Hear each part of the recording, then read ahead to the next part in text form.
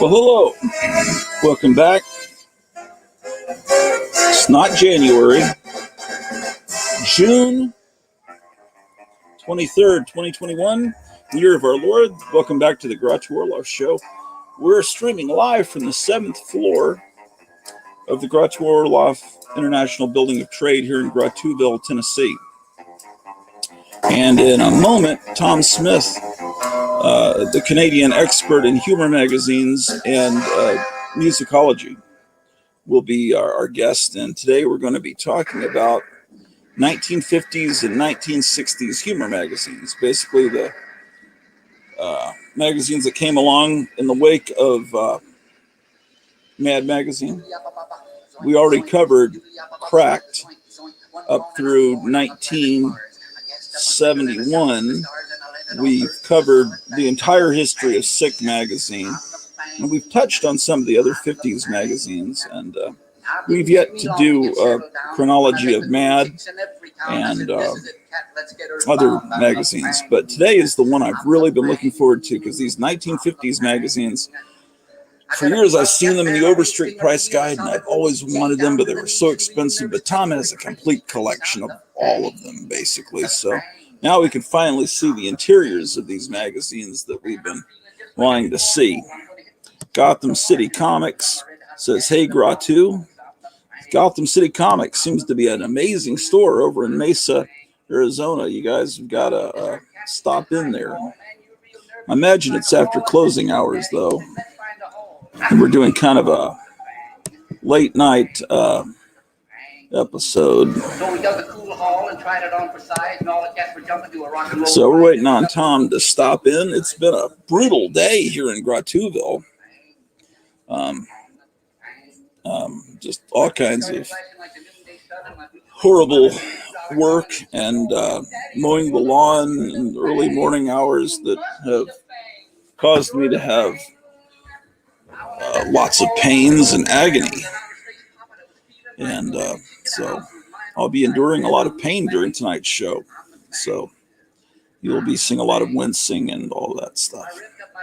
Let's see what we can do here while we're waiting for Tom Smith to pop in. Oh, there's a comment I haven't seen yet. Well, let's see. There's Meyer Greenblatt in San Francisco's watching. We've got 4 people watching. We've got Gotham City. I know Tom Smith's watching. He's probably getting ready last minute. We finally got some much needed.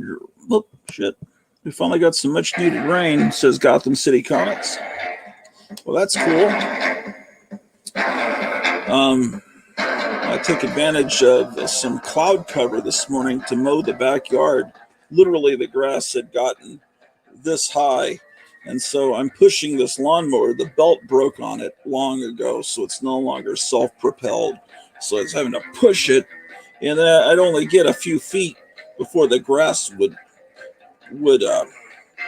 stop the blades from spinning. It would get all cut, so I'd have to turn the lawnmower on its side to get all the grass out and restart it with this pain that I'm not sure. Can a hernia be up like right below the rib cage? Because I'm starting to think, because this will not go away. Lifting long boxes, could that have been it? Pulling the cord on a lawnmower, that could have been it. Or just sleeping in the weird way that I do could have caused it. But I've had it for months. So hopefully it will not be the downfall of Grattu Orloff. But anyway, let's see. So last night there was an epic live stream. I think it went almost 5 hours with Night Tiger Comics, and Captain Strangelife was on with him for the beginning of the show, looking at Golden Age comics. And then if you watch this on Night Tiger Comics channel, then 2 younger people that collect, in their 20s, early 20s, guys that collect Golden Age comics came on his show, and I was really impressed that younger people are taking up that aspect of collecting, because collecting Golden Age comics always seemed impossible to me. You know, when I started in the 1970s, I figured I could never do that. And here are people doing it. So, you know, it's a cool thing. So, I got some comics yesterday. I probably should share them with you, but they're downstairs and I'm upstairs. They're down on the 6th floor. And we're waiting for Tom to drop in. Let's see, what can I show you that will entertain you? Oh, let's see if there's some cool, let's see what we've done here.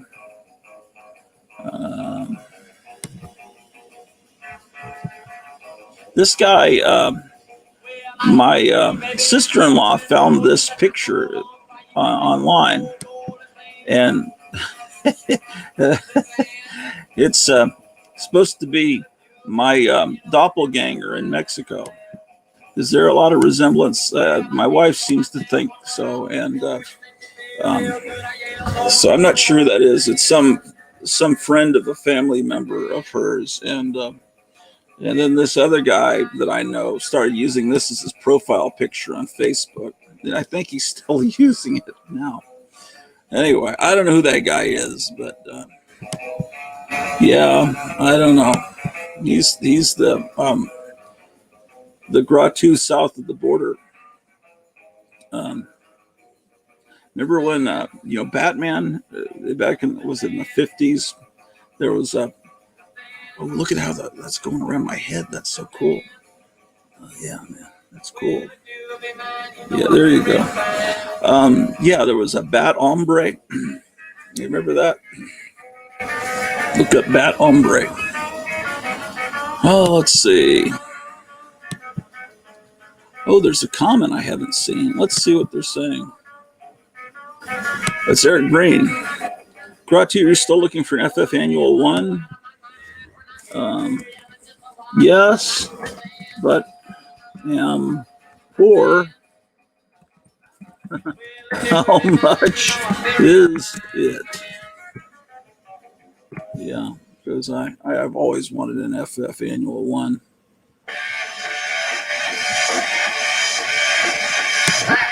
I heard someone today negotiating with another person trying to sell Fantastic Four 48, the first of the Galactus trilogy, for $11,000. I think in a high grade, graded by the people that encapsulate it in plastic. I'm thinking, the guy that was buying it probably has no other issues of Fantastic Four. They just buy these key issues, and then that's just, I don't know. It's not fair.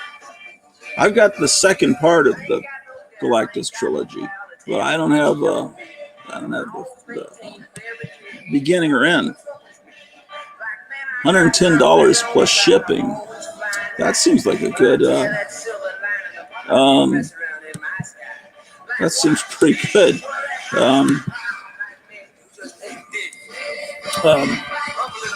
What condition? I mean,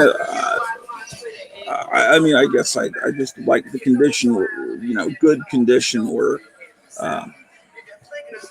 it's not literally falling apart. It seems like every copy I've ever seen online of Fantastic Four Annual number 1 has had a lot of tape on it to hold it together. And that seems like a really good price. But I wouldn't be able to do it until the 30th. And even then, I'd probably get in a little trouble. So we're waiting on a response from that. Let's see. It's pretty nice. If you want, I can send you some pics to your DM tomorrow. Okay, so there's Tom coming in. Is it at your shop, or do you own it? I'm doing personal business here on the Gratu Orlov show. Know that that's not really allowed by YouTube, but you have to deal with it. Okay. So, all right. So let's add Tom Smith. With no further ado. Hello, Mr. Gratu. Tom is invisible. Smith is a humor magazine expert and music expert, and is probably grabbing the magazines right now as we speak. Not yet. I should have given you a little bit of heads up before I clicked on your picture. No, It's not very professional on my part. I should have waited until you were framed properly in the. Oh, I don't. Before I clicked you. He's married to me. Yeah, Eric Breen is talking to me about a comic I've wanted for years, and Fantastic Four annual #1. You've heard me talk about it before. Yeah. Ratu, I gave you some suggestions for what to call the crack magazine. Yeah, I know. I'm not sure. Let's see if I can change it. Okay. I may not be able to change it till after we're done. So you want me to add 1960s that we're going to be? Yeah, for this one, but for the other one, you should call it like the first 100 issues of Crack, so that people know we haven't covered all of Crack yet. Okay. Oh, Eric, would you let's see, save that for me. Hold it for me until Thursday. That's a lot of money for a comic, Ratu. Yeah. I wouldn't do it. Yeah. Well, Tom says he's never spent more than $50 for any book. Right, and usually I won't spend more than $10. So. Yeah. Well, this is something that I really love. Well, everything's what you love, you know. Yeah, I'm just cutting my toenails right now. Shit. I don't know about that. So are we ready for the oops. I'm going to add you back. Somehow I cut you. I was trying to code to one screen so that wouldn't be visible, but I cut you out of the stream. Now, I've seen your videos. I know you can do pretty much anything on your show. So. Yeah, but not that. That's disgusting. What? You had your dog doing something disgusting right up front. My dog pooped. Yeah, but that's a dog, not a human being. Yeah, I'm not doing that. That would be disgusting. No, I'm just cutting my toenail. That's a normal thing to do, you know. Zombo says, that you're the angel on my shoulder. Well, they whacked John McAfee today. I heard that he likes to do poop stuff, but they whacked him. What do you mean by that? Okay, well, see ya, Eric. It's too bad you couldn't stay, but I understand. Okay, Eric. Eric, we're friends on Facebook, aren't we? I think so. Yeah, just send me a picture, but I'm pretty sure, if you say it's in good shape, I trust you. And anyway, and he says hi, Tom. I know. Okay, so anyway, John McAfee. 2 summers ago, they arrested Epstein, right? And then, and I remember that summer. Then there was some mysterious person on a boat that was flying drones over Epstein Island, and they whacked him. Yeah, and so that's good, Eric. You're not on Facebook. Well, what does that have to do with my toenail? But anyway, so it was apparently the rumor is it was John McAfee, who just lives on the ocean. He's like this insane billionaire that made money from the anti-piracy software, right? Okay. So, and he just has a harem of women and machine guns. He's like an insane genius, but a genius. And so he was showing what was really there on Epstein Island by flying drones over it, really high quality. And I remember my wife and I watching that, and then Epstein committed suicide by jumping off a bed or something. Well, all the cameras were shut off and the guards just fell asleep. And then all of a sudden, all the other stuff happens over the last, that of course we know about the last year or so. And Epstein was connected with all these mad scientists all over the world. I even know one of them. And but McAfee is the odd man out. And it's like now he's been saying all this stuff. He even got a tattoo recently that said whacked. He's Okay. been saying all over every platform that if anything happens to me, I didn't commit suicide. And then he commits suicide. Wow. So anyway, it seems like this long movie that started 2 summers ago.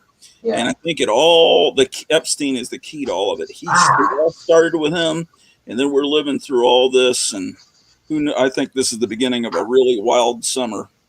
So a horrible summer. But anyway, we'll get lots of dislikes for my comments, so we probably should get into the humor magazines. Yeah, we will. I have to clean my razor right now. Oh my God. Let's see. Let's look at something that more appealing. What? You talk as if this is something weird. I'm just cleaning my electric razor. I don't know. You're being strange about this. No, it's all right. All right. I guess I did show my dog pooping once. So. Well, what does that have to do? That's a lot grosser than an electric razor. See, this is what an electric. I don't know. Is it? Yeah, it's disgusting. You did that. That was gross. Yeah, but I was trying to pioneer new ground on YouTube. Yeah, well, I didn't like that. Hey, Gratu. Yeah. Well, it's okay. Hey, what? Nothing. My brother would say, "Hey, it's for horses." So who's here anyway? We've got Meyer Green. Oh, hold on. There's a comment I haven't seen yet. Let me take a look. I was worried we weren't going to have anybody because it's late. So I'm glad that people are here. I don't know. People are falling asleep. People watch YouTube as they're falling asleep. Eric Breen was here. He had to go. Book Peddler is here, and he's. Oh well, are you serious? Phil's here. Oh, is that your friend up in Canada? Oh yeah. Oh man, now I have to be more professional. Oh, thank you. I didn't realize. Peddler for I didn't realize he was here, Tom. Phil, sorry. I'm usually more professional than this, Phil. I didn't know. Like, how are you doing? Meyer says hello, Tom. So that's hello, doing. I'm glad. Zombo's watching. And the book puller says, haha, what's up? What's up, guys? You have to watch his videos, Gratu. He's really amazing. Yeah, I subscribed to him the other day when you were talking about him. And so it looks like that's going to be fun ahead. Does, hey, do you think he could come into the stream? Does he have... Sure, if he wants to. Do you know how to do that, Phil? I'll just put the link again. Phil, I don't know if you can do this, but what you do is you click on the link and then you just fill out this thing where you put your name in there and let it access your microphone and video camera, and you can actually join us in the stream. You're welcome, Phil. Phil has a little bookshop in New York. It's an amazing. Oh, it's New York. No, not Canada. All right. Yeah, he doesn't know how to do a lot of this. He's like me. He doesn't know a lot about like technical stuff on the internet. I didn't know 2 weeks ago. If you're on a phone, he says he doesn't want to impose. Oh, you wouldn't be imposing at all. It would be I could have up to 10 people on at a time. But what I'm going to do, and he's showing the magazines, I'm going to make him full screen. So it'd just be voices talking to Tom. You wouldn't be imposing on the picture. Yeah, but it would be great to have him here though, in his picture too. Though, like he could show us some stuff. Well, if you're on a phone, Book Peddler. What is the Book Peddler's name? Phil. If you're on a phone, Phil, you can just click on it and just talk into the phone. If you're watching it on television, that's a problem. But if you're on a computer, you can the little camera built into the computer. Yeah, just click on that link. Just click on the link that Mr. Orloff posted there. If you want to, you can just put the comments in the chat, and then I can put them up on the screen. Right, there's no pressure. Plug in my phone, he says, and I'll give it a shot. So okay, all right then. All right, so the humor magazines of the 50s and 60s. Oh, I was going to change the title. Okay, I'll be back in a sec. I gotta go. Okay. All right. I need to go to the washroom. So. I got you. I got you. All right. I'm trying to remember how to make myself full screen. Like, why do I not be able? I can't even remember anything. Oh, like this. It's been since Monday since I did a live stream, and I've forgotten how all this stuff works. Well, let's see here what this show looks like on. I got to go to YouTube Studio to change the name of the show. I think that'll work. Let's put some music on while we're waiting for Tom. Controllable fear. As Filmways presents the Monster Mayhem Marathon. 3 incredibly scary there's shows. Phil. 5 full hours of non-stop nightmares. Hey, how's it going? Hey, Phil. How are you doing, Grotto? Good. You see, you got a cool store in New York, huh? Yeah, it's cool to some people. Yeah. I'm in upstate New York, a small town called Smithville Flats. So, not in New York City, in upstate New York. My wife is looking. Good. No, yeah, I'm in upstate. I'm upstate. Yeah, my wife was looking at. We've been looking at houses all over the United States, trying to find the best place to settle, and we saw in upstate New York beautiful Victorian houses, and it's just so beautiful there. Oh yeah, it's a old part of the country. There's definitely some gems out here. It's just the politics are a bit rough to put it. That's what my wife was concerned about, and also the fact that you'd be paying more taxes. Yeah. We're trying to get away from that because our property taxes are like $4,500 a year, but we're not used to state income tax too. Okay, Tom's back. Where are you hosting out of? Oh, I'm in Arlington, Texas. It's between Dallas and Fort Worth. I call it Grotuville on here, but nice. Sometimes I say it's in Tennessee. It moves from state to state depending on the episode. I see. Hey, Tom, how are you? I'm doing pretty well. Good. It's amazing to see you and be able to talk to you like this. Have you shopped in a store, Tom? Have I? No, I'm in Canada. He's in New York. Well, I thought maybe on a trip. But you bought magazines from Phil? No, I never bought anything from him. But he's a great guy, though. What were you waiting on, Tom? I watch his videos, which you should do, Grotto. You gotta start watching his videos. Well, you just told me about a Monday, and I will. I've been working, but so Phil, do you have old humor magazines, Mad Track, or any of that? I've started to get into selling the magazines. It's definitely a market that I'm learning more about. So, but I'm not as well versed as most guys out there when it comes to magazines. I have sold magazines for a lot of money in the past. So I'm definitely interested in that market, but I just haven't, fully tapped into it. So Phil's mostly into really vintage books, like really rare collector's items. It's incredible some of the things he has that he shows on his channel. Huh. Yeah. What about pulps? Pulps. Again, another thing that I'm not as well versed in. I mean, there's so much to learn, and everything's like its own separate market. From antiquarian, modern fiction. I mean, Bibles. So I'm constantly learning more and more about the field. I'm still a pup in a lot of regards. I've been doing it for almost 8 years now officially. But the more I come across, the more I learn about, I guess. So I'll get there. But Now,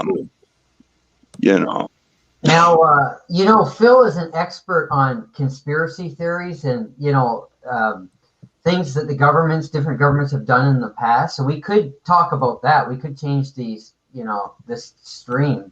No, don't do nothing like that for me. No. I just wanted to pop in and say hello. I appreciate your support.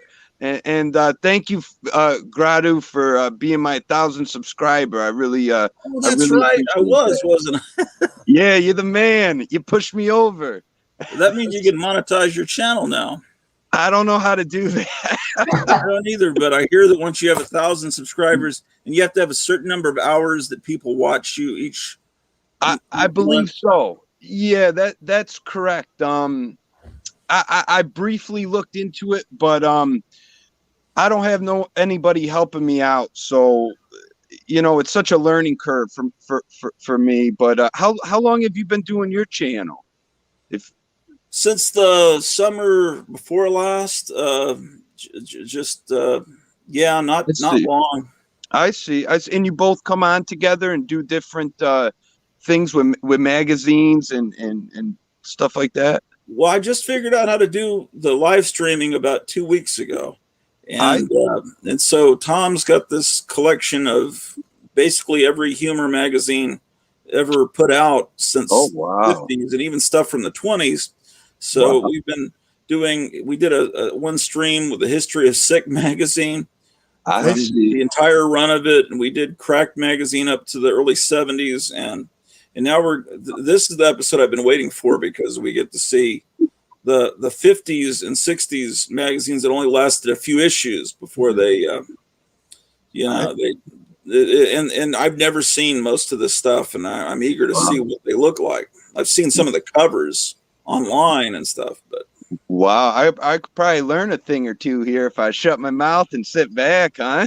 Well, you learn what to look for. Yeah, definitely, when people would come in and sell you things. So absolutely, some people might think, oh, it's not mad or cracked, it's worthless, like some people that think they know records and they just know, okay, the Beatles and Rolling Stones are valuable, and then they throw out these little 45s that are some garage rock band that only pressed 200 copies, and that's the stuff that's valuable. Whereas the Rolling Stones printed millions, but they think that's the valuable stuff. So the stuff that Tom's going to show is like super rare. I've never seen it. So mad you can find, it can be valuable, but it's pretty plentiful. That's pretty awesome. Yeah. Well, I appreciate you letting me come in. I mean, I'll take a step back. I'm going to watch your guys' stream for a bit. Sometime I would love to do a conspiracy show, as long as we probably need to concentrate on conspiracies of the past, because the fact that right now we're at war is probably just YouTube would not like that talked about. But all the stuff in the past that's might be analogous with today is probably fair game.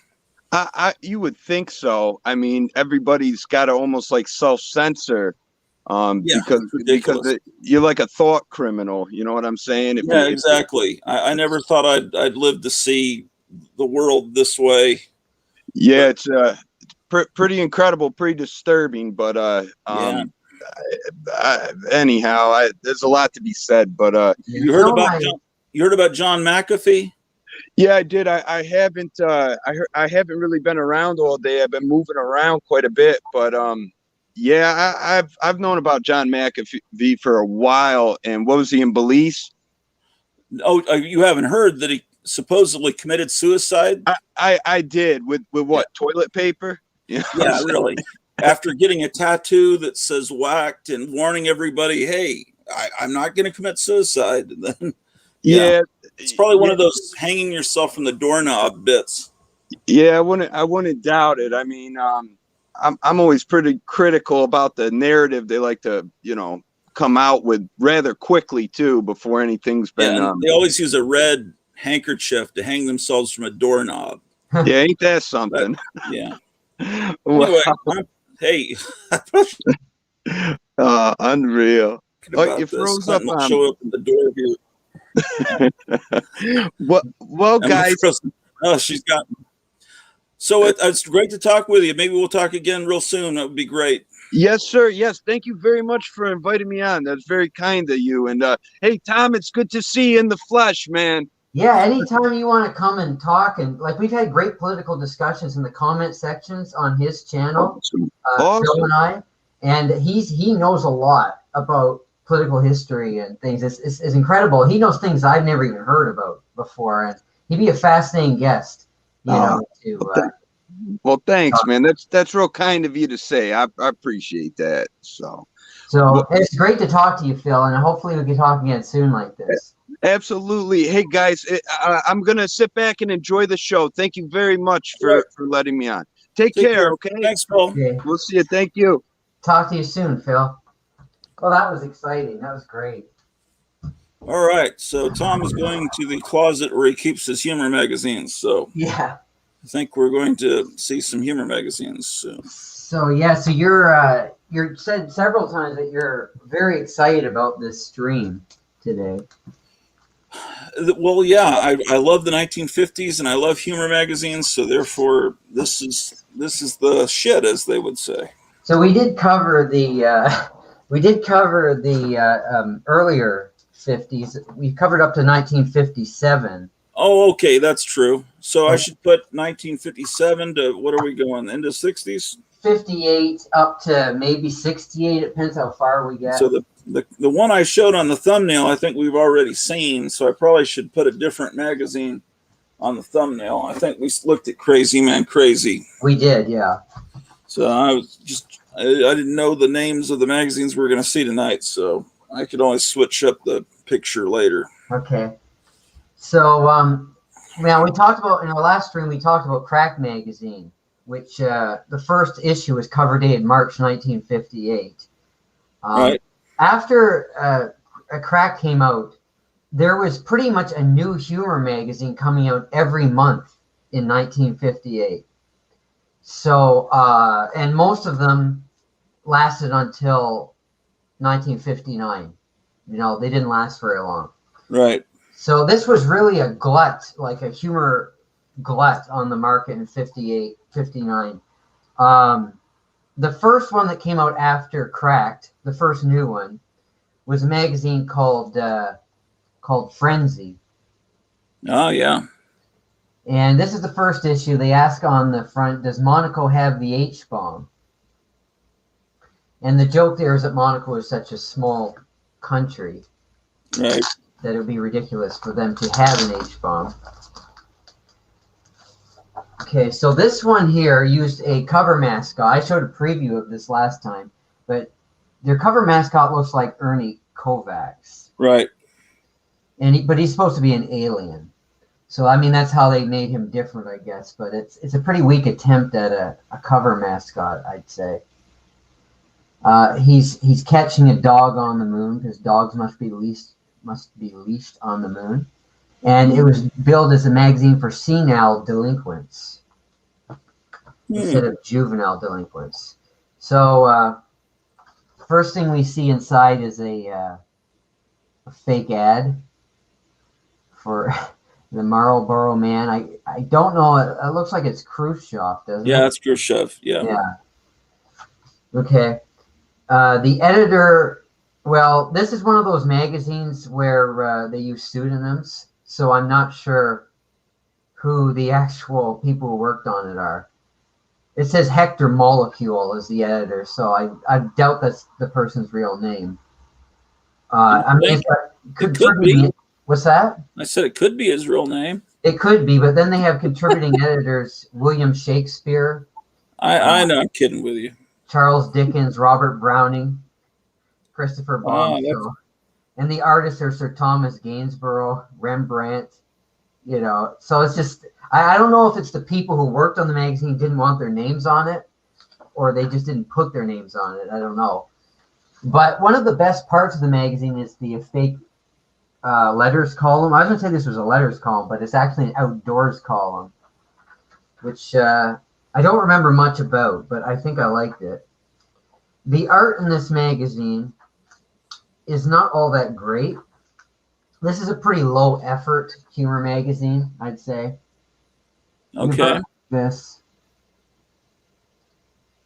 U.S. tries to catch up, appoints new missile czar. They were all obsessed with the space race, all these 50s humor magazines. Right. And they also have, Charles Addams Family. That's cool. This is before the TV show, of course. Right. The art isn't bad. It's just not good. Phenomenal, right? Yeah. I don't know. Is it better than Tony Tallarico? It appears to be. But, I need to shut up about Tony Tallarico because I realized the guy's still alive. I Yeah, no, I know how you feel. Attacking him in every episode. I know how you feel. He might actually watch. Well, there's Elvis there. I mean, that's not a very good Elvis. Yeah. This is why You know you what that can't looks marry. like? You know, Facebook gives you memories. You know what I'm talking about? Yeah, They'll they say, do. Yeah. and they'll show different things you posted each year.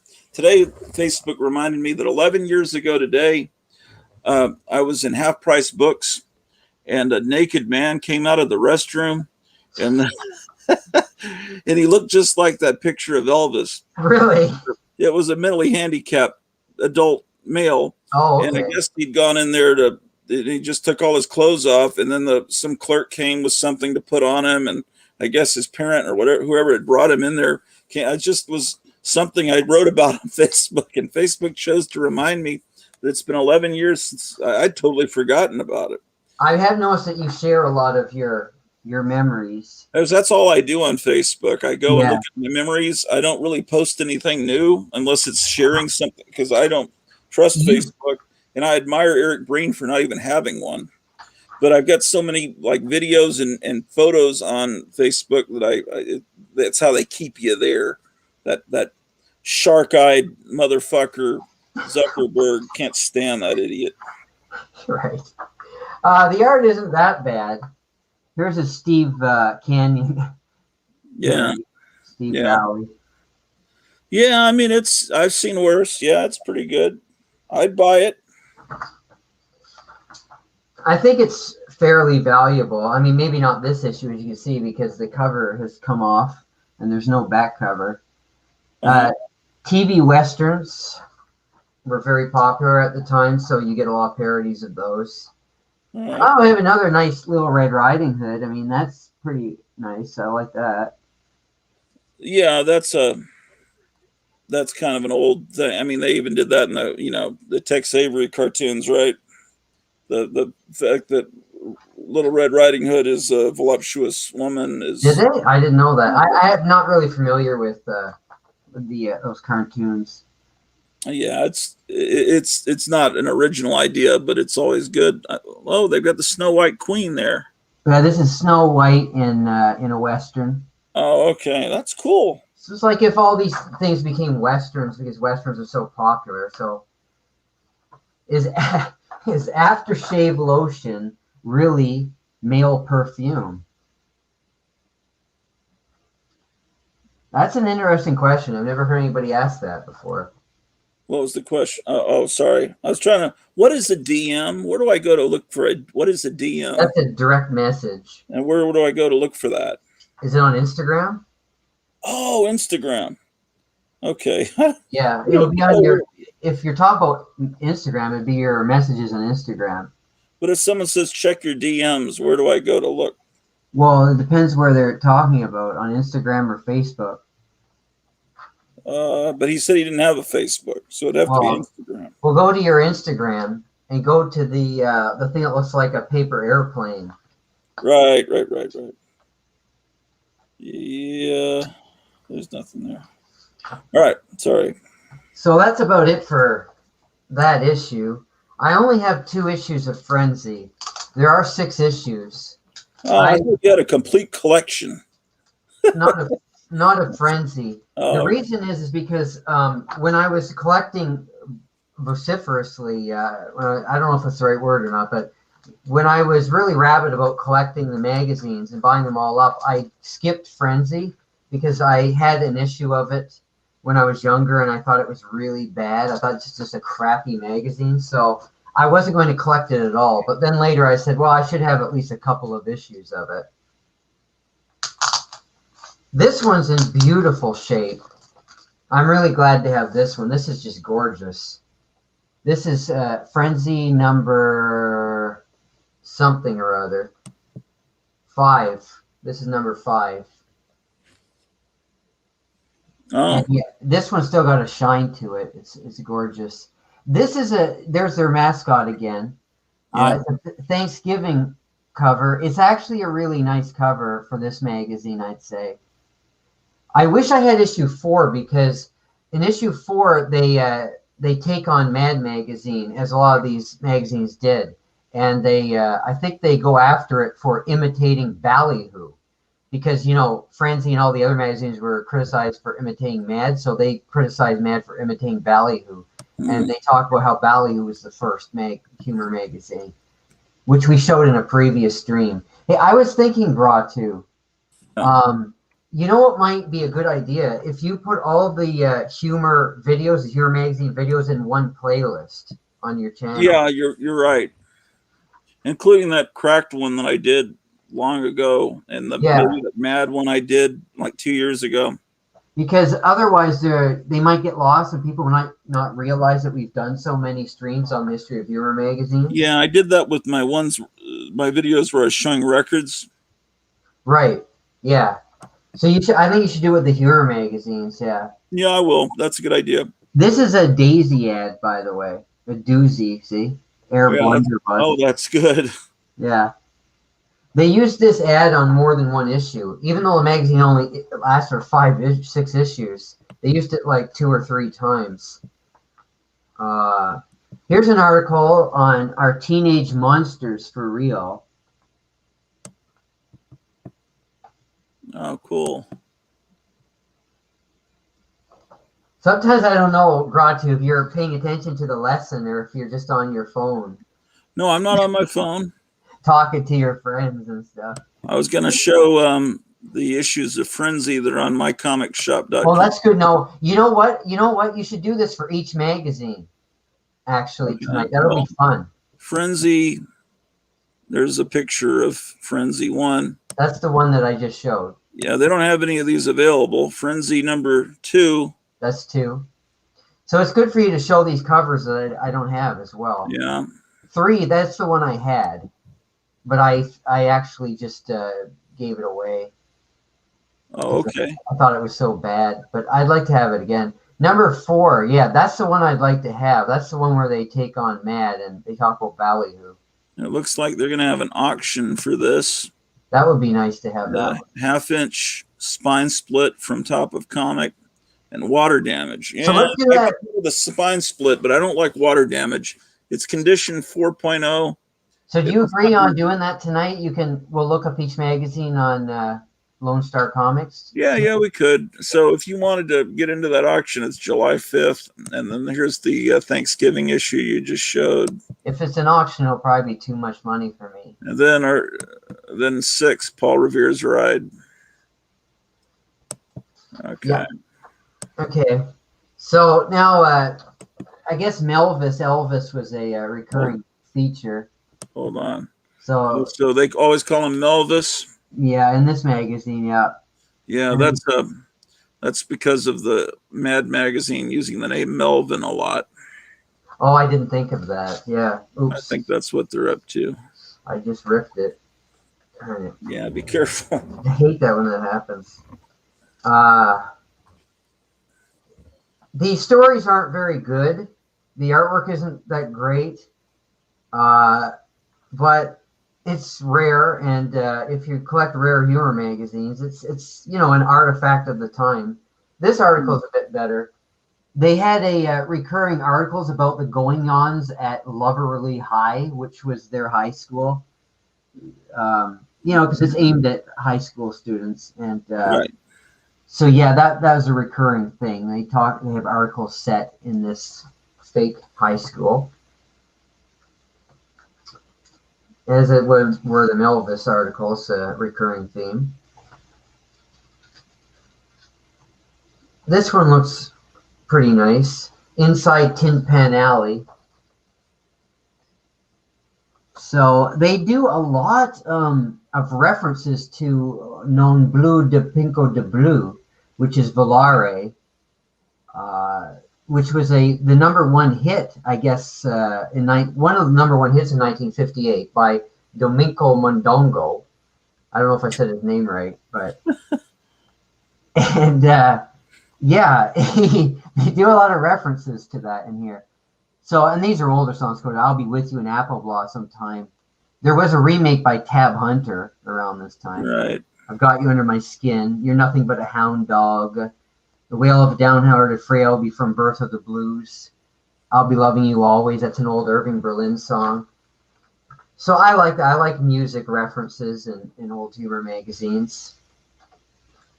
And they had a little thing where they said that if you sent your name in, and you could get it printed, and you'd be an official editor for the month. Which was, I guess, just a way to get people to buy the magazine, because they say, well, you're going to see your name in the next issue, you know? Which is kind of neat. Cracked did something like that, too. If you subscribed to Cracked in the 70s, they printed your name as well, but it was like in tiny, tiny print. Do you remember that? I think so. In the subscription ads. They have a contest. And then they had they had this ad that $1 million cash in Confederate money is yours for only $2.98. That was always a joke, but now Confederate money, I'm sure, has a lot of value. This is a real ad, though. You could have sent away for that. Mm-hmm. Yeah, they're giving that away. There's an ad for that liquor. Is it called White Mule? That's probably a reproduction of a Confederate bill. I think I have one that looks exactly like that. Yeah, well, they were giving them away. Like I said, that's a real ad. Yeah, I know, but I don't think they were really giving you money that was 90 years old. You don't think so? No, because I think it was a reproduction. Okay, it's the Best Values Company. That's who was doing it. Because Confederate money was always a joke that it was worthless, but that was right after the Civil War. But by the late 1950s, that was almost 100 years old and would be interesting for a museum, you know, I would think. Well, they're talking about as if it's worthless there too, but I don't know. Maybe you're right. I don't know. But the art on the back was by Howie Post. I don't know how much of the art he did for the magazine. I don't know who he is. Do you know who he is? No, but I can look real quick on the internet.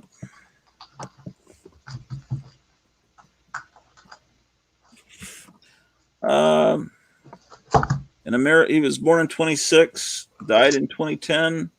An American animator, cartoonist, and comic strip and comic writer / artist. Post is known for his syndicated newspaper comic strip, The Dropouts, which had a 13-year run, and for creating DC Comics Anthro. Anthro was a 1960s DC comic about a caveman. Wow, I've never heard of that. Yeah, it's not a well-known, but it was really well drawn, and I remember it had covers by Wally Wood. So I guess he's a good artist then, Howie Post. Well, it looks like what I'm seeing is, yeah, he looks. I'll share the screen. Looks like he did stuff for Harvey Comics too. I've heard the name actually. I didn't think I had, but I do. Yeah, I had too. I just didn't know exactly. Let's see.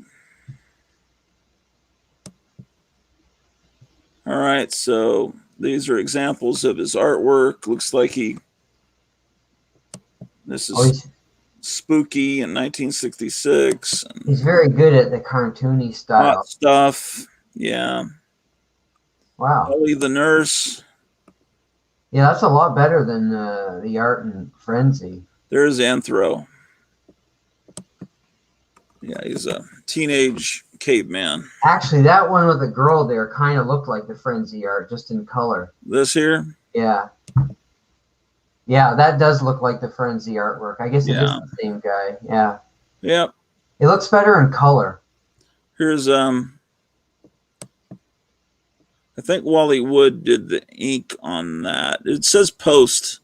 Maybe he didn't, but it's good. He's good. Yeah, he is a good artist. I couldn't tell from Frenzy. But he's the only person that you seen that actually was credited in this Frenzy magazine. Right. I don't know if there were other artists there or not. There might have been other signatures, but I didn't notice.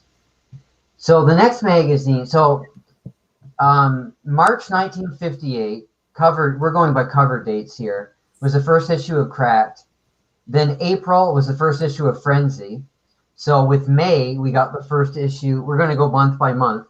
We got the first issue of Thimk in May 1958. Okay. Now, we're covering magazines I did talk about on that first Graphic Man stream where you couldn't really say anything. So that's why we're doing this again. Of course, it's on your channel here, so different audience maybe. Yeah. Thimk is #1. I mean, this is #1. And it says it's newer than Collier's, which is true because it's the first issue. And Marilyn Monroe is on the moon. Okay, so there's a little guy there. He's seeing her. And it says at the bottom, man's first trip to the moon, right? And it looks like a Life magazine cover, as you can see. Yeah. And even with the red banner Right. at the bottom. It says the truth about Hitler, he's dead. The truth about Lawrence Welk, he's alive. Okay, so they're going for sophisticated humor here. So that's pretty neat. The art in this looks a lot like Frenzy to me. I don't know if it's the same artist. Both of these. This was published by, Frenzy is published by independent publications, and I think Bimfort, which is probably the same company. Thimk was published by Counterpoint Incorporated. Again, I don't know if it's the same company. There's more information about this in the book Behaving Madly, the Craig Yo book. I don't remember everything, but it says it's the Lip Movers Digest. The editor's Alan Whitney. So he was a real guy. I think he was pretty big in newspapers. And then they have a lot of fake editors like Coffee editor Chase N. Sanborn, foreign editor Chiang Kai-shek, vice editor Paulie Adler. So they're all jokes, right? Sub-editor Hiram Rickover, deputy sheriff Sam Clubb, art director Sid Picasso. So, lots of jokes like that on the contents page. Then we have a fake letters to the editor column, and it's really entertaining. Thimk is actually a pretty good magazine. It's pretty funny. Now, I mentioned to you that later on they had a mascot named Otis Drakenstein, which is a Frankenstein monster.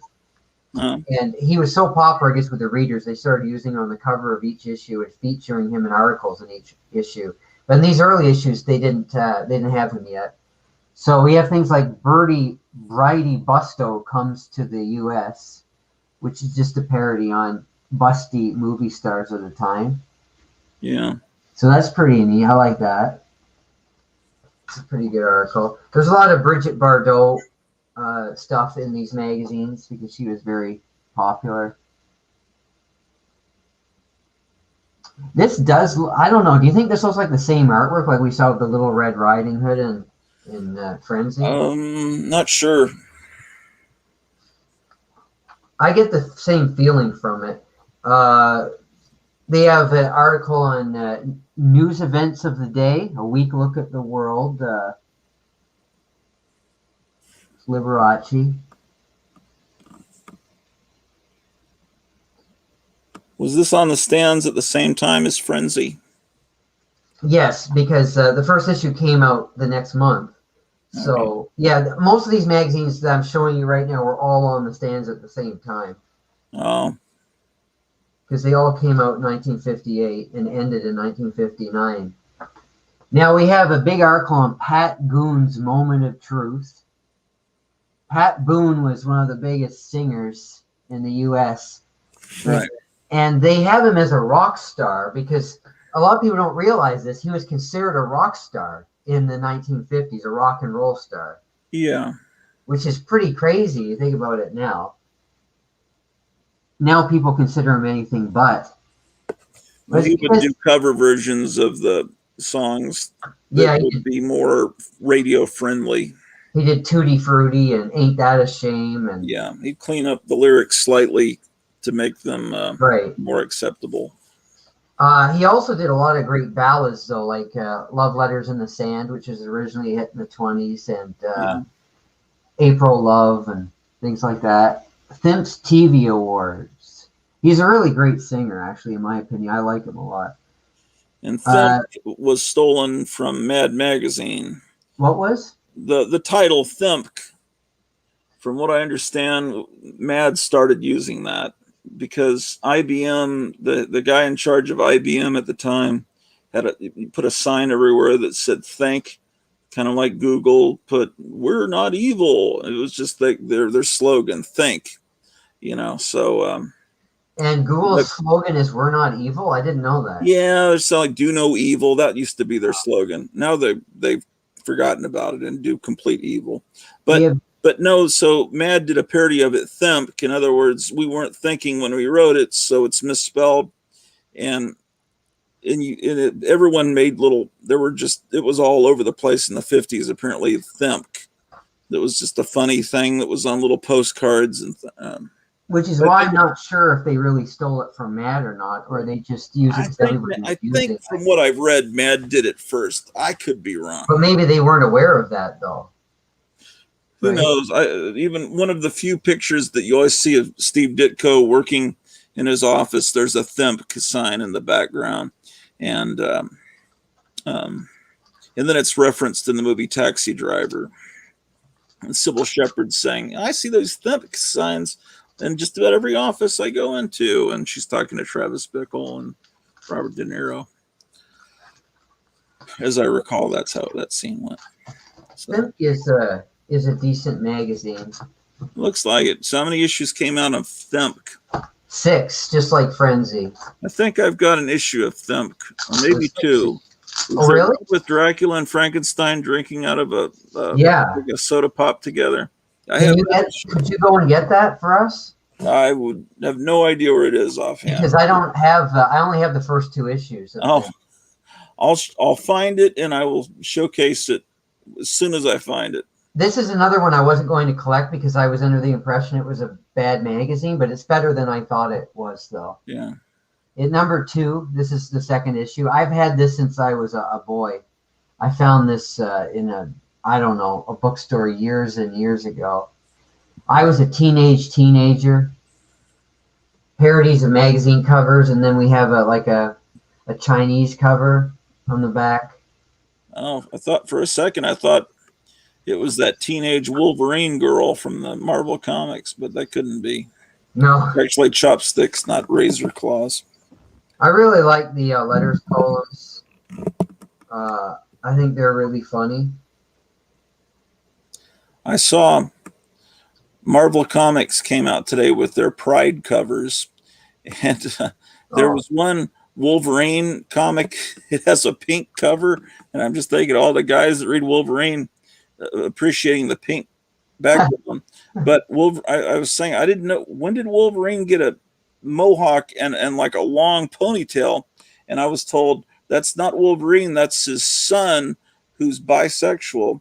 And I said, well, when did he have a son? And so, back in the 80s, before he had the daughter that X-23, and which I guess I'm aware of the daughter from seeing the Logan movie.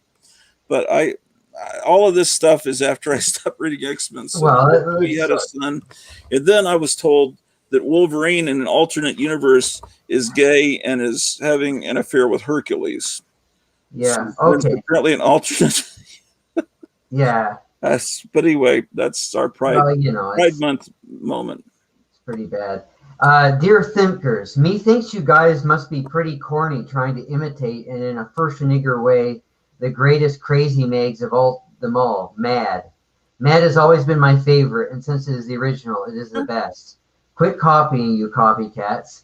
Imagine trying even to reach Mad's fame and style. Think of all things. Mad Mag is the greatest. Send this to your readers, fakers. Ever so loyal to Mad, Bruce H. Yakrer of Brooklyn. It's always funny when they have letters like that. And they said, you must have something loose in your antenna, Bruce. Everybody knows we're trying to imitate the Southwest Service Station Journal, not damn spelled backwards. By the way, did you ever hear of a magazine called Ballyhoo that was on the newsstands when Alfred E. Newman was still gracing the walls of barbershops? I like that when they come back with that. Yeah, but They're a lot more like Mad than Mad's like Ballyhoo. Elvis and the New Army. You got your Hold on. requisite Elvis parody. Hold on. Okay, show that again. I didn't have you full screen. Where's Elvis? There. Where? Oh, I see him. Yeah. And is that Fred Astaire in the front? Maybe.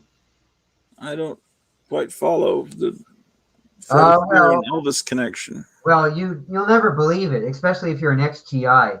But there are quite a few guys who don't like the Army. Some fellows actually prefer the gaudy pleasures of civilian life to the security and simplicity of a military career. As a result, the re-enlistment rate of draftees resembles Sal Magley's batting average. I don't remember him. What was the name? Sal Magley. Spell the last name. Baseball player of the time, I guess. Magle. I don't know. But the Army is going to do something about this problem by reorganizing itself to provide the troops with many of the satisfactions of civilian life. The editors of Thimp, who have an acute desire not to join the Army, present herewith as a public service an attractive feature designed to persuade others to do so. Let's follow a not especially typical soldier of the future through his military life from induction to retirement. As the above candid on-the-spot drawing shows, the men are now permitted to wear whatever hits their fancy. So that's what it is. So everybody here, they're just wearing whatever they feel like wearing. Oh, I see. That's the idea. By the artist is Hale. Sam Hale, I believe. So I don't know if he's the same guy that was in Frenzy or not. I wonder at what point the Army set up a regimented haircut. You have to wear your hair a certain way. Because like in the Civil War, guys could wear their hair any way they wanted to in the Army. But at some point, it became more regimented. Right. Now, this is parody of the scandal magazines of the time, Eavesdrop. Right. So we accuse Harry Truman of haberdashery. Ava Gardner is a thespian. When Como carried a razor, because he was a barber before he was a singer. Marilyn Monroe kisses a playwright, because you remember she's with Arthur Miller at the time. And how Pat Boone matriculated. Could you zoom in on the Ava Gardner picture? Because is it just me, or did they make the one boob too big? Well, sometimes they do come out that way. So one's a little bit bigger than the other. Oh, yeah, okay. That just wasn't very good art, honestly. I don't know if in her case that's true. It's probably not in her case, but it might be. Who knows? But the art is, it's okay. Crooked Detective magazine. Yeah, that's better than the other art. Okay. Youth gangs prowl our streets. See, he's got a slingshot. He's coming after the girl with a slingshot. Yeah. Drag for delinquents only. Does Ricky Nelson have rickets? Ed Sullivan is a gang guy. That's actually pretty cool. I like that, yeah. Make your parents behave. Sorry when I do that, sometimes I just, trip over my words a bit. Should the chemise dress be sacked? This is again about the sack dress, which we covered in previous stream. Yeah, that was a big deal in 1958. So since all these magazines came out at the same time, they parody the same targets. There's Elizabeth Taylor and Marilyn Monroe. Yeah. Jane Russell, I think. Yeah, pretty sure. Yeah. Yeah, definitely. Maybe Bridget Bardot.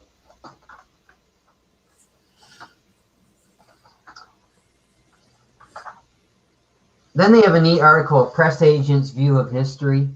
So they got Reggie Van Gleason saves the South. And Milton Berle here at Bunker Hill. Then how Pat Boone caused the French Revolution. You see, Pat Boone was very popular at the time. pretty nice. And Imogene Coca discovers America.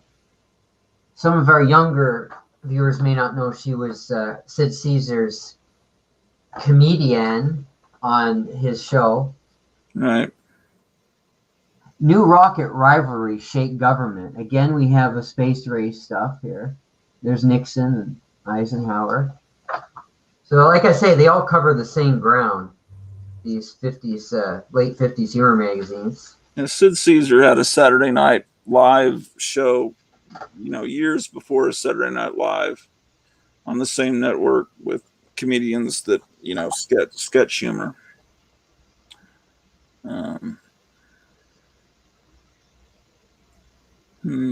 That's a good subscription ad. So that's the second issue of Thimk. Now, like I said, I don't have the other issues of that. I don't have the ones with Otis Drakenstein on the cover. But if Mr. Orloff finds his copy, he can show that to us in another. I showed it before on some episode, but it'll turn up. It's just there's so many boxes, and I'm still organizing. Okay. So the next magazine, so that was May. There wasn't a new one for June, but the next magazine came out in July 1958. And that magazine is one that causes a lot of confusion among collectors because it's called Panic.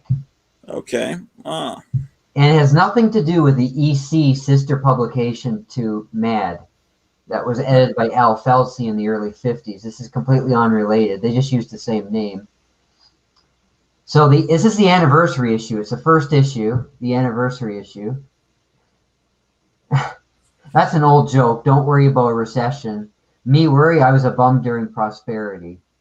That cover is by Leo Morey, the guy that did the early covers for Sick.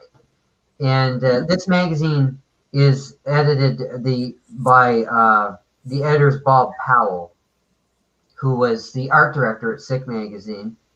And it has a lot of the same talent that was at Sick later on, except it's not as well written as Sick was. So it didn't have the same writers. The publisher was Robert Farrell, and it was published by Panic Publications. It's got some great artwork. It's got Howard Nostrand worked for Panic, and he worked for Craft Magazine in the 70s. He's a great artist. He did a lot of things, actually. Carl Burgos, again, he comes up a lot in these 50s humor magazines. He worked for Panic. One of the creators of the Human Torch. Right. So let's look at some of the art. I like this magazine. It has a lot of text in it. It's not hilarious, but it's good enough. It's fun to read. This is intellectual comics. So, yeah, we got the comic characters as if they were written for intellectuals. Yeah. That's the premise.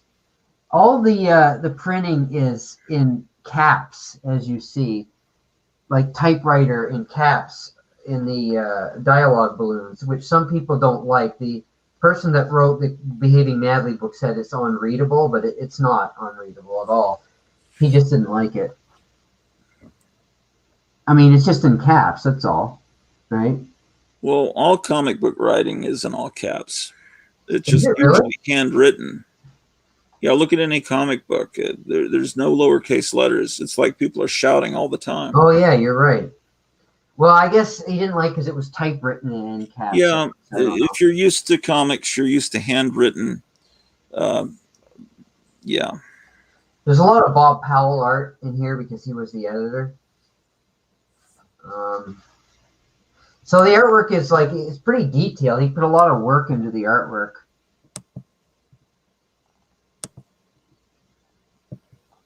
It's a fun magazine. When I see a lot of text in magazines, unlike most people, I enjoy that because I really like to read a lot. So I think, oh, gee, look at all this to read. And so I like that. I like that sort of thing. Now, this art, look at this here. Forgotten Firsters. Okay, so not only do you have the text here, but he fills up the margins with all this stuff going on in the background. This is Bob Powell art. And it's incredible. Like he just fills his art with so many things going on. And he has a very strange style, so it's kind of creepy in a way, the way he draws. Like he draws a lot of stuff that looks kind of spooky, even though it's a humor magazine. It's strange. This is a parody of, I believe this is, no, this isn't it. This is just a parody of some recording stars of the time, which is a neat thing. You know, I like that. I love the music of the time. Let's take a look real quick at mycomicshop.com. Yeah, we didn't do Thin. I was going to say that. We got to do Thin Yeah, first. Thimp number 1. $29. $29. Has a double cover. So I Parodies thought along that. the lines of Mad and Crack. I don't have the double cover. Thimp number 2. Is that a particular actress or that's posed or just someone they hired? That's somebody they hired. I showed those two to you. Those are the two I just showed to you. Yeah, this is the one I have. Special monster issue. So this is where they started using Otis Drakenstein on the cover. Yeah, they were trying to sell it to people that because monsters were big. Because But it worked because a lot of people these days, they find these very collectible for that reason. A lot of monster lovers really like the magazine. Yeah, I'm one of them. Yeah, he looks like there's Frankenstein again. I'd like to have these issues. Yeah, You can read them online. And then There's a Dick Clark. That's lovely. I love that one. That's my favorite cover. yeah, that's really good. You've got Marlon Brando's The Wild One. You've got Frankenstein, which later Herman Munster wore a leather jacket on the Munsters in that Hot Rod Herman episode. And who's this guy over here? Is that a Paul Anka or something? Doesn't look anything like him, but you never know. No, Neil Sedaka is who I'm thinking of. Oh, it looks like Neil Sedaka. Yeah, it probably isn't, but it does look like Neil Sedaka. It's somebody. That would be fantastic because Neil Sedaka is pretty much my favorite singer of the 50s and 60s. I love Neil Sedaka. So they only have one. No, they have actually the one I have is $45 for 4.0, 14.25 for. Let's look at the scans of it.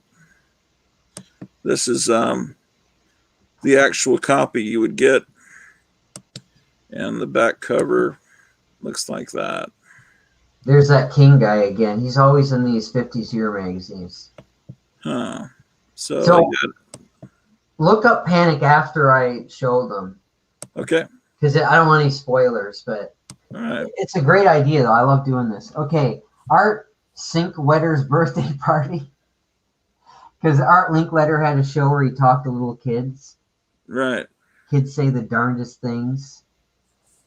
So this is pretty funny, actually, this parody. This is a really funny parody. I won't read it aloud, but it's good. It's quite funny. So there's some good stuff in here. Oh, man, the magazine keeps bending. This one cost a bit more money, this first issue, I remember.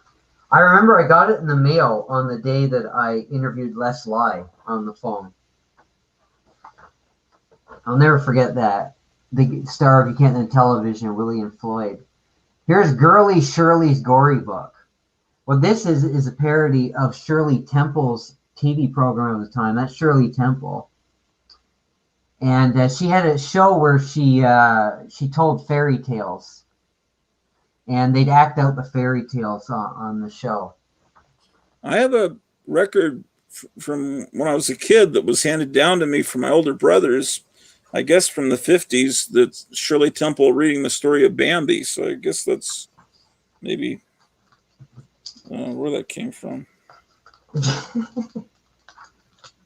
You said Shirley Temple, right? Yep, yeah. So yeah, I guess she, after her career as a child star ended, I guess that's what she was doing. Yep. She did other stuff later, besides going into politics. Oh, that's right. So that was the first issue of Panic. The second issue, this magazine lasts for 5 issues. The Overstreet Price Guide says there are 6 issues, but it's lying. Just like it did about POW. There's not 6 issues, there's 5. Panic number 2, with a very strange cover. see what's happening here is the cover is on fire, Yeah. and this guy's putting out the fire. It's another Leo Morey cover. Leo Morey didn't live very long. He died, I think, on New Year's Day, 1965. And I said he was doing sick covers after this. I hope he wasn't hung from a doorknob.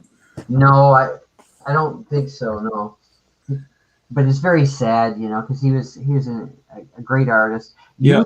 Youth Shoots Off Its Mouth, which is like a parody of a show that was called Youth Wants to Know. It was on television. So they ask young people about things, and it's fun. This is actually a pretty good magazine. This is a funny magazine. They stopped doing everything in caps.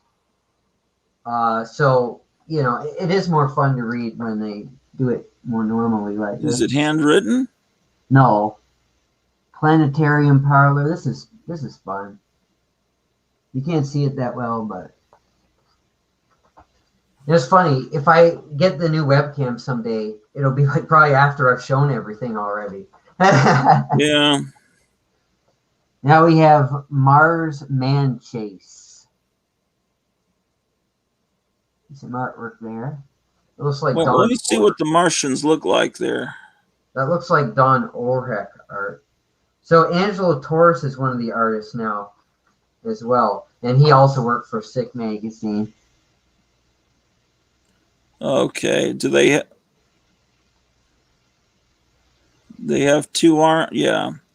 My first thought is that it's a John Carter kind of deal, but they don't look like the Martians and the Tharks. Oh, look at this. There's a horror magazine from a horror movie parody by Howard Nostrand did the art for this. Cool. It's quite good.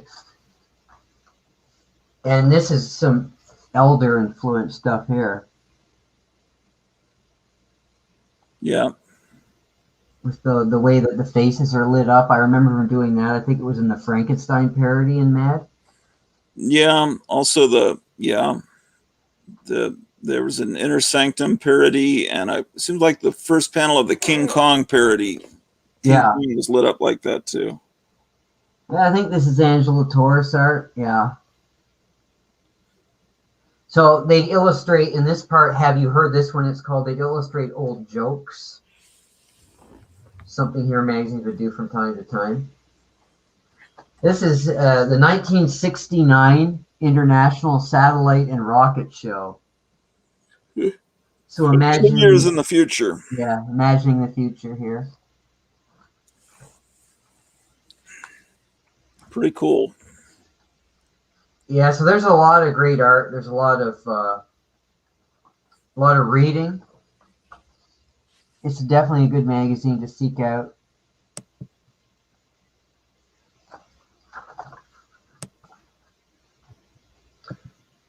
Then, of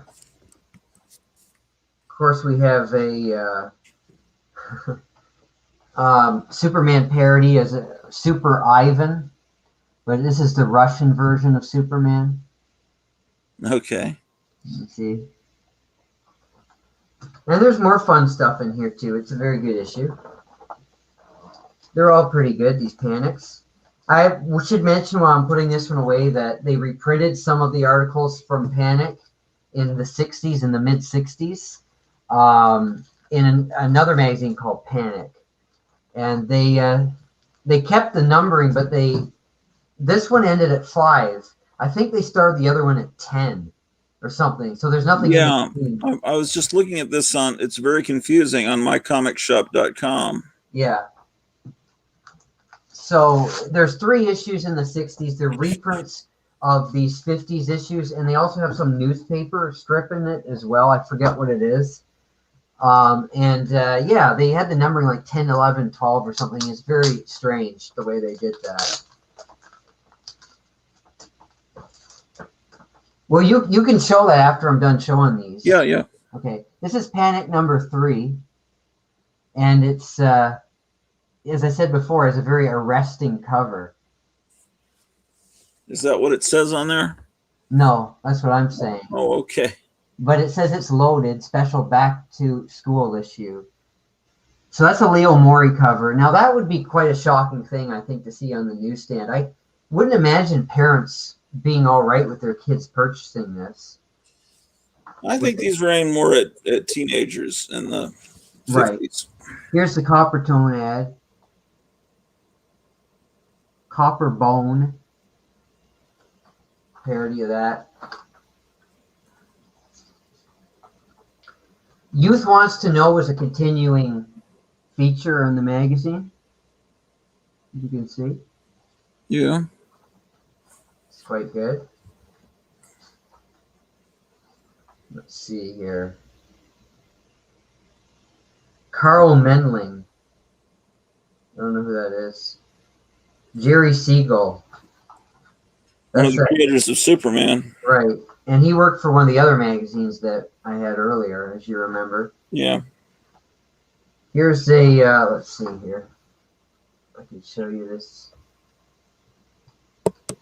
You're going to recognize this artwork. That, yeah. Somebody cut a panel out of my magazine. Oh, did they? Yeah, you see the artwork? Yeah.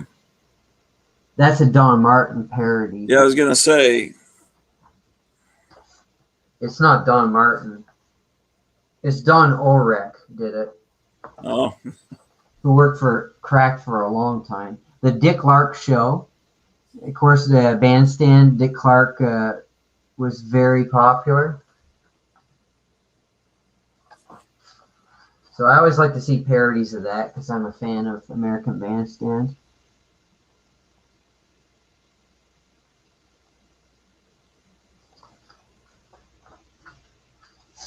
We have a new subscriber. Not Humor sure. Magazine fan? Huh? Is it the Humor Magazine fan? I don't know who the new subscriber is, but we have a new subscriber. And on the Cracked Magazine stream that we did a few days ago, we're almost at 200. We have 194 views. That's pretty good. Yeah. This is Jack Davis art. Yeah. Wonderful. So Jack Davis worked for Panic as well. It's a Waggy Dog story. It's a Shaggy Dog story, but they call it a Waggy Dog. Yeah, there's lots of stuff going on in here. It's a very dense humor magazine because there's so much text and the artwork is so detailed. I have another horror tale here. Yeah. There's a lot of stuff about that. Things like that. Yeah, it's a great snapshot of teenage culture at the time. Yeah. Football forecast. Wow.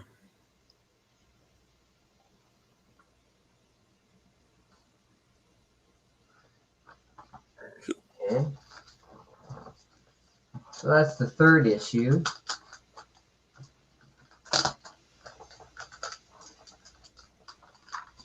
So you're saying that there were really only 6 Five. actual editions that came out, even Right. though they're numbered crazily. There were 5 5? originally, and then there's 3 reprint editions in the mid-60s All right. that are numbered strangely.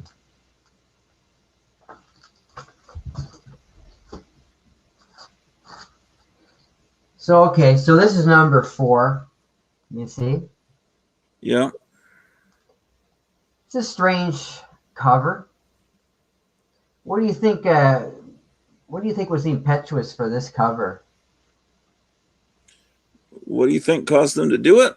Yeah, Well, I don't know. It seems like you can cut them out and wear them in class to annoy the teacher.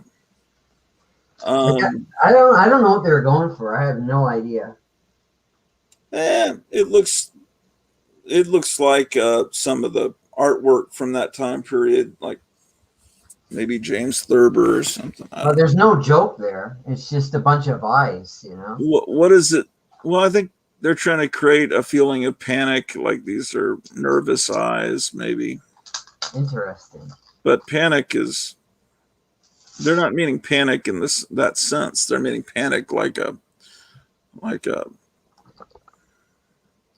yeah, they seem to be concentrating on the eyes. This is the 5th issue. What does it say at the top? The special Playboy issue. Yeah, don't ask me what they're going for. There was a gap in between the 4th and 5th issues. The 4th one was January 1959, and this one's May 1959. And in between those two issues, the same company published another humor magazine. So I guess they were kind of giving up on Panic, and they tried a new one, but then that didn't work, and they just came up with another Panic. And then that was the end of that until the reprints. I'll show you the other humor magazine after. But, yeah, so we have a fun letters column. You have some really weird, like, okay, here's some Playmates, right? You see very strange pictures here. Yeah. That's Tessie O'Shea on the right, a British entertainer, Broadway star as well. So yeah, very strange pictures. Here's a Jack Davis article. So guy's working on a monster. It's Frankenstein. Monster. Yeah. So he's like, "Hey, go get me a woman."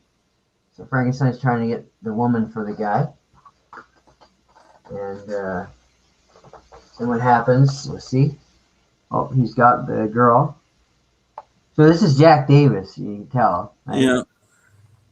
And she's running away from the monster. And he's like, "Oh, go away, monster." Now he's betraying the monster because he's got the girl. He's like, "Hey, marry me." Oh, she turned out to be a bat or a vampire. Oh, I see. Yeah. That's this was cool. for, oh, yeah. Jack this one is always great drawing Frankenstein.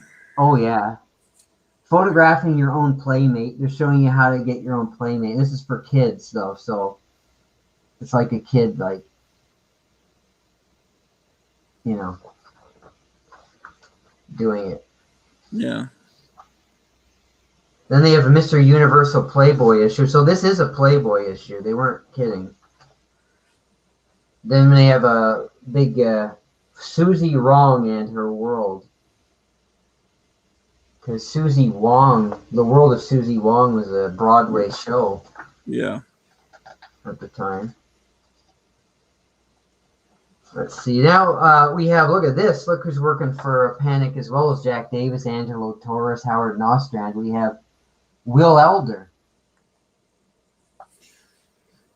You know, they're making a great point because when you go in these 50s houses, they have tiny garages built for one car, and I can't imagine how they would fit the long 50s cars into these tiny garages they had. Yeah, that's what the article's about, yeah.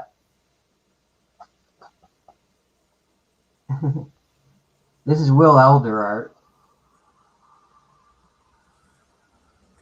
We've already had one dislike for today's video. See, you have 8 likes. What? If you keep mentioning it, you know. Oh, they'll keep doing it. Yeah, well. Yeah. Especially the person who's playing around. I think they think it's hilarious because I think they like to see how often you mention it. You know. Yeah. It's probably what they're doing. Let them get They're amused by it. I'm guessing. But I don't know. Anyway, so that is that's Panic. So do you want to show what you have on my comic shop? Yep. Hold on.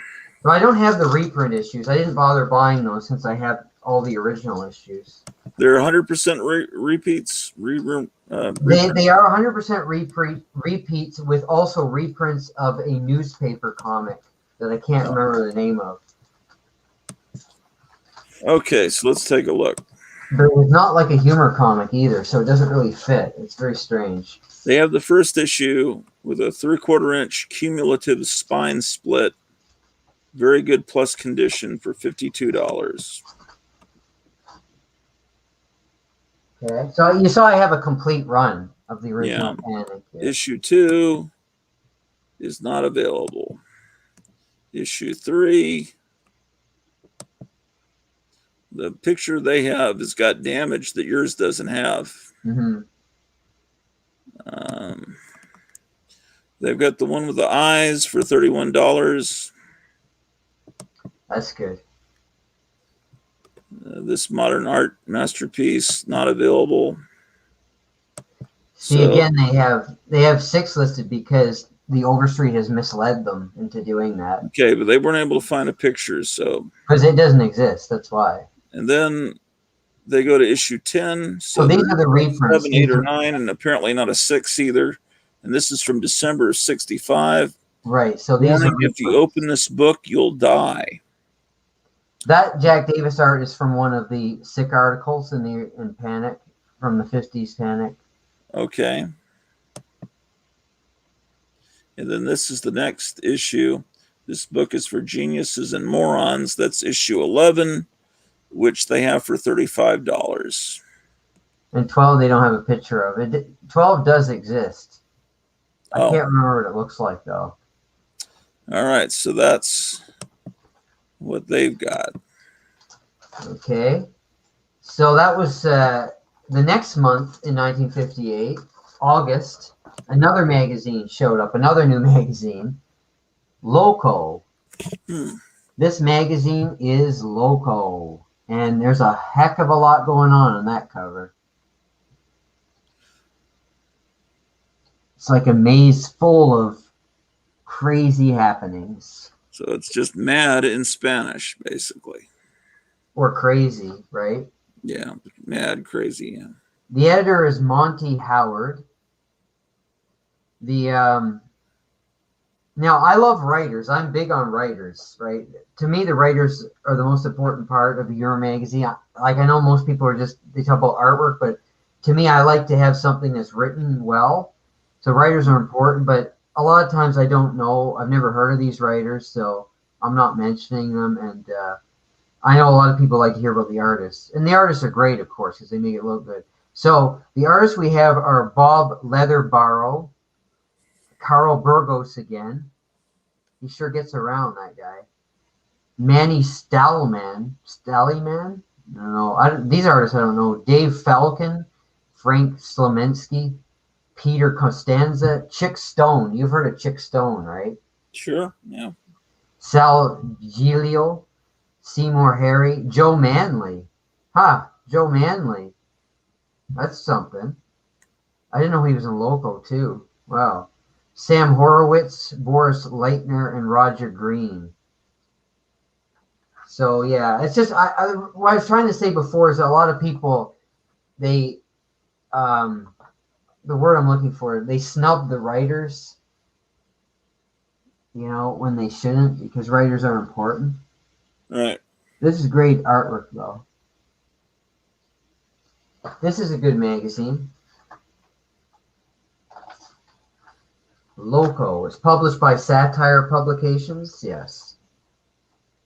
That's the name. Oh, John Severin. They didn't list John Severin in the contents page, but look, this is John Severin art. Right. Elvis. I was a teenage slob from outer space. Oh, that's great. And Chick Stone was an inker for Jack Kirby in the 60s at the height of the Marvel Comics. So would you say he's a fairly big name? Yeah, absolutely.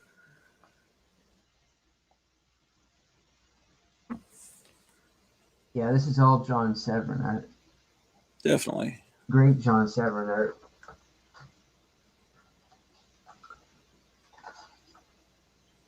Pagan Place parody. Candid Camera.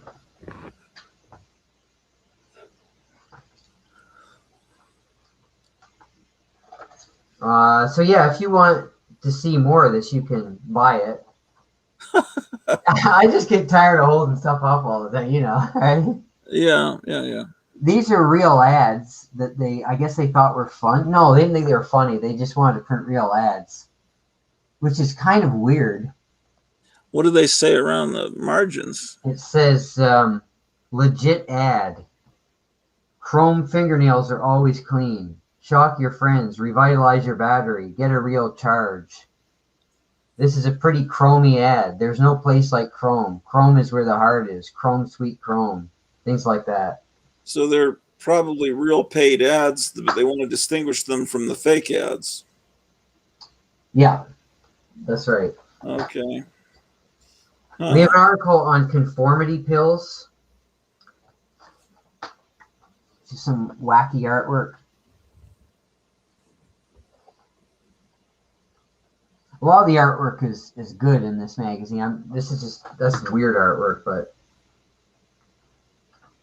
don't get the wrong idea. There's a lot of great artwork in here, like the John Severin parody I showed you. And I like this, another confession magazine parody, Blue Confessions. What was the name of this magazine again? Loco. Oh, that's right, Loco. You don't have to look it up yet. I'm just curious. I know, but you can keep the suspense alive a bit. Right. Just hold on. I think it'd be good if you look them up after we finish the Okay. Because you don't want to peak too early, you know.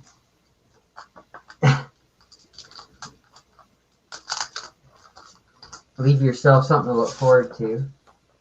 How many issues were in this run? Oh, cool. Yeah, that's the one that's on the cover of that book, right? Right, Behaving Madly. This is what they use as the cover.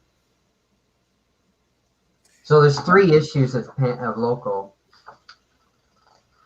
Jerry Siegel's one of the idea men for this magazine, so he got around to these magazines too. Yeah. Of course, I've shown you this. This is as if celebrities change sexes.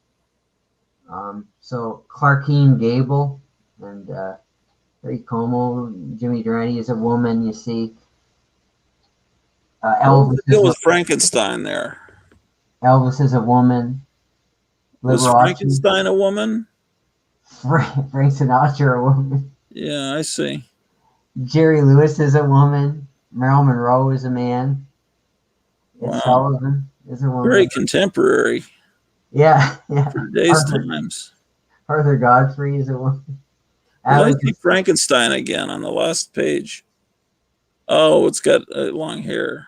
It's Perry Como cutting Frankenstein's monster's hair. It's Perry Como, yeah. Looked like Tiny Tim.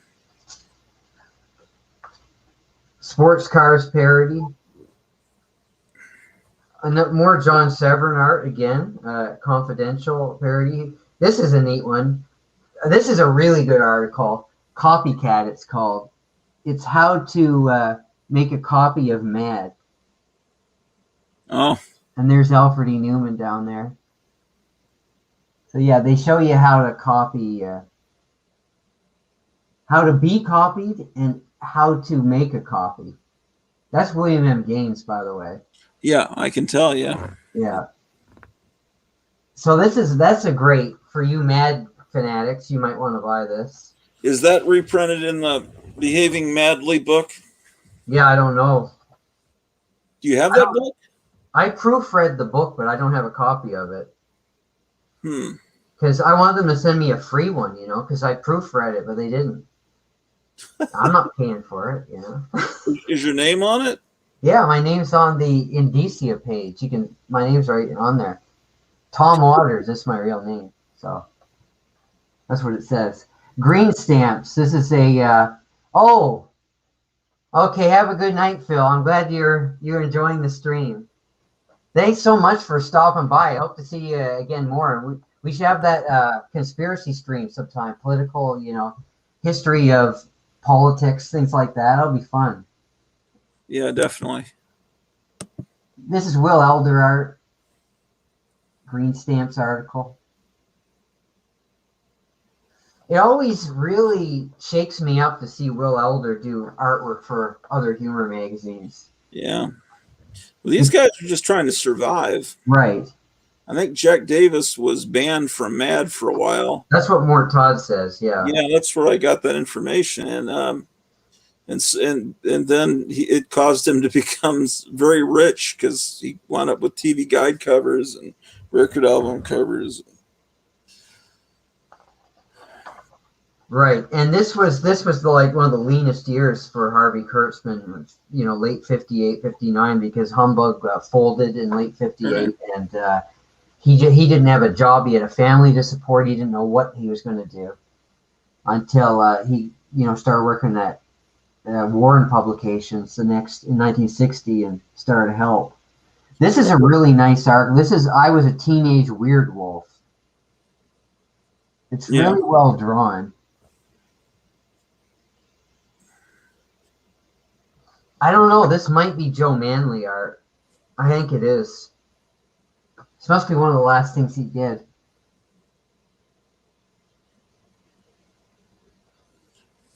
So he passed away at that? Beautiful girl he draws here. Yeah, he passed away because he fell off of a train while it was moving. Man, that's a very different way of going out. It was very unusual. I'm not really sure what happened. He just the train was moving at the time, and he just walked off the train somehow. It's very strange. What's his name? James Manley? Joe Manley. Joe Manley. Sorry. Here's some great artwork by somebody. It looks very familiar. Oh, it looks so familiar. Maybe it's Carl Burgos. I don't know. Maybe it's Russ Heath.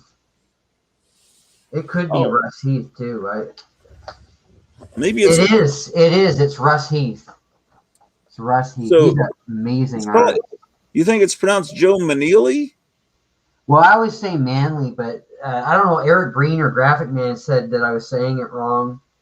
I don't know who said that. I don't know which one it was. So my apologies to I don't know who it was that said that. I might be saying it wrong. Well, it could be Manley.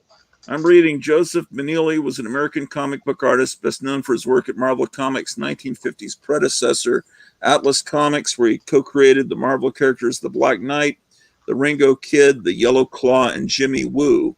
Manley worked at Atlas with Steve Ditko and John Romita Sr. Writer-editor Stan Lee commented that Joe Manley, to me, would have been the next Jack Kirby. Yeah. He also could draw anything, make anything look exciting, and actually think he was even faster than Jack. Talented and well respected, he died in a commuter train accident shortly before Marvel's ascendancy into commercial and pop cultural conglomerate. So, if he'd survived, he would have been one of the big Marvel Silver Age artists, more than likely. That's what they say, yeah. And the Black Knight, everyone is they think it's going to be a character in I don't know, some Marvel movie, so everyone's buying up those comics. This is the third and last issue of Loco. Okay. Covers by John Severin. So they're using a satyr did the satyr become the mascot of the magazine? Well, I think maybe he was intended to be, but this is the last issue, so we don't really know if he was going to be or not. So it's like an evil ancestor of Sylvester P. Smith, huh? Yeah, maybe. Here's some more Russ Heath art in the last issue. Very beautiful. Honeymooners, Ed Sullivan Show, Alfred Hitchcock. You see, you got different. Belmore Travel. Pretty beautiful stuff. And then we have some more Jack Davis art. The earlobe bit. Wow. So they had some quality art, and Jerry Siegel was one of the writers. There's some big names in this. There's a Frankenstein fable on the next few pages, so that's something that you'll want to look at. Then we have a football parody by Jackie Davis right here. That's great. Typical football player. like they're like cavemen.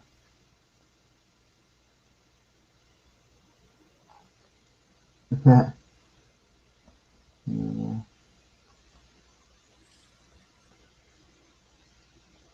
Great Jack Davis art. Then we have something about rear view mirrors, and it's Will Elder art. You got all these guys. So yeah, Humbug had just folded, and they were like, "What are we gonna do now?" You know. So they ended up here. Yeah. And then this magazine folded after this issue. I feel like these magazines didn't last long because there were just so many of them out at the same time. Like all these magazines I'm showing you were out at the exact same time, you know? There's a little bit of sadness with these artists that started basically founding Mad Magazine, winding up on a magazine that no one's heard of, and the creator of the Human Torch, you know, doing these magazines. The guy that co-created Superman shafted out of really getting basically any money for creating $1 billion property. Yeah. For these magazines. These are guys that have a little bit of anger and desperation. So that was John Severin before. This is more Will Elder art here. Dog-tired mailman.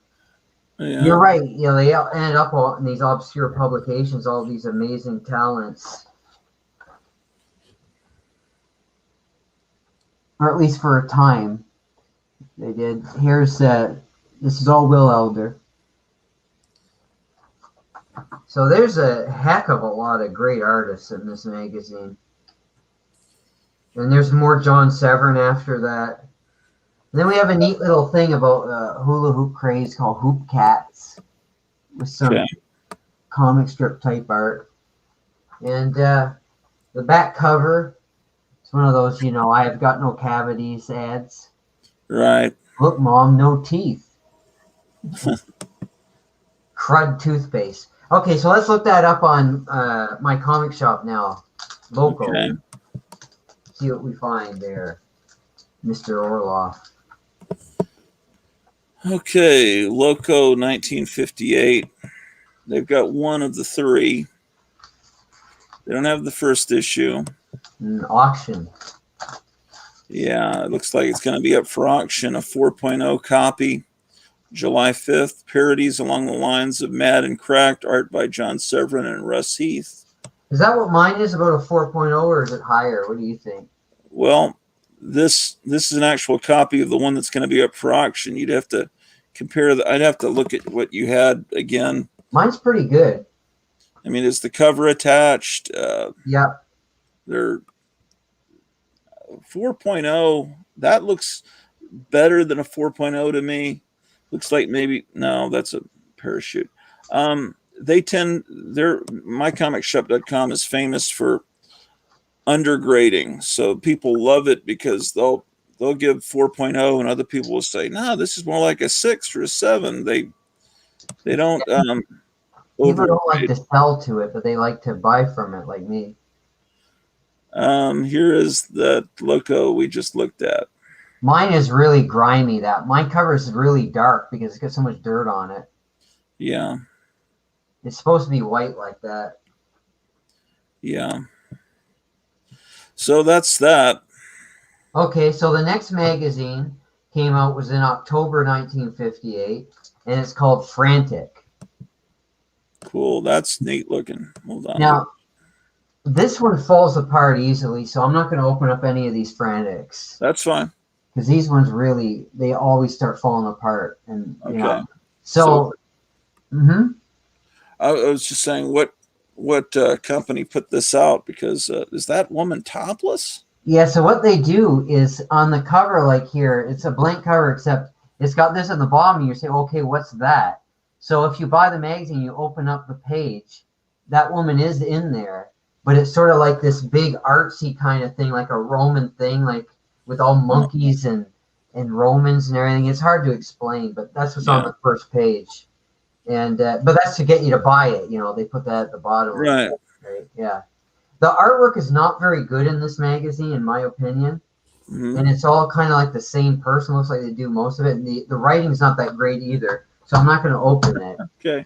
but it's 68 pages, so they're giving you more pages than most humor magazines were at this time, because some of them were 68 pages back in the mid 50s, but by this time they were like 50 page or 44 page magazines even. Here's the second issue of Frantic. Okay. And here you see a woman in distress here. So you wonder, what's that hand reaching for? So you have to buy it to find out. That's their gimmick. Frantic reads good like a magazine should, and more pages too. This is one of those magazines where they didn't print any real names of the writers or artists, so I don't know who they are. They just print, I think they pretend all their names were Schmalhauser. Okay. That may, who knows who that is? Maybe that's the editor. Who knows, right? Yeah. Or the writer, artist. Who knows? This is the last issue, number 4. It's got a bigger picture on it than the others. This is a bunch of monster stuff in it, so you would like that one. And the third issue, I showed the 4th one, but this is the 3rd one. I've got all of these, as you can see. I've got complete runs of these magazines I've been showing lately. You see? So that's it. And that's John Severin art. So actually, there is some good art. I forgot John Severin actually worked for Frantic in some of the later issues. So there is some good art as it goes on. The art in the first couple issues isn't as good. It gets a little better when it goes on, especially with people like John Severin, who's fantastic, of course. So the company that put that out printed it really cheaply. Pierce Publications, that's right. Yeah, it's pretty cheap. It falls apart easily. The paper's brittle.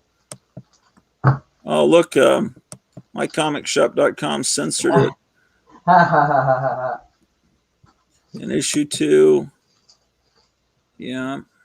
Well, there you go, viewers. You see, if you watch the Gratu Orloff show, you get to see the uncensored versions. And then there's a second volume for the other 2. Yeah, they printed it in 2 different volumes, even though it's just 4 issues back to back, So bi-monthly. Except the last issue was late. there's a commercial. Winston tastes good like a cigarette should, and that's Right, that's this what that is. reference Yeah, to. that's a parody of, right? And Thanks then, for pointing that out. then Frantic. This is the monster issue. Yeah, I think there's a bunch of, yeah, it says right down the bottom, there's a bunch of a 14-page monster section. Frantic joins the maddest party yet. Yeah, Yeah, a 13-page monster section. yeah. Could even be 14 pages because there's like an extra ad thing, monster ad. That one's not available. The 3rd issue is $55. Wow, that's a lot. Man, I'm glad I own these. Somebody should pay me a lot of money for these. If I wanted to sell them, that is. Okay, the next magazine to come out, Mr. Orloff, was in November 1958. And this is the last one to come out in 58 with cover date 58. Shook Up. Can you believe all these magazines came out in 58? Can you believe that? Well, that was when the majority of the population was teenagers because of the baby boom. So there was a market for it. I have that. I think I have that magazine. Really? I'm not 100% sure. Well, I'm going to tell you, I have heard that this is one of the hardest humor magazines to find. There's only one issue. This is the only issue. It only lasted for this one issue. So I could be wrong. And it was hard for me to find. You can win Bridget Bardot and 1,000 useful prizes. That's quite a claim, I would say. Live modern, abolish everything. That kind of sounds like what they want to do with the Great Reset, isn't it? Yeah. Yeah. Yeah, that's a Sam Hale cover. He also did the cover for one of the other magazines we looked at. Sam Hill. Sam Hale. Oh. Hayle. Okay. So their leader, I guess the publisher, is Jimbo Gordon. I don't know why that name sounds familiar to me. Don't know. The artists are Don Douglas, Don Orheck, again, Sam Hale, Bill Riley, Luke Cameron, Marty Friedman, Delphina Olivier, or something like that. And they call them starving artists, which is probably true, right? After what we were just talking about. Yeah. Misguided missiles. So what do we have here? How this magazine, this one is really aimed at the teenage market. It's everything in this is about teenagers. How this magazine got started. And, it's got like some delinquents there, but it's Zombie High. There's an article about Zombie High. It's all teenage stuff, late 50s teenage stuff. They won't have this at my comic shop. I mean, they won't have it for sale. We'll have it listed, but we'll check after we. You better believe it. There's Bridget Bardot again. Very nice. She was the hot starlet of the time. Here's Elvis again. You can tell this is the same guy that drew Elvis in Frenzy, I think it was. Yeah. Because he looks like the guy you saw coming out of the bathroom, right? Right. There's a Zorro parody. Don't Flunk. It shows you how not to flunk. A football parody. There's a lot of football parodies in these. 12 more holidays. How to improve the calendar. You add 12 more holidays to it.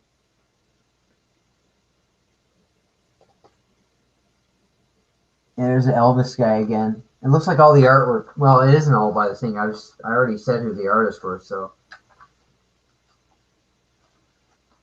I was going to contradict myself. But then we have another Dick Clark parody. Bandstand USA. So that's a lot of fun. So do you want to? This is back cover here. Don't know, Rec. You want to look this one up? Okay. Let's see. Share screen. I think I'm going to wind up with carpal tunnel doing this. Okay, I'm still on Joe Manili. That's some of his art, The Black Knight. Oh, I've heard of The Black Knight. I've seen him. Oh, there was a parody of him in Crazy magazine. I don't know if you know this, but in the later issues of Crazy, they frequently republished classic stories from Marvel's archives, and they relettered them. So they put funny dialogue over top of them. And The Black Knight was one of the ones they did. They had him as like a James Brown type character trying to bring disco to medieval times, I think. Something like that. Okay, so Shook Up from 1958, one issue. Dodsworth is the company. They don't even have a picture of it. Very rare. It's very rare. Yeah, let's just try looking it up. Took me a long time to get a copy of that. You remember what you paid for it? No. It's too long ago. It was on eBay, though. I remember that. I got it on. How is it on Amazon.com? Well, you could sell old magazines on Amazon. Well, yeah, but is it really there? Well, it's not for sale. It'd be from a seller. It wouldn't be from Amazon. You're right, but I don't see any price, so it must just be a place saver. Yeah, maybe. Or maybe it was for sale once by some seller. Check eBay to see if they've sold any copies. You know where you can look for old auctions? Is worthpoint.com. Oh, yeah? Yeah. But you have to sign up to see the prices, though. That's the only thing. eBay. We'll see if they've sold any recently. Do you know how to look for completed auctions? Yeah, I do it every day. What you do is you go over here. Well, at least I know how to do it on my phone. Maybe I don't know how to do it here. My phone, I go here. What the frickin' heck? Well, whatever. You got a completed sales, but yeah, I don't see anything. I'll look on my phone. I know how to do that. Or I'll show you how I do it on my phone. Okay. It probably doesn't come up for sale very often. Yeah. So you haven't been able to find any copies of it for sale anywhere on the internet. Well, I didn't look that hard, but let's see. Well, you trust me, you're not going to find it very often. Yeah. Shook Up Magazine, 1958.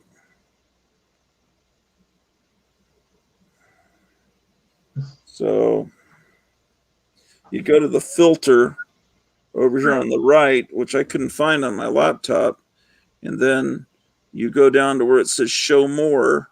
Then you hit completed items, and I got 2 results.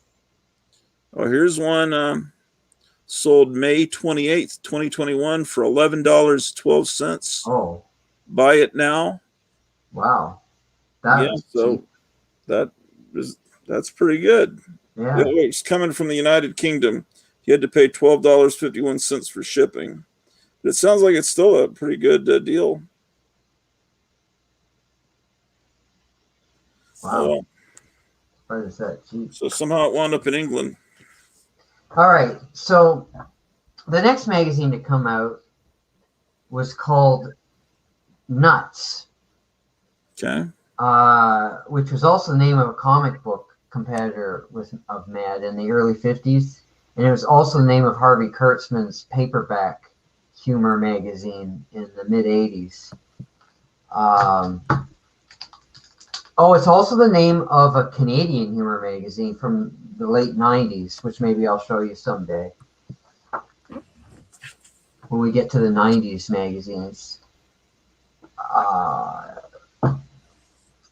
Okay. This is the second issue. Now, this magazine has been listed in guides and places as being from 1958, but it's not. It's actually from 1959, and this was now in the book Behaving Madly. In the first draft of the book, the author had this listed as the first of the parody magazines to come along in 1958, so sort of leading that pack. But I told him that was incorrect. It's because the reason there's a confusion is because on the first issue, it's dated February, and it says February, like there's no date except for the indicia date, and it said 1958 because it came out in the end of 1958. But I think they printed February 1958 by accident instead of February 1959 as the date. So that's why the confusion has resulted. Because if you look at this issue, this is number 2, it clearly says April 1959. So I'm guessing they got the date wrong because it came out the last part of 58. So this was actually the last magazine in the whole pack that came out at the same time. It wasn't the first one, it was the last one, which is, a big difference to me. So they called this a thinking man's Filbert. Filbert is the mascot. I believe he's the squirrel that you see up there. Yeah, I know where he is over there. And the covers are black and white. Well, I mean, they're not completely black and white, but the drawings are, which is unusual. Yeah. It's Dracula, going to a fortune teller. Only rich people can afford to be poor. Yeah. So there are no pictures of this on mycomicshop.com, and it's not available. This is also one of the most obscure magazines. It's very hard to find this magazine as well. I don't have a copy of the first issue because it's so difficult to find, but there's only 2 issues. Right. This is the second one. So there's their mascot. There's their mascot, Filbert. The art looks pretty amateurish. I don't know if it's that way throughout. Yeah, it's not the greatest art in the world. Don Ulrich, again, I don't know if it's Don Ulrich or not. Vic Martin worked for this magazine, and he's also a cracked guy. He did a lot of the cracked stuff. That's Vic Martin art here. Yeah, yeah.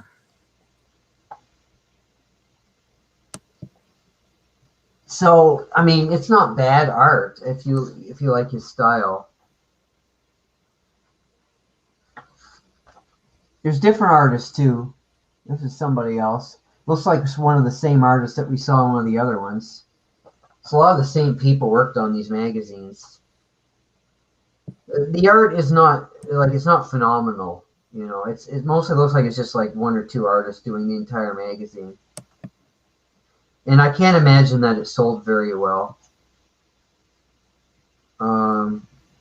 So I mean, there's not a lot to show you here, but you can, everybody, if you like humor magazines, I suggest you still want to buy it. You know, it's not bad. It's not bad. I've seen worse. It's just not good. Yeah, it's kind of mediocre. Yeah, there's worse. So what's that, Mr. Orloff? I said there are definitely worse ones. Right. So there's only one new magazine that came along in 1959, and it was right at the end of 1959. And it's a little different because it's not your typical humor magazine, but it's a really good one, in my opinion. It's called Campus Howl. Now, the editor of this magazine was Joe Simon. Okay. This is just before he started Sick Magazine. Okay. That's a Jack Davis cover. Of course, yeah. Beautiful cover. And what it is reprints of college humor magazine humor. Cartoons, articles, jokes. Okay. From various college humor magazines around the country. So if you like college humor, it's a snapshot of the time. It's really nostalgic now, the stuff in here. Like the things they make jokes about, it just seems so innocent today. But back then, a lot of it would have been risque. I mean, like they have okay, Enos the Meanie. This isn't too innocent, but so Dennis the Menace, he's throwing the ball to his dog. He's like, "Give me that ball, dog. You're not going to bat. Give me." So he's like, "Damn dog," and he just cuts the dog's head off, and takes the ball away from him. Yeah, that's good. So, this is college humor. This is your, a little more edgy, right? Especially for the time. Right. An article on My Roommate, which is a humorous thing about a guy's roommate. It's pretty funny. They come up with these cartoonists they thought were outstanding on campuses, like this guy named Sharp, and they show a portfolio of his artwork and his gags, and that was fun, seeing that kind of thing. It's a very nice magazine that Joe Simon put together. Yeah, it looks like it. There's a nice article. This is not a humor article. It's called Gregory and the Earth Angel. It's a beautiful article about a guy meeting a girl in the 50s, and she's interested in him, but he's too shy to make a move. And it's really a touching kind of article. Huh. Then we have something called College Forum, which is, like college students interview Jimmy Hoffa. And the writers of the College Forum articles in each issue were Dee Caruso and Bill Levine, who were the main writers for Sick Magazine in the first 5 years of Sick Magazine's existence. So really great writers. So he recruited people out of college to start Sick. Well, no, I don't think they were. Maybe they were. I've never thought about that, actually. I don't know if they were out of college. Like all the other people in this magazine were, but I didn't think they were. But I didn't think about that. Well, if you're an older guy like Joe Simon, it would be, and you're wanting to appeal to a young audience, so it makes sense to get people right out of college that are already writing funny, sick humor. This article, Banned at Harvard, I don't know how young they were. That's the thing. That's a great question. I don't know how Bill Caruso and Bill Levine, how young they were. Dee Caruso, I mean. Banned at Harvard is an article about Tom Lehrer. Yeah. You remember his records? Sure, yeah. So this is all about his records and how cutting edge they are. Yeah, they got some of these things are pretty out there. They have this, there is a difference. You see? Yeah. ABCs as seen by your college editors, or ads, sorry, as seen by your college editors, so ad parodies.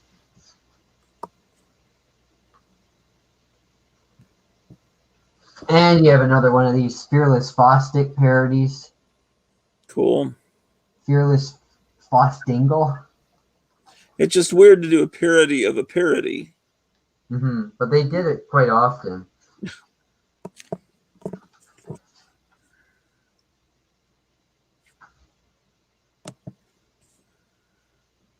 Conquering Mount Everest.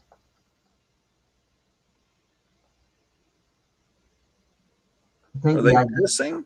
what's that? Are they pissing off the I think top? so, yeah. Okay. I think that they needed to go after they spent all that time climbing the mountain. So that's the first issue. There are 6 issues of this magazine.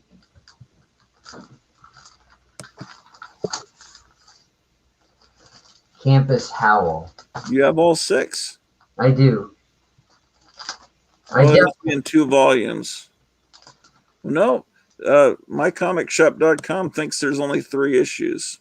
They never even listed it when I looked at it, so that must be a new edition. Well, they show issue 1 that you just showed, issue 2 and 3, but nothing else. Are they in stock? No. Okay. This is number 2. Is this the number 2 they show? Yeah, Joe Simon cover. Yeah. This guy's got his Conquest mounted on his wall. You know, they used to sell in men's magazines things like that would have a mannequin head mounted, so it looked like it was a girl that you had hunted, and they would sell different color hair. I don't think they were full scale, but yeah, you could actually buy from men's magazines back then a mounted woman's head. No idea, no. Just like the cover there. So there's lots of single panel things, and there's also articles like they did articles on campus pranks. They like to know about what was going on around campus, the jokes that the pranksters were pulling, and they print them in the magazine. Then they had the article about bathtub crowding. It was a fad at the time.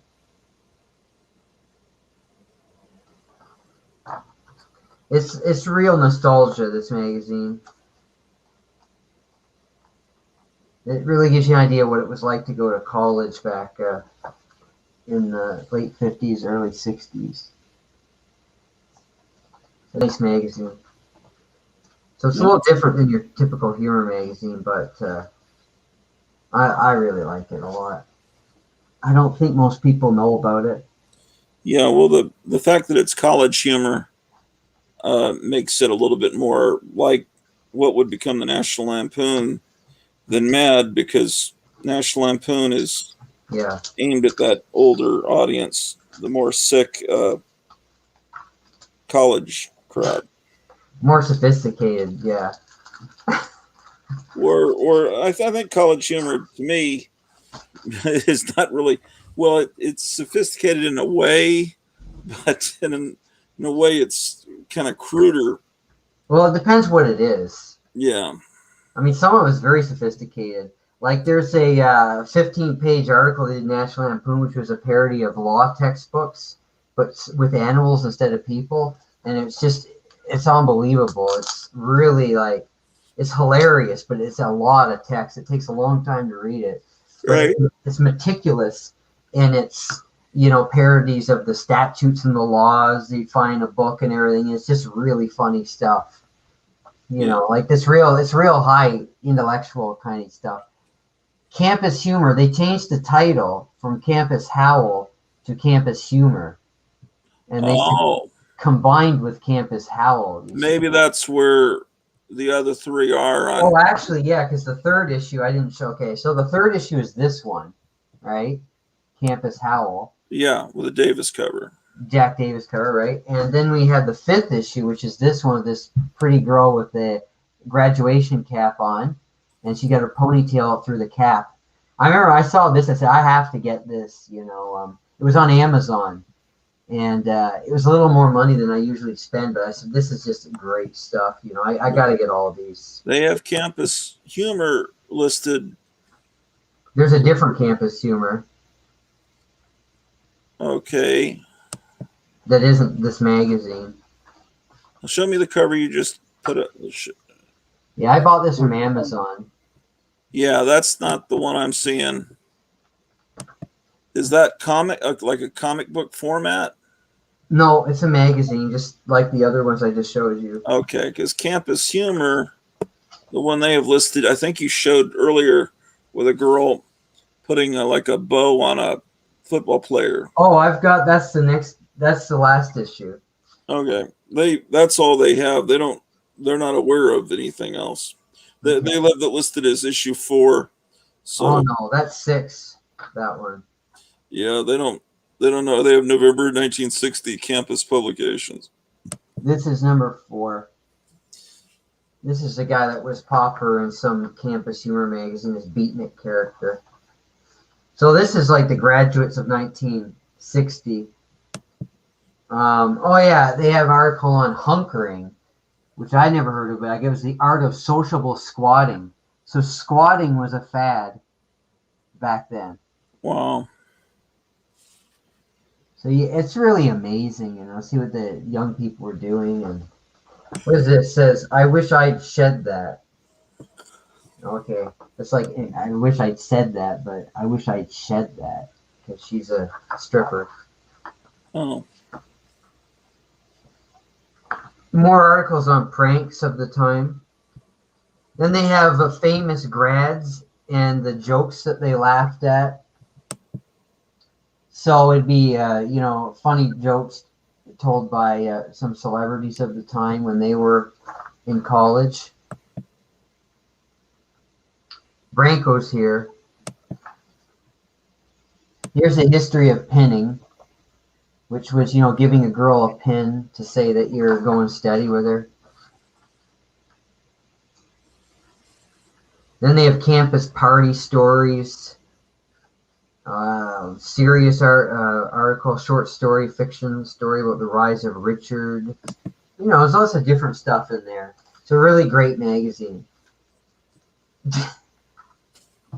You all right, Rocky? No, I'm all right.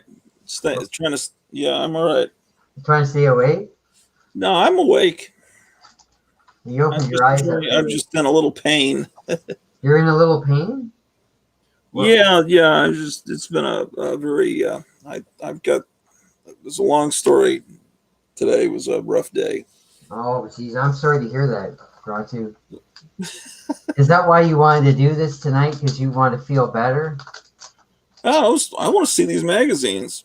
Yeah, well, I hope this is helping you feel better. Oh, yeah. This is a photo cover of a movie called Campus Confidential starring Steve Allen. Right.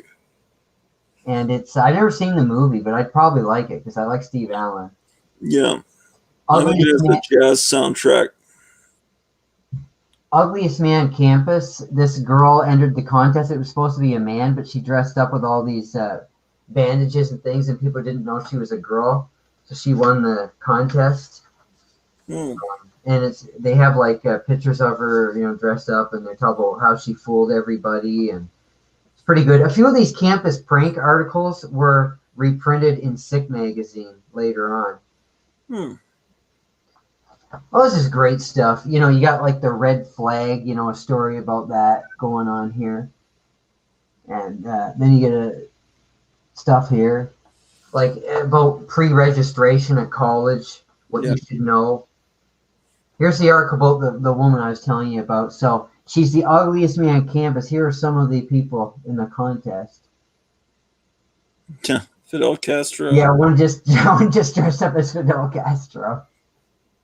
So that's what she looked like in her costume, you see.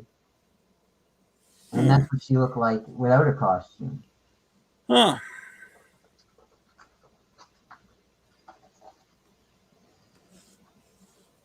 It's like today's headlines.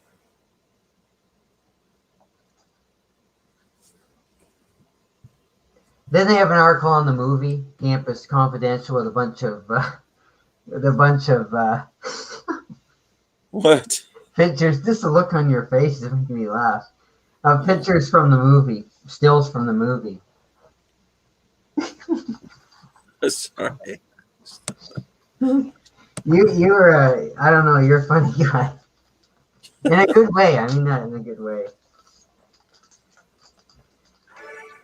The look on your face is just I don't know, I don't even know how to describe it. Well, that looks like a real ad on the back, or it's a parody of one I've No, seen. yeah, they have real ads on in a few pages. Oh, I see. Yeah, it's a real Yeah. ad. So that's the 5th issue. And the Okay. 6th one is the one that you saw in my comic shop with the girl trying Yeah, that's the one. cheerleader tying a bow on the football player. And that's the last issue. When this came out, Sick Magazine had already started, so Okay. I guess its days were numbered because Joe Simon was going to focus all of his attention on Sick. So that was Campus Howl, Campus Humor. Now, would you like to go into the 60s obscure magazines? Or would you like to do that for another time? Well, how many are there? The 50s was more.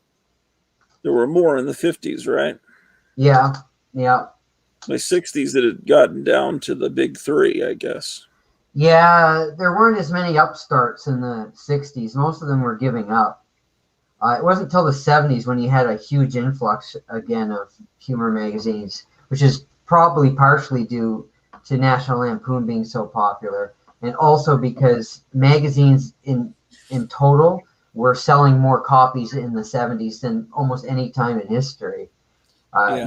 Most magazines that existed around 74, 75 had their best-selling issues around that time. For some reason, everybody was buying magazines in the 70s. Yeah. So it was a great time. There was no internet. But it was a great time for magazines, and we'll do those in a different stream, the 70s magazines. But do you want to do 60s then? Yeah. I mean, if I get super tired, maybe we'll just pick up wherever we leave off. But, I need to take a little break though. Can you do something for a while? Yeah. Okay. Yeah. Let's see. So, is there anybody watching, by the way? We have 6 people watching. Well, that's a typical audience, right? Yeah, I think that's not too different from a lot of things. I hope people will see this video. Hey, maybe you could put them in the playlist while I'm away. Oh, I'll do that tomorrow morning. Make a playlist of videos where we talked about humor magazines. Do you want to talk about your day, or is that not really something you want to get into? Well, I talked about it before you came on. Let's see what else fascinating has happened. Okay, well, I'll be back. All right, cool. So let's see who's in the house here. We got Basil Orloff watching, Branko Bear.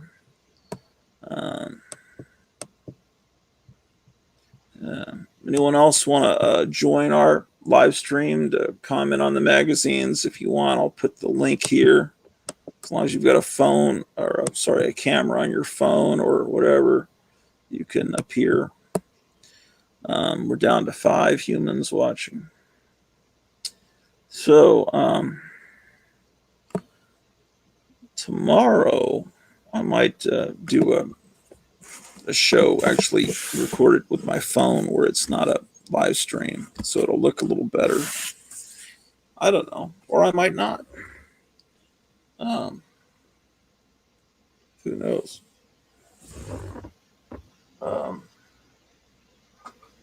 I got this free. There's they have a box of free stuff outside the store. They say just because they just clear out their back room and it's stuff they don't think is worth anything, they can't sell. So this is some kind of noisemaker for Halloween, right? Get how it works. I don't want to wake up my wife if she's asleep. Anyway, it's just cool looking. They're obviously criminals. So, what else exciting has happened? Let's listen to some music while Tom is indisposed.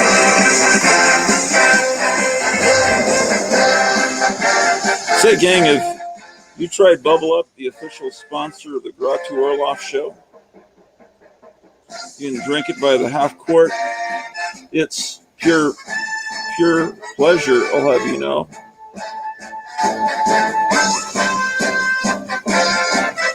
A kiss of lemon, a kiss of lime, a dash of Clorox. It contains carbonated water, sugar, citric acid, sodium citrate, flavor derived from lemon and lime oils. Contains 1 full pint, 16 fluid ounces. Good for young and old. Put it in your baby's bottle.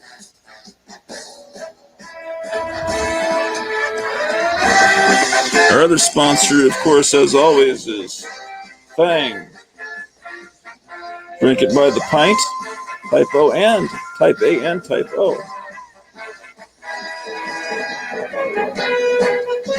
Fang. Breakfast drink for vampires. And hippies love it too. If Tom doesn't come back soon, I'm going to pull this pin.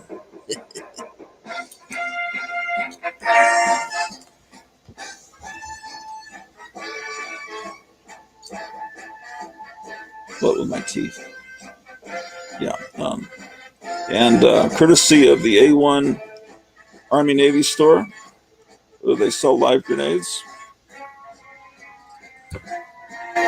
Our other sponsor is this fine publication. You can find it at your local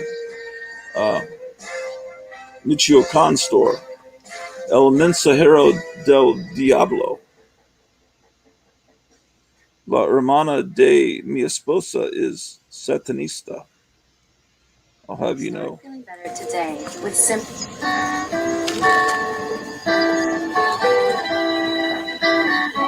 This is a very romantic comic.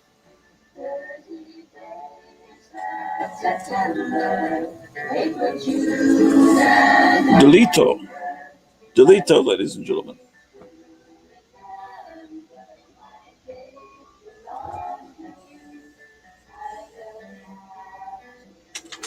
God damn it.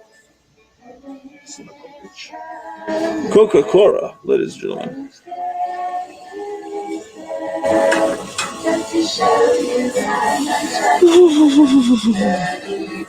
Let's see what's going on here.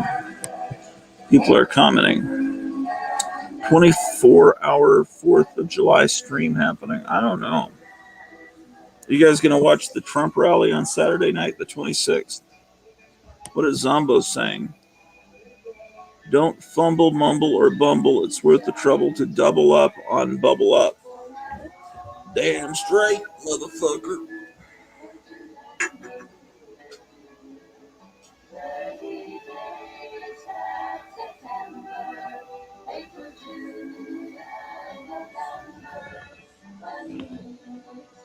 Yeah, I can't. I don't even know how to get back in Twitter. I deleted it from my phone, and then I needed Twitter again for some reason. I put it back on, but now I don't know my password to get into Twitter. My wife can always guess. I don't know. So I can't get direct messages. I don't think.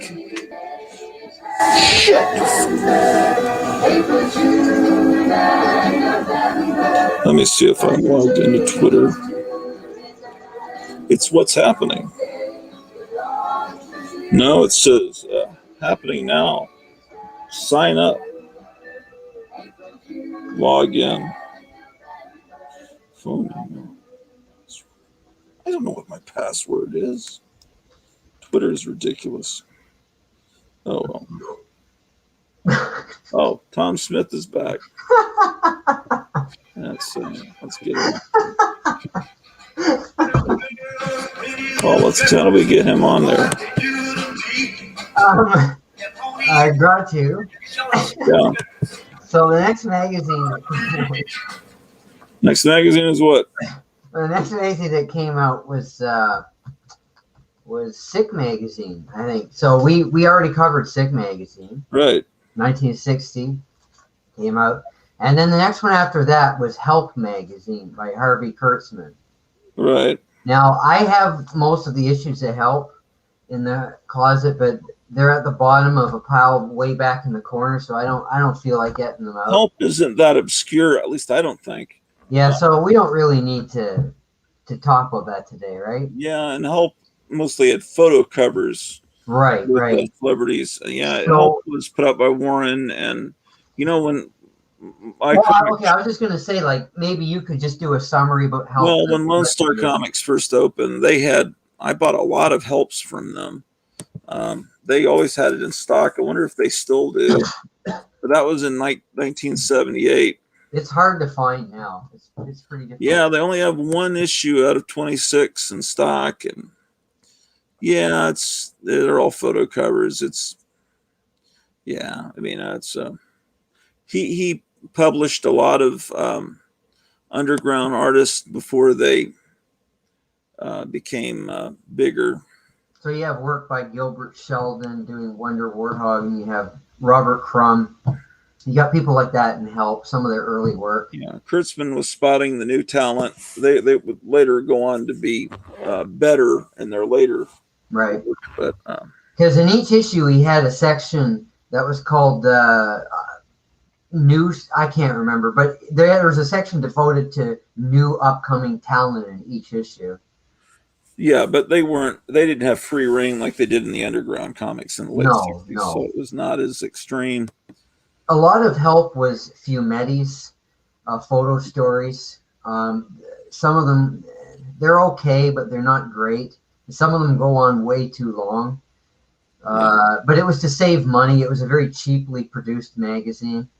Well, fumetti is for people that don't know, it's an Italian word, and it's just comic books over there that aren't drawn. They are actually photographs of actors posing, and then they put word balloons. So it's just basically a comic book with photos instead of drawings. Right. And, I think that Mort Todd did a whole documentary about one of those fumetti comics. I haven't seen it. Yeah. Have you seen that? No, but it's like called Sadistic or Diabolical or something. He's It's done a lot of this- work with that. like evil kind of superhero that I guess kills people and wears a skull mask. Yeah, yeah. I don't know the details, but he knows all about it, though. Yeah, I want to Um, figure out how to see that. But on his YouTube channel, I think he's got some things about that on there. What was I going to say? Also, Help Magazine, he also reprinted a lot of artists that he was influenced by, that Harvey Kurtzman was influenced by. So Yeah. he's reprinting some amazing artwork from the 1800s, even, like artists from the 1800s. And also, like the guy who did the Gibson Girls, Charles Gibson, I think his name was, Yeah. back in the early 1900s. He reprinted some of his beautiful drawings. Political cartoons from the early 1900s. And a newspaper cartoonist that he was influenced by, like George Harriman with Crazy Cat. He printed a bunch of Crazy Cats. So it's really a magazine that if I pull them out now, I would enjoy it more than I did when I was Right. 11 buying them at Lone Star Comics, because Right. it's more aimed at a more mature audience. It's not like you're not getting Mad Magazine with Help.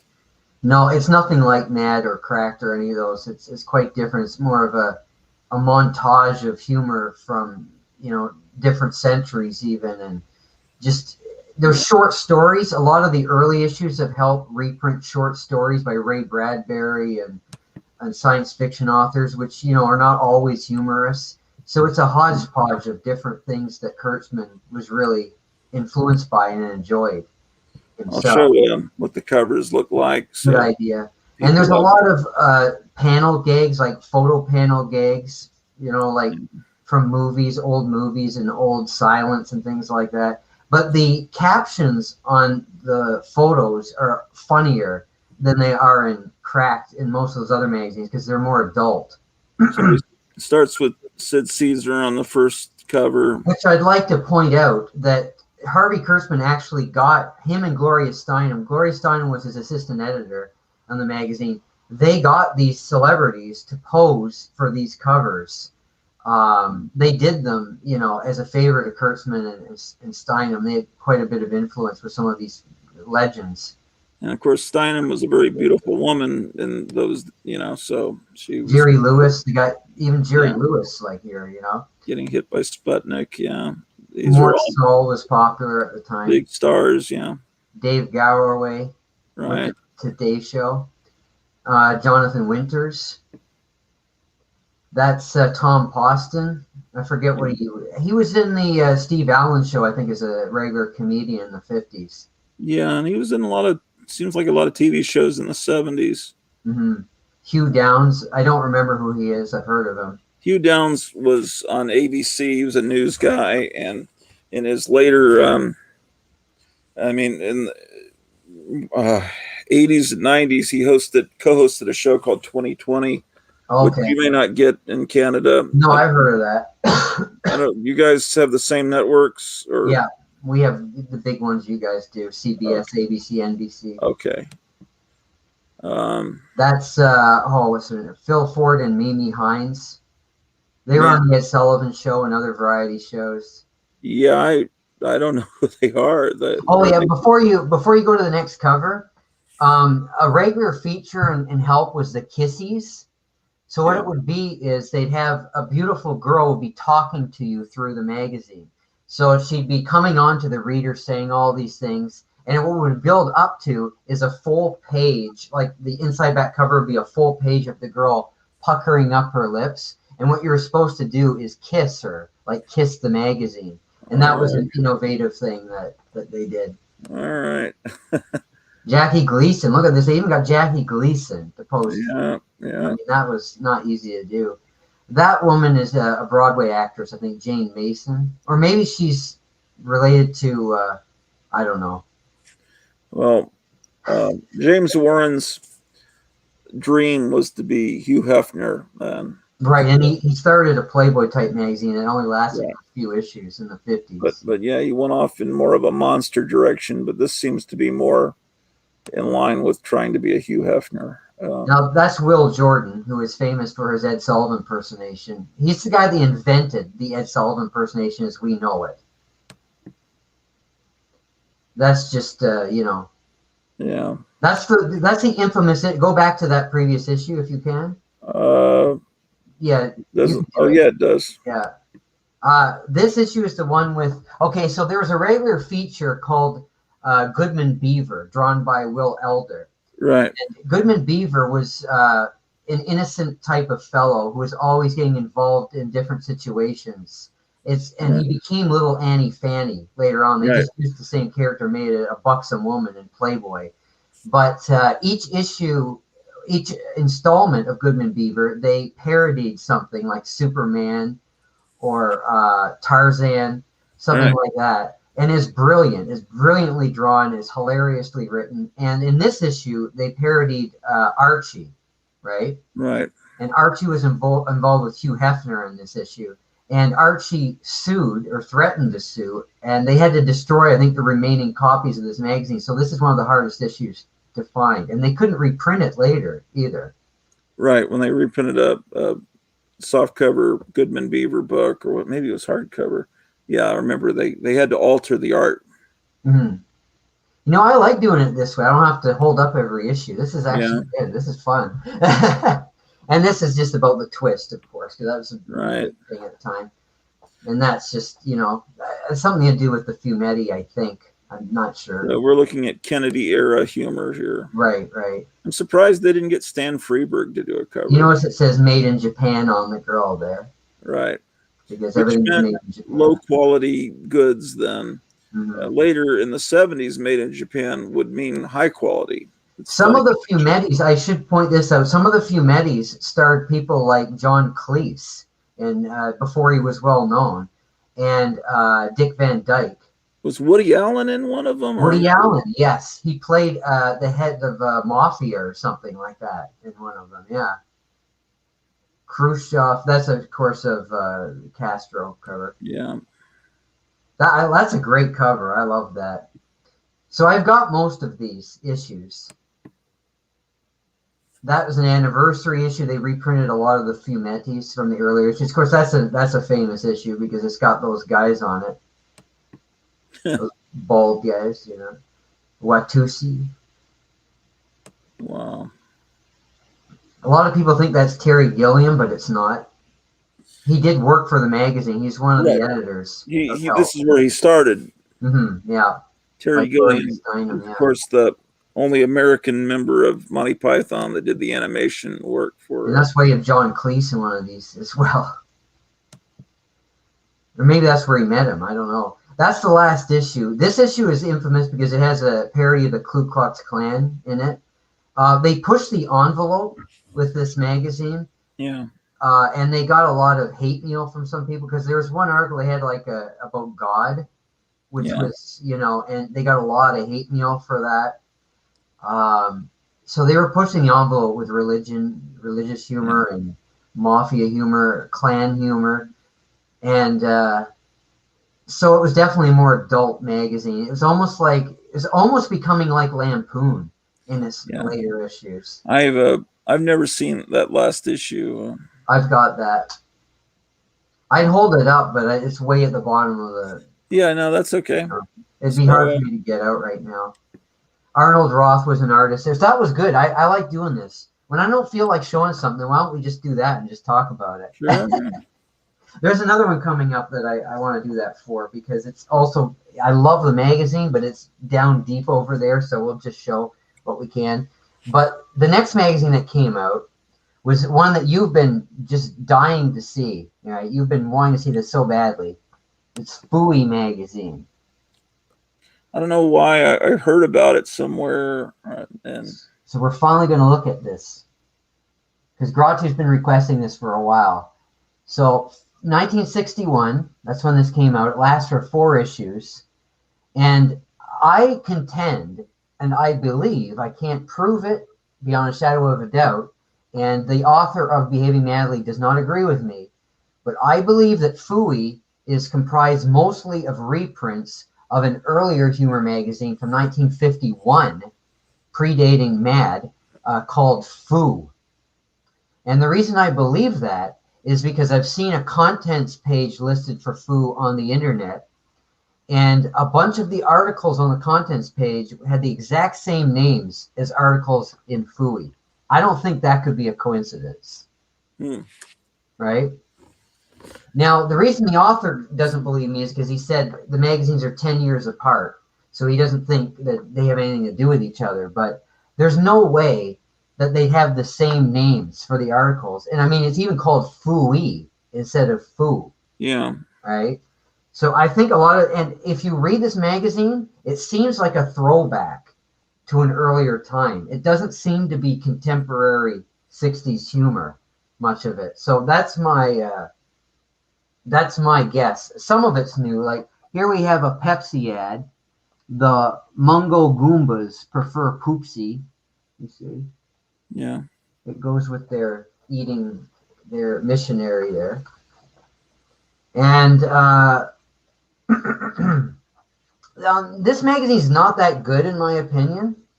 It has a lot of text articles, which they're okay. They're very goofy short stories, and it has a lot of photos of guys, and I'm guessing they were the editor or the writers, whatever, because it seems to be like the same guy all the time.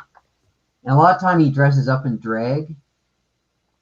So advice to the love warrant call. Like I guess it is funny.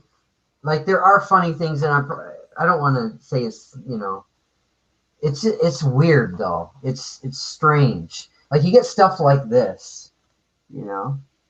Yeah. Does it have comics in it? Not many. There are some, but there aren't many. Now here's some illustrations here. Yeah, it doesn't seem to be really a Mad knockoff. No. Now it's unfortunate that almost every humor magazine gets lumped in with Mad because some of them are very different. There's usually a section in each issue where they have greeting cards you can cut out, or things like that.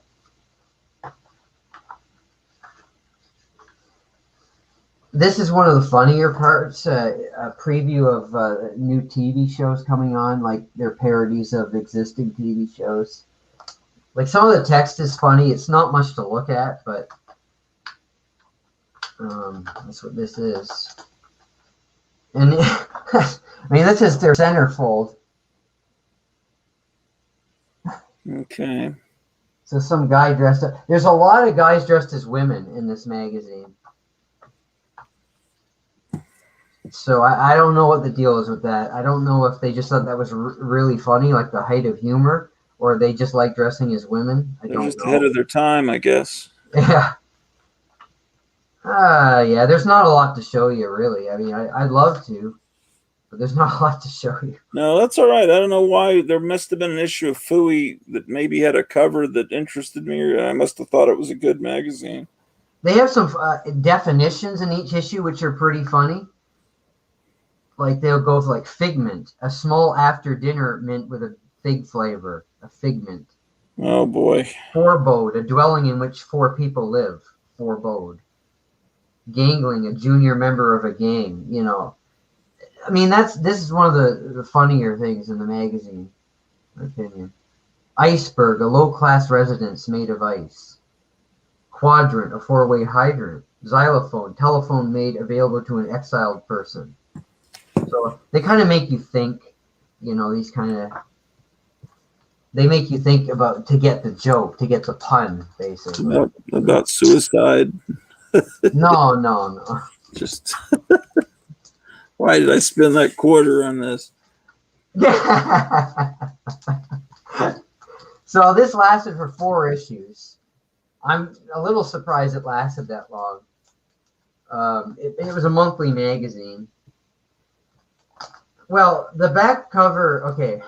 So the inside back, I should have showed you. The inside back cover had a menswear ad, and then the back, it was a half off sale. They said half off all our menswear. So this was the back cover. So you get it? Yeah. It's half off because there's only half the clothes, right? I thought that was pretty funny. Yeah. Let's look at the second issue. This is the cover of the second issue. So that guy on the cover that you see on all the covers is supposed to be the editor trying to sell the magazine. So, and that cover, the first one, it was just him, at his desk with bills to be paid and everything. And this one, he's in a theater trying to sell it, and everybody's throwing tomatoes at him because the magazine's so bad. Yeah, this is a throwback, this humor. I do believe that these are probably largely reprints from the early 50s. There was a copy of Foo for sale at my bookstore, one of my local bookstores here in town, but they wanted $50 for it, and I didn't want to pay that. I did want it, though. It's very hard to find Foo. It's extremely rare, so... I mean, I can understand why they wanted $50, but I just didn't, too much money for me. There's not a lot to show you in here. It's really corny. Guys dressed up as women, and dressed up as Western heroes, and it's weird. Yeah, the first issue, they've got a copy for $42, $24 and $16.75 with water damage. Second issue, third issue. Yeah, it's always the same guy. Yeah, he's supposed to be the editor. Maybe he actually was the editor. That might have been why I thought it was cool, because I saw this cover with the 2-headed space alien. Well, let's look at these now. So I'll show you in person here. Not really. Sorry, I got ahead of you. So here's the third issue. So now he's trying to sell his magazine in the jungle. That's what's going on there. I like that cover. I like jungle covers or swamps. Yeah. It's pretty cool. Back cover. It's a parody of an ad. What is this? 1961. Yeah. Toothables. So instead of they don't have any teeth. That's the level of humor we're dealing with here. Analyzing handwriting. You get the feeling that maybe the entire magazine was written by one guy. Yeah. Here's another guy dressed as a woman. So you get that in every issue. Actually, I think that's a woman's legs, but not the rest of the person. Now, this issue is a little interesting because it has this. I believe this might be the first printed work by Howard Cruz. Okay. And he mentions this on his website. He mentions this issue of Fooey. So it's an article on contact lenses. Mm-hmm. And it's pretty neat because it's obviously not a reprint. And it's something a little different. It's something that's actually a little, funnier, I guess. So yeah, there you go. Howard Cruz fans. You have to get this issue. And then they'd have, even things like, this where, blank things, So yeah, there's not a whole lot to show you in this. I believe the last issue has a parody of Little Orphan Annie, which is unusual for. So maybe they were, as they were going to run out of material from the early 50s, maybe they were taking new material. So if Fooey had have lasted longer, maybe it would have become more interesting. Here's the last issue that you're looking at, the one that you might like. So now he's going to outer space trying to sell his magazine. So it is a running theme on the cover. Features, you start to get some artwork along with this stuff. Okay. That's obviously new. It's got beatnik stuff there. So how to read a palm. Yeah, here it is. Oh, this is interesting. This is interesting. Look at this. Little Awful Annie by Jerry Siegel and Jack Chapman. So that's the Superman guy, right? Yeah. Imagine that. Imagine him working for this, very low budget publication. Sounds like he worked for almost all of them.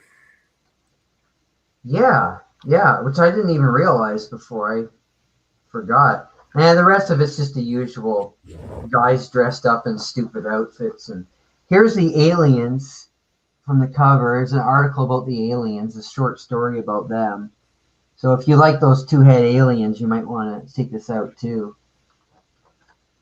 But there's not a whole lot to recommend, Fooey. Yeah.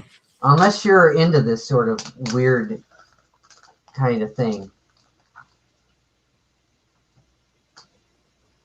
But in Tom Smith's opinion, it's not one of the better humor magazines.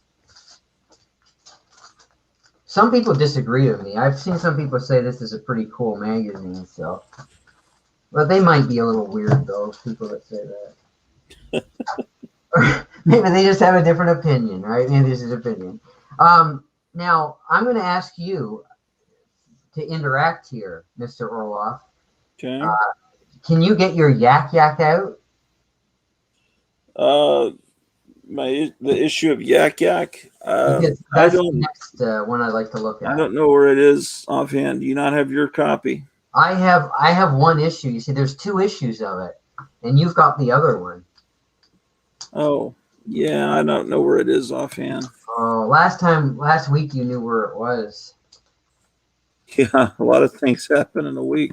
I'll pull up some copy. I'll pull up Lone Star's entry on it. Okay, you could do that now if you want. Yeah, I'm trying to see. Yak is You have issue number 1, and I've got issue number 2. Now, Yeah. the numbering on the cover, I'll show them while you're doing this. Is it Numbering on YAK? It's YAK, yes, space YAK. And the number you see, it says 1,348. It's because it was part of Dell's 4-color series. I don't even see it listed on my comic shop. Let me go. I think you have to look under the 4-color series. 4-color? Yeah. Do you know about that? Yes, I know, but Okay.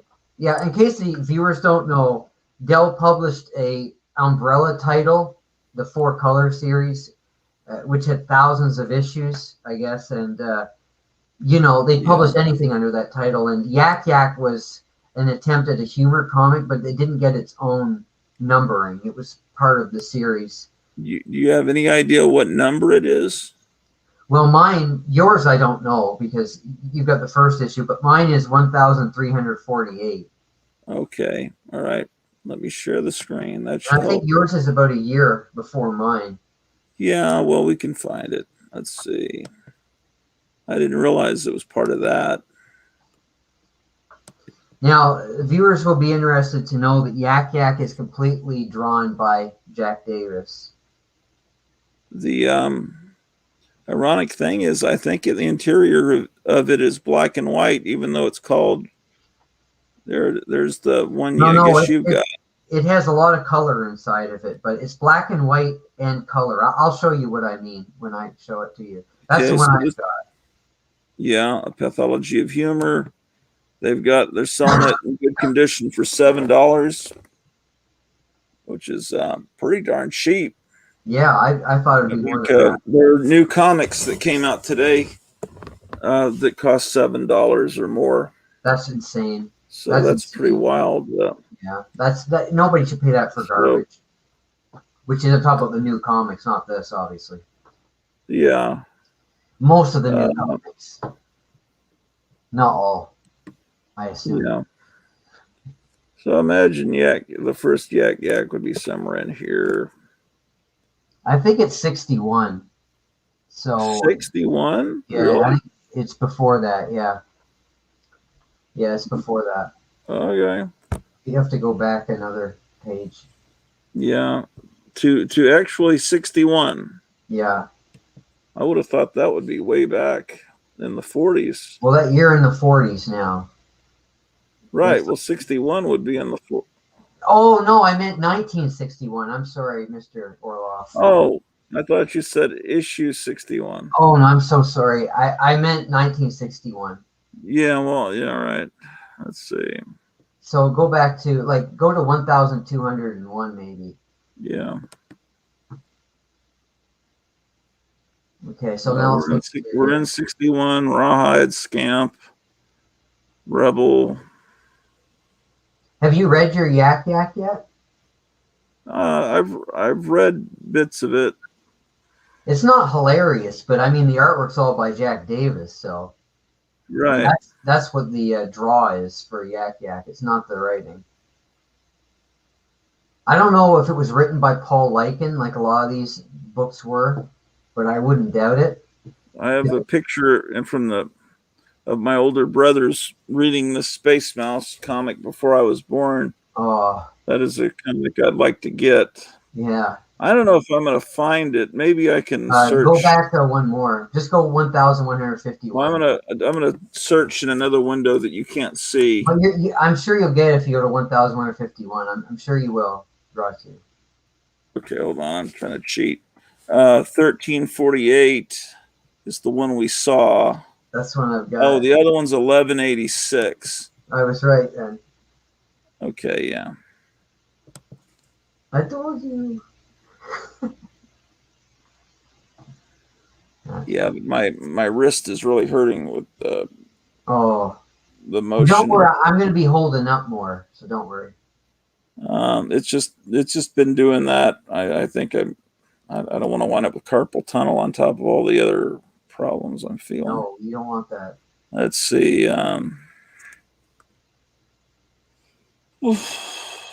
There it is. So that's They're selling yours. it in fair condition 1.0 for $5.30. How much was yours? Well, I paid half price, so Right. it was about $7.50. So there's Gratu's. If you right click on it and say open in another window, you can make that bigger. Yeah, but I think it won't open. No, Right click and open window. open a new tab or whatever. If I open it in a new window, it won't show up. I don't think it'll show up. It says I'm blocked. It Oh. won't do it. Okay, so that Well, there's Yeah, go ahead. that's the first issue. That's the one that Gratu has. So I'll show you some of the second issue now. And this one's comic book sized. Right. So it's not really a humor magazine, but it's like a humor magazine, though. Yeah. Very much so, with the parodies and whatnot. So Jack Davis, you see, the guy shooting the moon, and then the back cover, he's in the moon. It's pretty weird. I guess that's beatnik humor. Yeah. So you get things like this. You get like Matt Gunn and What's Your Line. So it is black and white, but they have colored backgrounds to give it some color. Yeah. Fidel Castro's there, you can see. Khrushchev. This would be 1962, this issue. They have these one-pagers called Yak Yaks. Yeah. So what's this guy say? He says, "Take me to your leader," all right? Alien. He's laughing at him. And so he zaps him. And he shrinks him. And he does that to him, and that's it. And then the guy's this crazy little kid. Even though he's just a glob. He manages to say that. Skin diving. Nice artwork on skin diving article. Oh, this is pretty neat. This is some nice art. I like the color.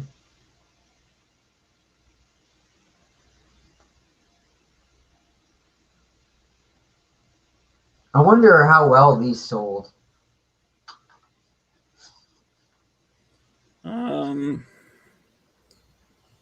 I don't know. Probably not well enough if they didn't do a third one. Yeah. There's Khrushchev being thrown by his wife. Or maybe that's just the shot put team from Russia throwing Khrushchev.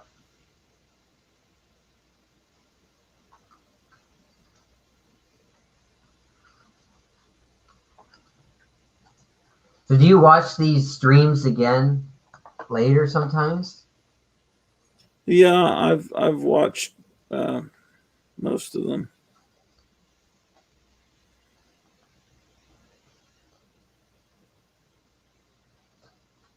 There's a lot of these, reality versus, TV versus real life, or movies versus real life. It's a lot of that kind of thing in these humor magazines. Well, that all started with Kurtzman Yeah, in the EC Color Mad. that's right. But I'm sure someone else had the idea before, but Maybe they didn't though. Maybe Kurtzman did. yeah. But yeah, there's these one pagers you can see. Yeah.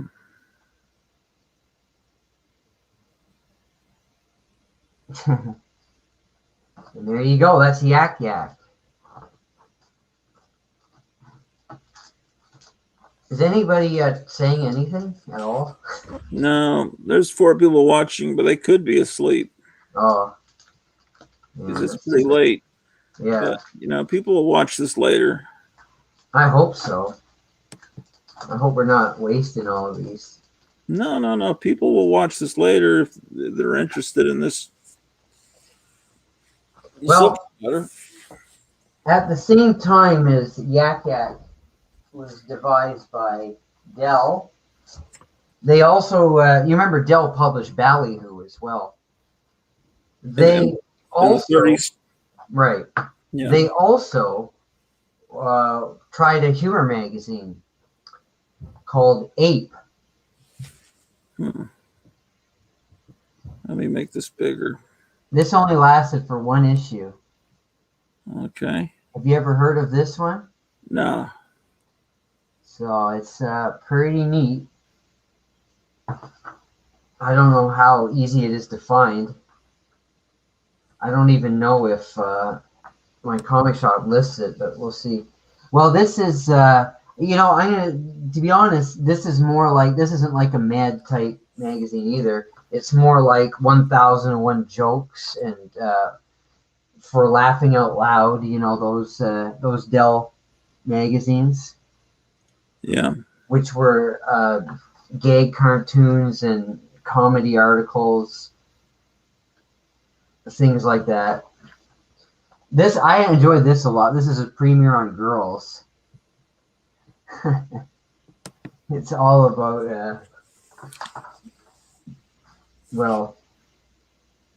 I don't see it listed on Lone Star. you have to read it, but it tells you about girls basically. Like it teaches you about them, like what they are, what they like.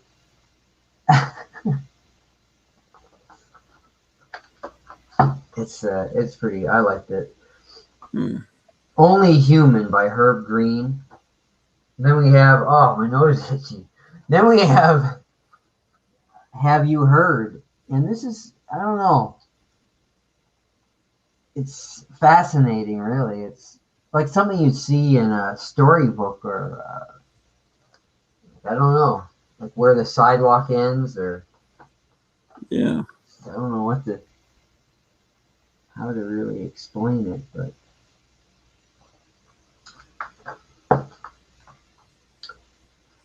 so yeah. The humor magazines at this time, as you can see, they were like a different flavor. What year is this? This is 1961. Oh.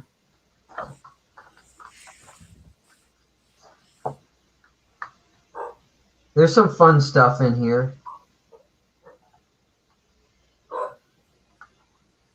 Yeah, I don't know. There's some fun stuff. There's a butterfly. This guy was hunting butterflies, but the butterfly caught him instead. It's very, very big butterfly. And back page here, it says, he's been like that ever since his poor father was turned back into a prince. Oh. So that's what we got there. Okay, so that was Ape. Now, they don't have it listed, right? No. Do you need to go to bed now? No, I'm going to stay up a little bit. Because if you're tired, we can continue these 60s magazines another time. No. Just look at a few more. That's what we have left for the 60s. Okay. Well, let's see. We can knock a dent in it at least. Okay, yeah, we're denting it right now. All right, now, to explain this next magazine, this came out in 1962. This is quite interesting, and hopefully somebody will watch this video eventually. Because, okay, well, let me show it to you first. It's called Boy Illustrated. Oh, I've seen that. Now, this is not a humor magazine. However, I thought that it was because it was listed as such in a comic store that I bought, a Canadian comic store. He has it listed as a satire magazine. I don't know why. However, I got one issue and I thought, well, there's only 2 issues, so I might as well get the other one too. So I got both issues. And whenever I see people talk about this magazine online or I see it for sale, it goes for an amazing amount of money. It is unbelievable. I haven't a clue why people seek out this magazine. I don't know what the appeal of it is. Well, the picture's from a horror movie. Apparently, this is a very collectible magazine, though. This is an in-demand magazine. I think it's from damn, what is that? It's a vampire movie. The kid has fangs, right? Yeah, Yeah, it is. he's It a is a. vampire kid that's locked up. That's what it is. I don't remember the name of the movie, but you're absolutely I correct. think That's what it's an that. Oliver Reed movie, but I could be wrong. But yes, So, I don't know what the deal. So, what is the story with this magazine? well, what it is, it's a magazine started by I can get the name of the fellow, a famous fellow. Started. I think he self-published this magazine. It's got Arlene Tobias as the editor, but that's not. Is it? It's Chick Stone, I believe, who we talked about earlier. All right. I think he's the one that self-published this magazine. And what it Okay. is intended for boys. That's why it's called Boy Illustrated, for young boys. And it's supposed to be like everything that a young boy would be interested in.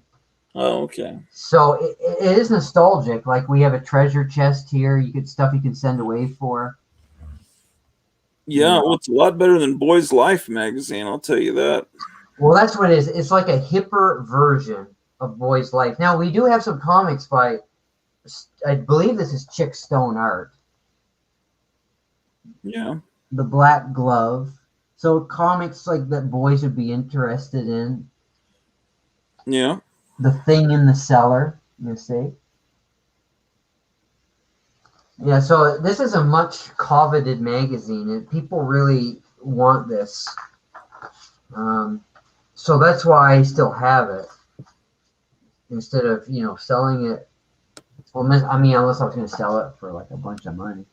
Pizza pies. It shows you how to make pizza pies, and which is what they used to call pizzas in the 50s and early Right. 60s. There's a article like helicopter rescue, like an adventure article for young boys. And then an article, The Hunted. Let me see, they're just, exciting strips for young boys to read. Yeah. See the artwork here.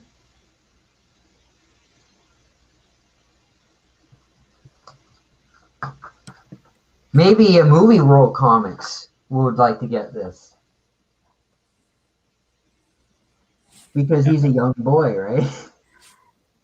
That's weird because it's called Boy, not Boys, right? Right. Yeah, I can't find it listed. Well, it's been on eBay. Maybe you could see if it's been sold on eBay recently. Nah, I'll check later. My hands are killing me. Okay. Well, you just sit back and relax. This is Chick Stone art for real. I don't know if the other one was or not. Because this is quite different. Unless he draws in different styles. I really don't know a lot about him. You were talking about him before. Well, Roger Maris, article. He was very popular. yeah. Because he hit like 61 home runs or something in 1961. Is that what it was? I don't know. You're not a baseball expert? No, I know Roger Maris, his name and what he looks like. That's about it. So, that's the first issue. And the second issue is this one here. Oh, weird. Yeah. It's like it's supposed to be like a time machine. This kid is an Eon machine, they're calling it here. So yeah, it's a lot of that. It's a lot of like comics. Behind the Locked Door, Ooh. The Oddball. But they're not parody comics. They're just like No. kind of mysterious horror comics. Right. And this is stuff that you think a little kid would be interested in, like Lost Mines. Yeah. Treasures. It shows you how to find treasure, hidden treasure. Yeah. It's what Beaver Cleaver would be reading. Sure. Who Done It? The Outlaw. Yeah, that's a good example. Oh, this one, Gratu will love this. He'd like to have this as a thumbnail, maybe. Oh my gosh. It's a monster there. What is the title of the article? It The Yeti. Yeti, is that looks like John Severin art. Oh no, it's not. I don't know who it is. Maybe it's Chick Stone. I don't know, but it's not John Severin. I'll tell you that. Yeah, it only lasts for 2 issues, but yeah. And then they have the big article on the Eon machine. It's pretty exciting stuff. You know, if you're a kid, Yeah. especially if you're a kid in the early '60s, which you know we aren't, right? You weren't even born yet, Ratu. Nope.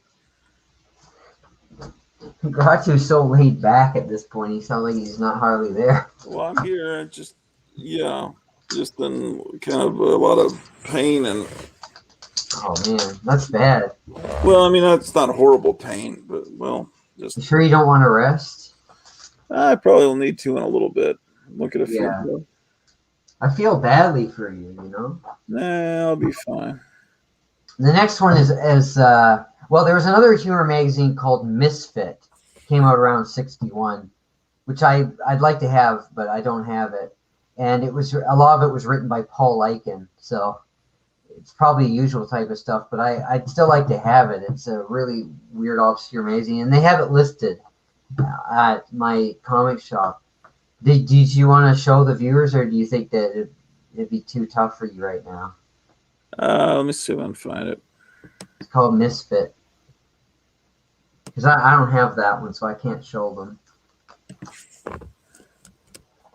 There's also another one called Buffoon in the '60s, which I don't have, but I'd like to have. I think it's more of a local humor magazine. This is also by Health Knowledge. Another one you showed was by this company. Oh yeah, they did Nuts as well earlier. That tells me that they're probably Health Knowledge. well, what that probably means is that they're companies that do the nudist magazines. Oh, Health they can- Knowledge, yeah. Where they get away with showing nudity by saying it's The health magazine. they're health magazines, Right. and that's how they stay out of trouble. Humor, there's Way Out. Looks like a Beatnik magazine. What year is this? 61? Yeah. Yeah. For people who don't fit in. Not very much looks like a hippie instead of a beatnik to me. It looks like it's more from a few years after. For people who don't fit in, first issue 25 cents. Art and writing by Jerry Kirshen, Pale Lamont, Bill Quidort, and Judy Fallickman. So Paul Lamont, they have a misspelling there. Paul Lamont and Bill Quidort are both Paul Lycan. They're pseudonyms that he used. Oh. He used a lot of pseudonyms because he wrote so many different articles for magazines. And has Mort Todd ever explained his pseudonym? Yeah, I don't think he wants me to say what his real name is. I don't know why. I won't say it. It's online. But. Yeah, I don't know if he's joking because every time I say it, he says, "I'll appreciate if you do not mention that." And he says it every time I say it. I don't know if he's joking or not, right? Oh. I don't know why he wouldn't want to say his real name, but I'll tell you. But I'll tell you that he used both names in Cracked. If you look at his issues of Cracked magazine, he had his real name listed as like, I don't know, the editor or the something or whatever, and Mort Todd listed as like his assistant editor or the other way around, something like that. Well, it just strikes me as a perfect parody of a cartoonist name. Because it's like Stan Lee, Jack Kirby, Mort Todd. It's like two first names together, which is very common. I have talked to him about this, and he used to go by the name Dr. Death when he was in high school. And a girl he was dating didn't like being known as the girlfriend of death. So she told him to stop using it. And Mort means death in French. Right. And Todd, I think, means death in some other. He Oh, told me, but really? I don't remember. Yeah. So that's where he came up with the name. It's very morbid, unfortunately, but It also sounds like an old time cartoonist name. yeah, which I prefer that. To be honest with you, I prefer your explanation to his. This magazine is called Ratfink, Okay. and this magazine was started by Jackie Cannon. I don't blame you if you've never heard of Jackie Cannon. I might have. You have to give me some context. Jackie Cannon was a stand-up comedian. There are a lot of comedians named Jackie something back in the Yeah. 60s. Jackie Mason, Jackie Vernon, Jackie Kahane, Right. Jackie Cannon. For some reason, all these stand-up comedians were named Jackie, a lot of them. So this guy was sort of, he was a more controversial stand-up comedian of the time. He went into like more edgy humor. And he had a club or whatever that he called the Ratfink Room, Oh, where he performed. Yeah, and he actually published a bunch of books under a company called CanRom, which is part of his name. And he published like books for like toilet reading and stuff like that. And like I don't know, they're the goofy kind of like fake record covers that you could buy and put on your like dirty record covers you could put on your records and stuff like that. oh yeah. I have a couple of those. They were meant to be like greeting cards. They look like record covers. Yeah. And yeah. So it's the same guy that did this magazine. So he wanted to get into the humor magazine field. And he must have had some money behind him because this magazine is very well printed. It's much better printed than any humor magazine of this time. It's slick. This is slick paper. And every page is slick. Feels slick. It feels really nice. It's like high quality paper. So I don't know. I don't want to say he had any mafia money behind it or anything. That may not be true at all. He's probably Jewish, actually. He's probably not Italian, right? Because a lot of stand-up comedians were Jewish. Yeah. So maybe he just had a lot of money. Maybe he made a lot of money back then. He was pretty popular, I guess, for a while. I don't believe he was on Ed Sullivan. Maybe he was. Maybe he wasn't. He might have been too dirty for Ed. But the magazine's good. I like it. It's a little edgier than the other magazines. Got the Ratfink anthem. I guess he envisioned a whole, Ratfink takeover. They have him as the chairman of the Broads on the page here, and the publisher is Alexander Roman, the Big Cheese. Editor is Rochelle Davis. The spiritual advisor is Malcolm Y, which is probably just a joke, right? Like Malcolm X is, the real guy, and then Malcolm Y would be just a parody of his name, maybe. There's artwork in here by George Woodbridge, who Mad fans will know because he was a big Mad guy later on. So they have things like Find Martin Bormann contest. So, what do you think? Oh, how to become a tennis menace. It's kind of a saucy article about tennis. A lot of the humor is politically incorrect. I guess I'll call it that. And a lot of it's men's humor, like smoky men's humor that men would tell when they're together in a club, and they'd be like, "Oh, you hear this joke," that kind of stuff. I don't mean it's jokes, but it's that type of humor. Your Baby by Dr. Benjamin Spoof. But it's entertaining. It's sort of lampoonish in some ways. It's not as sophisticated as Lampoon could be. Superman Israel. Yeah, this makes me think he's probably Jewish too. Jewish humor here. A lot of the humor magazines were run by Jewish people. A lot of the people that wrote for humor magazines were Jewish. Paul Lycan, Harvey Kurtzman, these guys. They had brilliant sense of humor. A lot of stand-up comedians, like I said. So yeah, this is like if Superman was in Israel. I believe, this is by Dee Caruso and Bill Levine, who were 6 main writers at the time.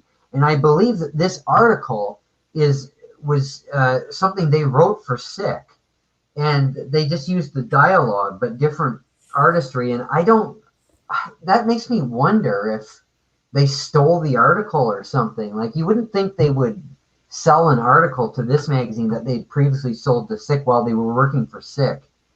It's kind of strange. There's probably a story behind that. Yeah. How to be thoroughly unpleasant. This is probably neat. A guidebook for survival in our impossible society. So this is fun. This is fun kind of humor. You know.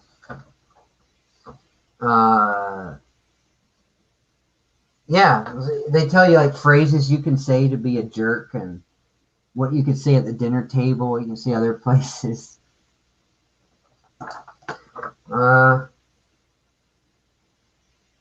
It's not as over the line like Lampoon is. I mean, it's cornier, right? Well, at a wedding, you could say something like, they had to, that's why. At a christening for a baby, you say, I bought a banana for your monkey. And, you know, at a party, you say, could you tell that story again? I wasn't listening. You know, it's like how to be a jerk, basically. What you say to your wife in bed. 2 hours in the beauty parlor? Wouldn't they wait on you? Well, we're the only house on the block that hasn't been robbed. I know about you and the TV repairman. What a darling bald spot. Or at the dinner table you say, well, I've tasted worse. Yeah, so stuff like that. It's kind of funny. It's a pretty neat magazine, you know. Then they have like a blind date article, and then the blind date turns out to be this person here. So you're gonna think you're looking at Fooey again when you see that, right?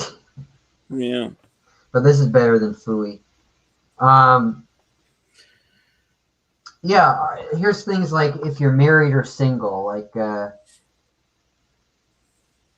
things that you will do if you're married or single, or how to pretend you're single when you're married. You could join single groups or married. I don't know. It's text humor, but it's good though. It's good-ish. It's not brilliant, but it's funny though. Bill Majeski, I haven't mentioned him before. He wrote this interesting New Yorker's article. He's a pretty good writer. He wrote for Sick Magazine a lot. He is a good Sick Magazine writer. He also wrote for Grump, which we haven't talked about yet. Then he had a lot of like stuff where I won't say it's toilet humor, but it's limericks for the John. This kind of thing. So let's read a limerick here. Jan McDuff, a young man with great stuff, met a lovely Shakespearean buff. Just a year they were wed, and the poor lad was dead, for she always cried, lay on, Macduff. Okay. And this one is, a gypsy boy stealing some shawls was kicked by a cop in Sioux Falls. This action was rash and produced a loud crash, for most gypsies have crystal balls. That's pretty funny, huh? Yeah. Are you laughing? Yep. Okay. So yeah, you know, some limericks like that. Then we have this this here. Do you see this? Yep. So this guy's blowing up something, right? And this is in that magazine. Yeah, this is Rat Fink. So this is definitely not for kids. No, this is for adult. You know, this is for the males that like would go to his stand-up comedy act. You know, stoned like a statue, and they have funny. Oh man, they have funny captions. So like this woman here, she's saying, "Say when." Yeah. Well, okay. Let's see what does this say. Honest Herbie, this bar was loaded with broads. You know, it's all that. It's like men's humor, like bar humor. No, Herbert, I completely reject Freud's theory that alcohol is a sexual stimulant. You see, because that looks like a you know what. You see. So yeah, it's kind of dirty. I Right? found, on Amazon, this is the it's a fake record, High Infidelity.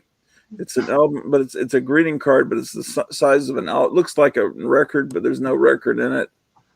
And the one I've got is signed by Ken Osmond. Well, I believe that's published by the same people. Well, you're saying this is the guy, whoever did that is the one that did the magazine you're showing. Yeah. The one I've got is someone had that, and they saw Ken Osmond, and who played Eddie Haskell on Leave It to Beaver, and they just let him sign it. He had nothing to do with it, but Ken Osmond thought it was funny, and he signed Eddie Osmond on the record like he was one of the drum players or something. Oh yeah. So I have that framed in the dining room. So yeah, it's the same type of humor as this magazine, published by the same people. You see, like statistics here, they're pretty interesting. Like it says, the ancient Chinese knew 69 different positions, not counting Formosa. More than half of the married men in the United States are living with women. There are more children caused by accidents in the home than anywhere else. You see, you get this, right? You get it. Yeah. Smiling Jack is queer. So is Terry and all the pirates. Okay. Hugh Hefner sleeps in his underwear. 61% of unmarried American males over 18 sleep with dolls. The others prefer teddy bears. So, you know, stuff like that. And then they have fake classified ads, which are really funny. I like that when magazines have funny classified ads.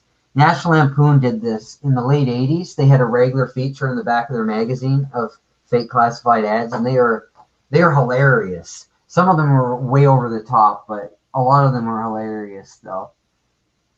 I can't remember who wrote them, but the guy that wrote them was a really funny writer in the late 80s for National Lampoon. Not well known because that period isn't well known of the magazine. But they did have some funny writers all the way almost up to the end. Some new guys came along. Yeah, so all these celebrities on the cover, they're just talking about Rat Fink, and you know, so like Debbie Reynolds is saying, he reminds me of Eddie. Khrushchev saying, we invented him.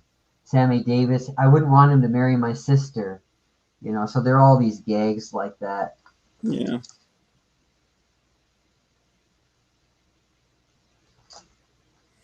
So that's now Rat Fink. Some people believe there's only one issue. I believe that Overstreet thinks there's one issue, but they're lying to you. I like saying that.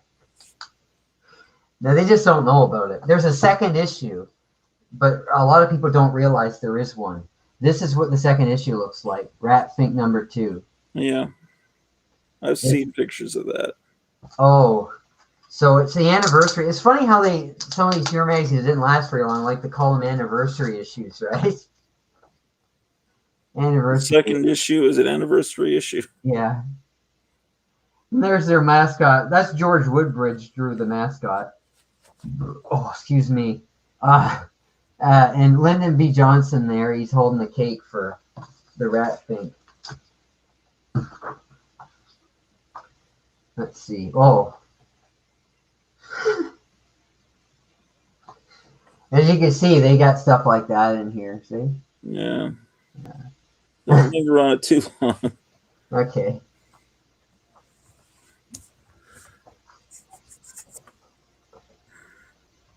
Yeah, so it's definitely adult humor magazine. Yeah, this is Little Rat Finking Hood, by the way. So it's like Little Red Riding Hood, but she's a rat finking. She gets up to some business.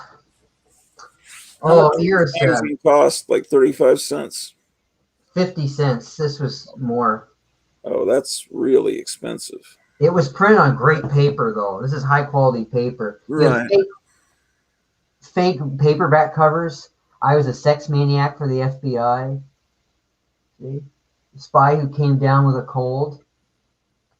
I think you'd be interested in this magazine, don't you? Well, if I could find it, but Yeah. Puzzle page, there's a crossword, which I did, as you can see.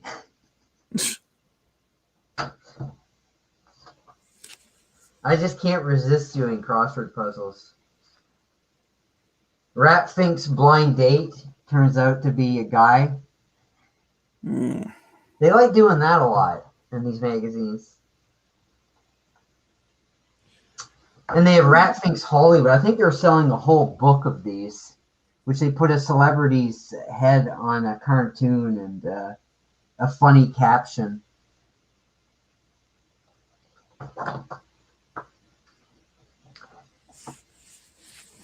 Can I show you this one? Do you mind? well, what is? Give me a preview of what it is. It says, "It's from my square Uncle Harry. I'll bet it's a bra." That's the caption on it. Okay. See? Okay. All right. So, They sold a whole book of this as well, like feet. They're like cartoons of feet and with funny captions. right. So, what other elephant jokes have you heard? Oh, I'm going to show that one. What time period are we in now? This is, well, that was 64, the first issue, and this is 65. Okay, so Rat Fink was a word that was in the popular culture at that point, Yeah. but I guess no one could really copyright it. Yeah, and you got some artwork, around the world of Rat Fink. So it's a pretty neat men's magazine at the time. It's a humor magazine, men's magazine. You can see now at the back here. I think these are real items that you could buy. Music for Rat Fink lovers. I believe it's a real record album they were selling.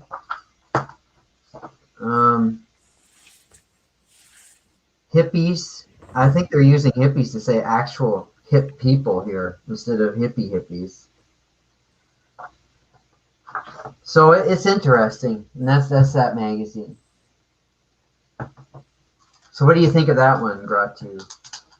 Well, it's I see what they're going for,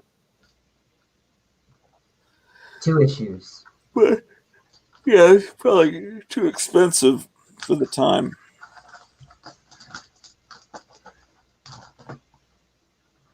Okay. The next one is Laugh Boy. Have you heard of this? No. I was really excited to find this because I never thought I'd get any issues of this at all because it's really hard to get, and they usually go for a bit of money when they show up. But I found these downtown. They're in with the men's magazines like Playboy and stuff like that. So I don't believe the bookstore realized it was a humor magazine, and it's worth more money,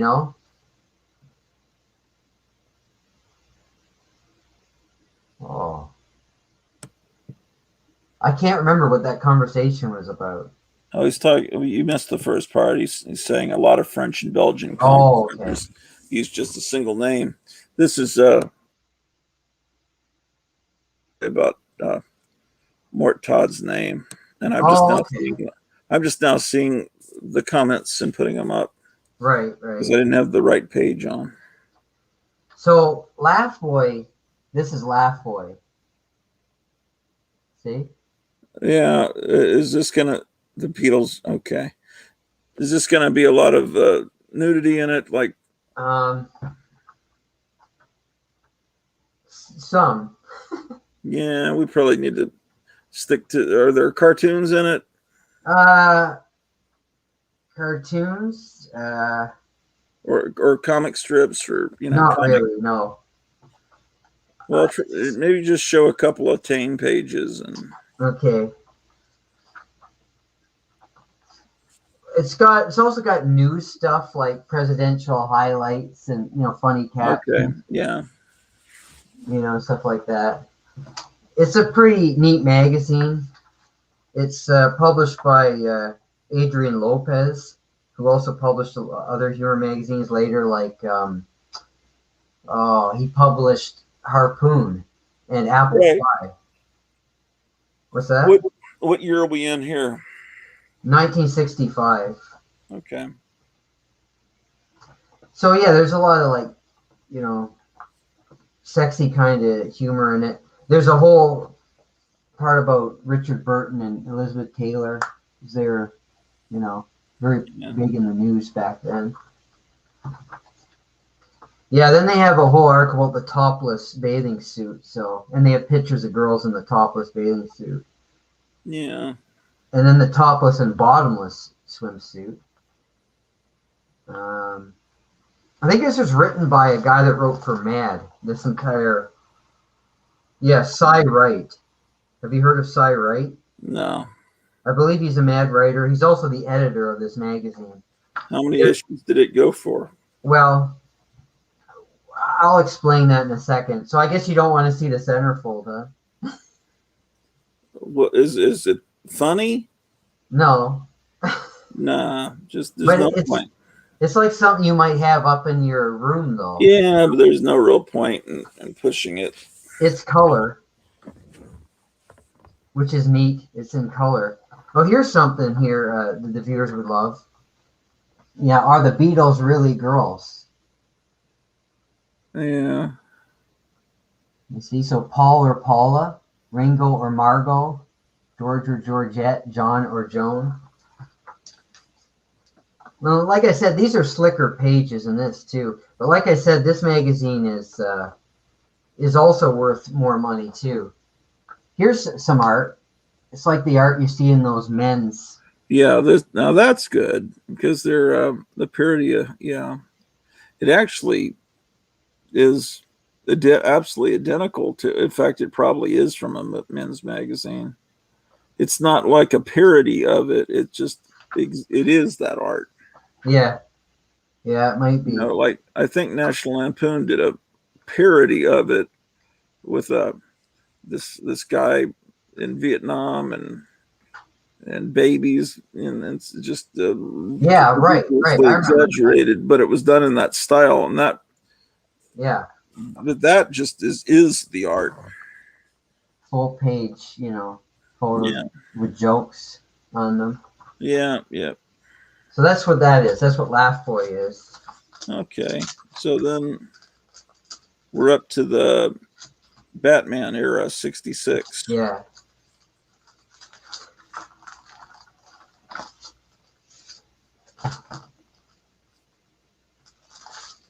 But you're not showing, just for the viewers, you're not showing the Hot Rod magazines, the Big Daddy Roth, the cartoons, the Wonder Warthog. Those are humor magazines, but those aren't this type of humor magazines you collect. Right, because they're all car related or surfing or stuff like that. Yeah, but just so there's a lot of other humor magazines coming out also at the time that are more specialized. This is the second issue of Laugh Boy. Well, but that's just really just a girly magazine with some humor. Yeah. Really, there's nothing even funny about the cover. Yeah, well, I can't show you that. That's a centerfold there. Okay. It's pretty neat magazine. Well, but you're into this though, right? Like you'd be into buying this. I don't think we need to put it on YouTube. This is some Wenzel art. He did a lot of the artwork for those men's gags magazines, that Marvel published. Yeah. The First Man on the Moon. Of course, he turns out to be Khrushchev. Yeah. Kind of stuff.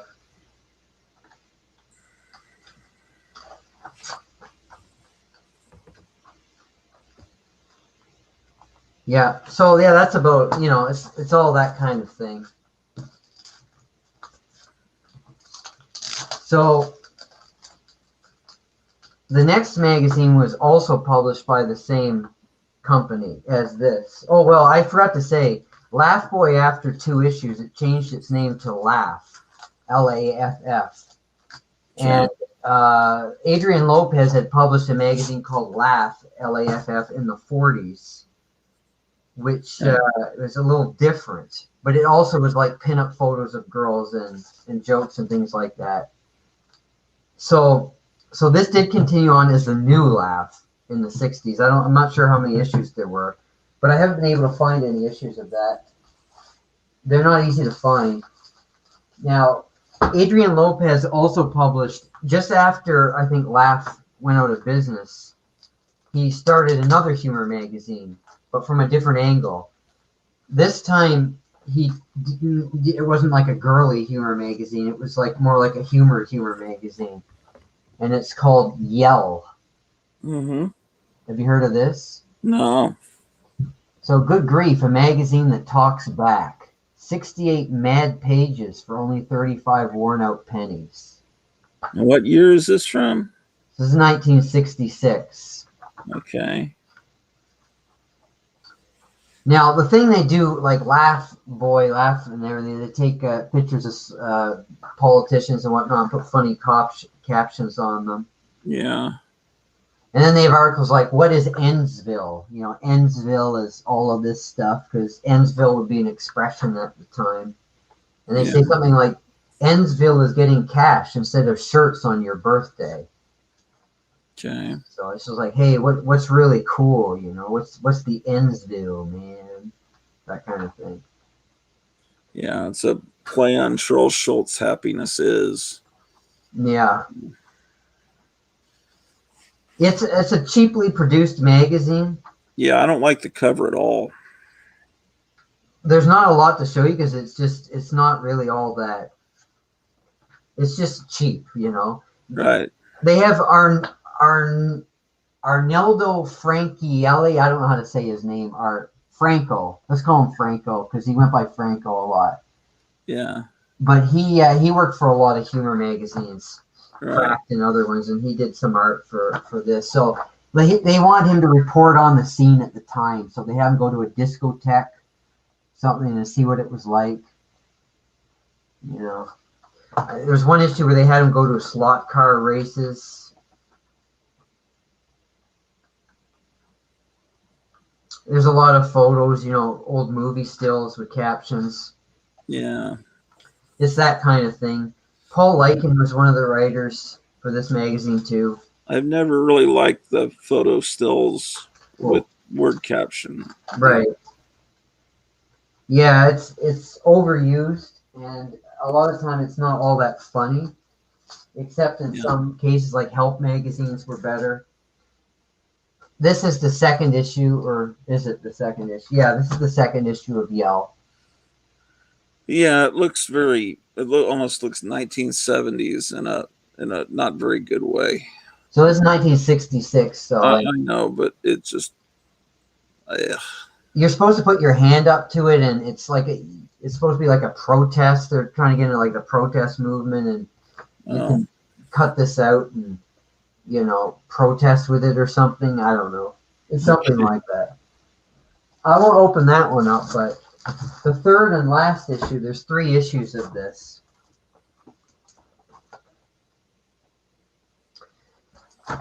Okay. I didn't upset you with those other magazines, did I? No, we just got to be careful, I think. Because you don't want to get I don't flagged? know. I don't know. I don't know what would happen. Because I have seen people show stuff, but other people, they avoid it. So I don't know, right? I don't know anything about how it works. Yell number 3. Yeah, it's an ugly magazine. I don't like the production design of this magazine at all. Okay. But you're not angry, though, or anything, are you? No. I'm just tired. Oh, okay. All right. Right. I forgot. Okay. Now, the reason this magazine is significant, though, like I said, it's a cheaply produced magazine. It's not a great humor magazine. It's a slapdash effort. Yeah. But it is a prominent magazine in one regard because it features some of the first art by Robert Crumb. Oh, okay. This is it right here. All right. He illustrated this article about guitars. Huh. So that's weird, you know,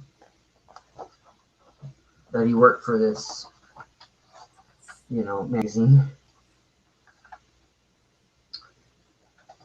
They had this thing where they'd ask readers to write in and say how they were protesting things, and they'd print their photos and they'd talk about how they were doing something for the protest movement. So, like in this case, this girl went to school in slacks, and she was told to go home because slacks were inappropriate. What do you think of that? Yeah. But she protested it. I mean, look how different it is now, right? These guys had long hair, and I guess their high school said your hair's too long. Stuff like that, you know. Right. It's a much different time than today, as you can see. Then they had an article about the Chinese secret weapon, which is like a telephone or something. Here's the slot car races. Yeah, there's not too much to show you in that. So what do you say? Is that on my comic shop or not? I didn't look. I wonder how much those are worth. I remember a guy trying to sell this third issue on eBay for years. I think he was trying to sell it for about $200. So I guess he's crazy. Well, the Crumb was also published in Help, wasn't he? Yeah. Now this one is better. As you can see, the 60s humor magazines are kind of, you know. Yeah. But this is from 1968, January 1968. It's cover date, so 67 it would be printed. This is Wild, and it's yet another attempt by Dell at a humor magazine. That's Henry Scarpelli art. He did a lot of the art in this, but not all of it. It's funny. It's a really funny magazine. It's better than a lot of these other ones from the 60s. Yeah, it looks like it. As you can see why Sick was such a great magazine, because there wasn't much competition in the 60s. You know? Yeah. I mean, Cracked was pretty kid friendly, and it was for younger audience, and Mad was Mad, you know. I mean, Mad was obviously a good magazine in the 60s. They have a article about the invention of Superglop, which is kind of like Play-Doh, I think. Was that when Play-Doh was invented in the 60s? Oh, I think it was around earlier, but I'm not sure. Now, this is kind of humor that I like that most people probably wouldn't care for, but I absolutely love it. It's called The World's Greatest Books. And what it is they tell you about great books you can read. And one of them is like the phone book. You know, and they have a review of the phone book, and I think that's hilarious, the way they review it. Well, this is the phone book.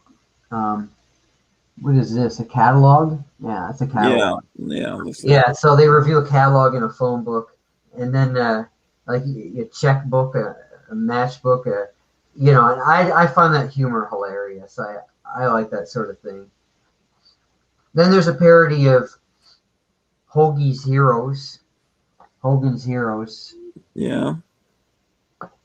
Which was a big deal at the time. Pretty terrible sitcom. I mean, that's got to be one of the worst ideas for a sitcom ever. You know, hilarious sitcom set in a prisoner of war camp in Germany. You know, American prisoners. It's, Yeah, who would but come up with that? it was funny. I But mean, it's such a bad idea, you know. well, it was a play on Stalag 17, the movie. Oh, really? Well, it was well, the the Allies ran the camp, and the commander was just an idiot, and Right. they had to make him look good because they didn't want some incompetent coming in. They had to keep this incompetent buffoon in charge. So whenever the general came, they'd have to make him look good. And meanwhile, they had Hogan was sleeping with the colonel, the Nazis commandant's secretary, and they had tunnels, and they were smuggling in and out all these spies, and the dogs were their friends that are supposed to. It was, if you really watch it, yeah, I mean, in theory, it does sound horrible, but the prisoner of war camps were not like the camps where the death camps or the concentrate. I mean, they were. It wasn't a concentration camp. When the Germans didn't treat the enemy soldiers really badly like they did the Jews and the gays. I mean, it wasn't a fun place to be, Oh, but they were treated with. I mean, they had baseball games and things like they had baseball teams, and they were allowed to print their own newspapers and stuff for. Because there was respect for fellow officers, even though they were on the other side. I did not know that. Yeah, they. At least I don't. That's what I hear. I don't think I'd want to be in one though. No. The Rot Patrol is the Rat Patrol, Sure, yeah, and Mission Ridiculous, yeah, Mission Impossible. That's Henry Scarpelli art, and then we have a nice 2-pager of the Perfect Combo. So, music. There's Kate Smith and Guy Lombardo, Frank Sinatra, Jimmy Durante, Dean Martin, Barbara Streisand. You also got the Supremes, Mamas and the Papas. yeah. Those British guys. What their name is. So that's pretty neat. Yeah. And then we have a pretty funny one, The Anatomy of a Hippie. And That we're in was- 68 now, right? Yeah, late 67, early 68. Yeah, that page looks very much like, in the cartoon magazines, they would have anatomy of a biker, anatomy of they would always. Yeah, see, before and after. This is a girl before, and then when she becomes a hippie, you see. Yeah, that's pretty accurate. That's the guy before, and then when he's a hippie, right? Yeah.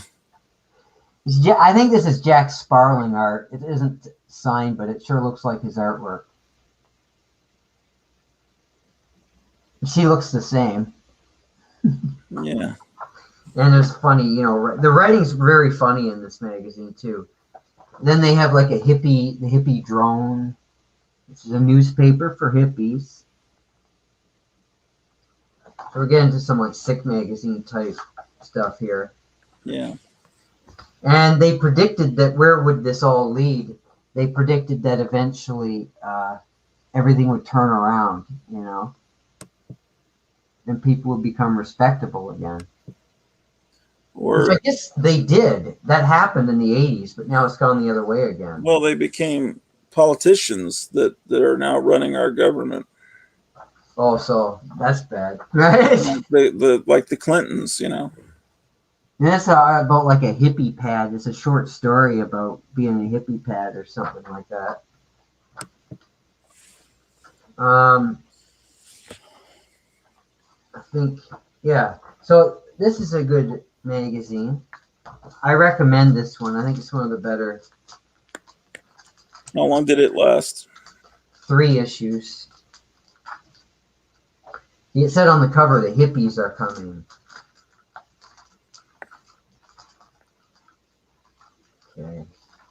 So you said you have seen this magazine before?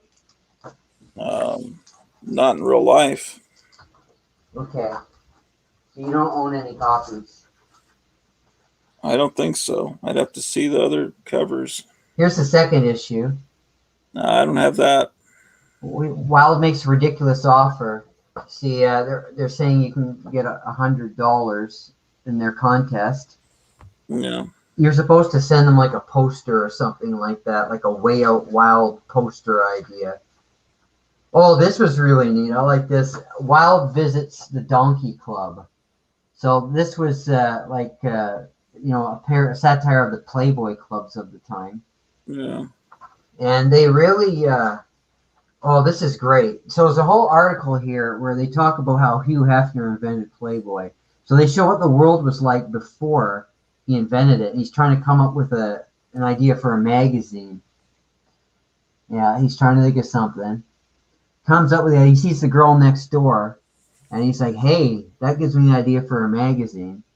So he asks her to pose for him, you see.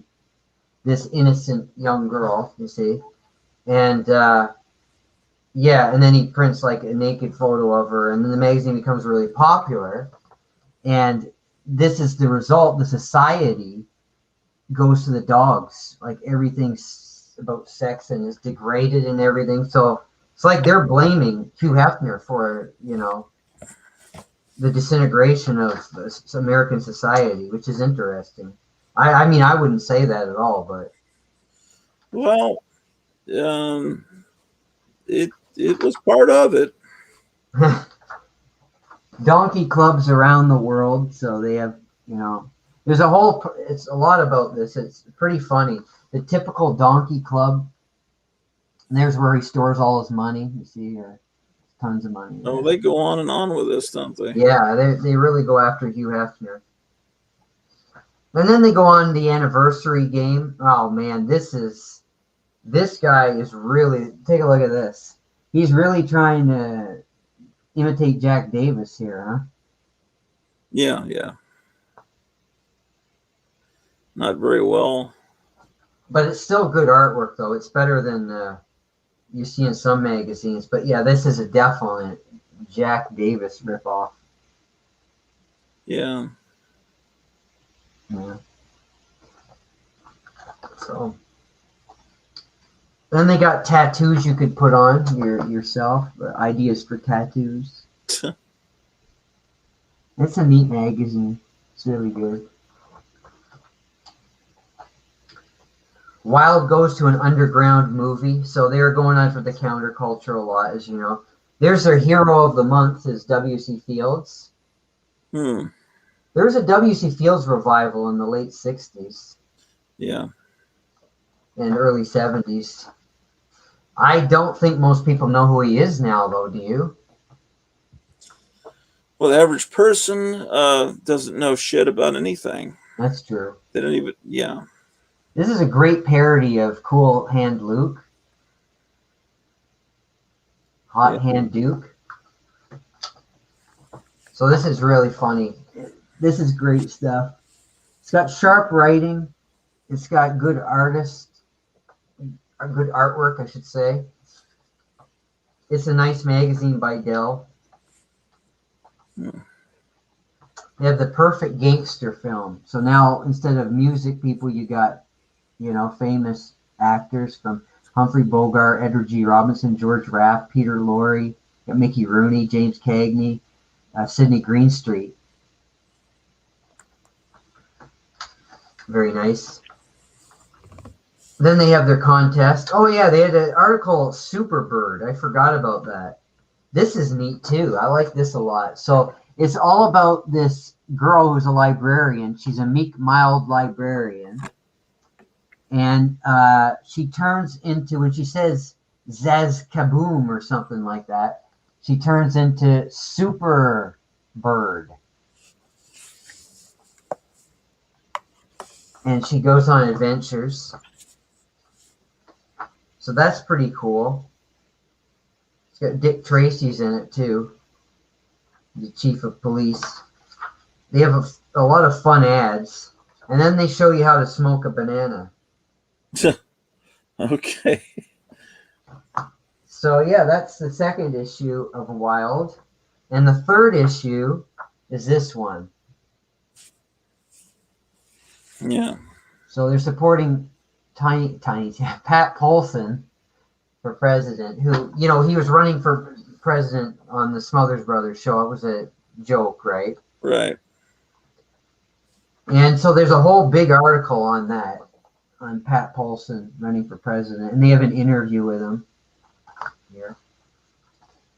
I don't know if he actually did this interview or if they just faked it. I don't know. But then they had the Censored Brothers Comedy Hour. So this was because the Smothers Brothers was always being censored all the time. Right. So they had a parody on that. And this is pretty good satire. I mean, this is like they're making fun more of the censors than they are the Smothers Brothers. And then Wild goes to a campus riot. There's a lot of riots back then. And this is very funny too. So this humor is still relevant today, I would say. Some ways. They have a Tiny Tim centerfold, you see? Oh boy. So that's really cool. That's really neat. Book of the Week Club. They have a Jack and Chill, kind of is like a dirty book parody that you can cut out and put together. Bonnie and Clyde, because the movie was really big at the time. Yeah, this is in '68. There's a lot of fun here. A lot of fun. So, what do you think about that magazine? That's good. Yeah, that's a good one. Is that on? You want to look that one up? Or? What's Not it really. called again? Wild? Yeah. Wild. Yeah, we could look it up. Just for some reason, just touching the keys is like a lot of pain. Oh man, do you have a doctor? Yeah. You should maybe get a checkup because I don't want you to, you know. Yeah, I'm due for one, but I haven't been to the doctor in like 20 years. I should get one too because I need to go to the bathroom all the time, you know. Probably need to have an operation or something. oh shit. I can't do it right now. I'm really in a lot of pain, and it took me to some other website. Just because I don't have a mouse with this laptop, I have to use my fingers, and for some reason my wrist really hurts. Okay, you need to get your rest. Are you going to be able to get enough sleep? Yeah, I'm cool. I mean, I don't have anything to do tomorrow. Okay, the next one. There's only a couple more in the '60s. Now that one I've seen. I don't think I have it. So this is a comic book. It's not actually a humor magazine. Right. And it's published by Marvel. Okay. Which means that it's, you know, somewhat in more demand than the typical humor magazine. Right. Even though what it is it's really just gag cartoons in color. It's a fun little book. I think it's aimed at kids, but I don't know. Like they reprinted a book, Misery Loves Company by Suzanne Heller. They'd have things like that. They'd have like excerpts from books. And again, that's like the Charles Schultz thing. Groovy presents Great Men in the News, Icky Man. The only Superman who changes his clothes and becomes less of a man. You know, I Spy. Stinky Petunia. Yeah, How long did this comic go on? it's fairly juvenile. 3 issues. It's fairly juvenile, but it's worth money since it's published by Marvel. And, you know, anything that Marvel published is collectible. Yeah. At least from this period, anyway. Yeah, and then they have an article about sons of famous people that were making it big. Like here's Gary Lewis Yeah. and Frank Sinatra Jr., Nancy Sinatra. Let's say Nancy Sinatra Jr. It does. I guess that was a typo, right? Probably. No. I should call her that, Nancy Sinatra Jr. Noel Harrison.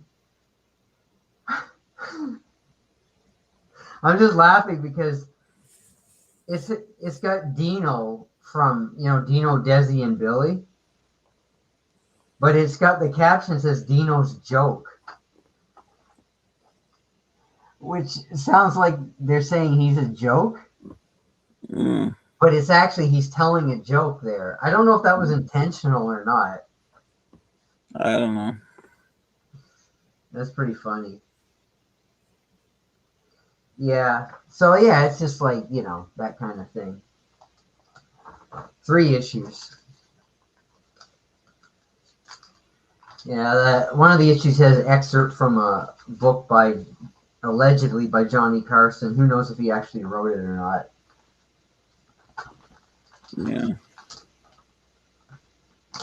Kind of thing. And the only other one I've got, we can't really do this because your hand's hurting too much, but there's another magazine called Grump that started in the mid-'60s. It was created by Roger Price. He was the editor and one of the main writers of the magazine. And it's a brilliant humor magazine. But it's not like a mad type magazine. It's more like, I don't know how to say it's intellectual, but it's a lot of text-based humor. It's very funny. One thing they did in the magazine is they asked celebrities to write in their complaints about society, and they print their answers in the magazine, the grumps. They call those the grumps. But they also have their regular writers writing about society and doing satires on modern society and comments on it. And it's just a really good one. It's the first 6 or 7 issues are printed like a newspaper. I have them every issue, but they're like buried deep over there somewhere.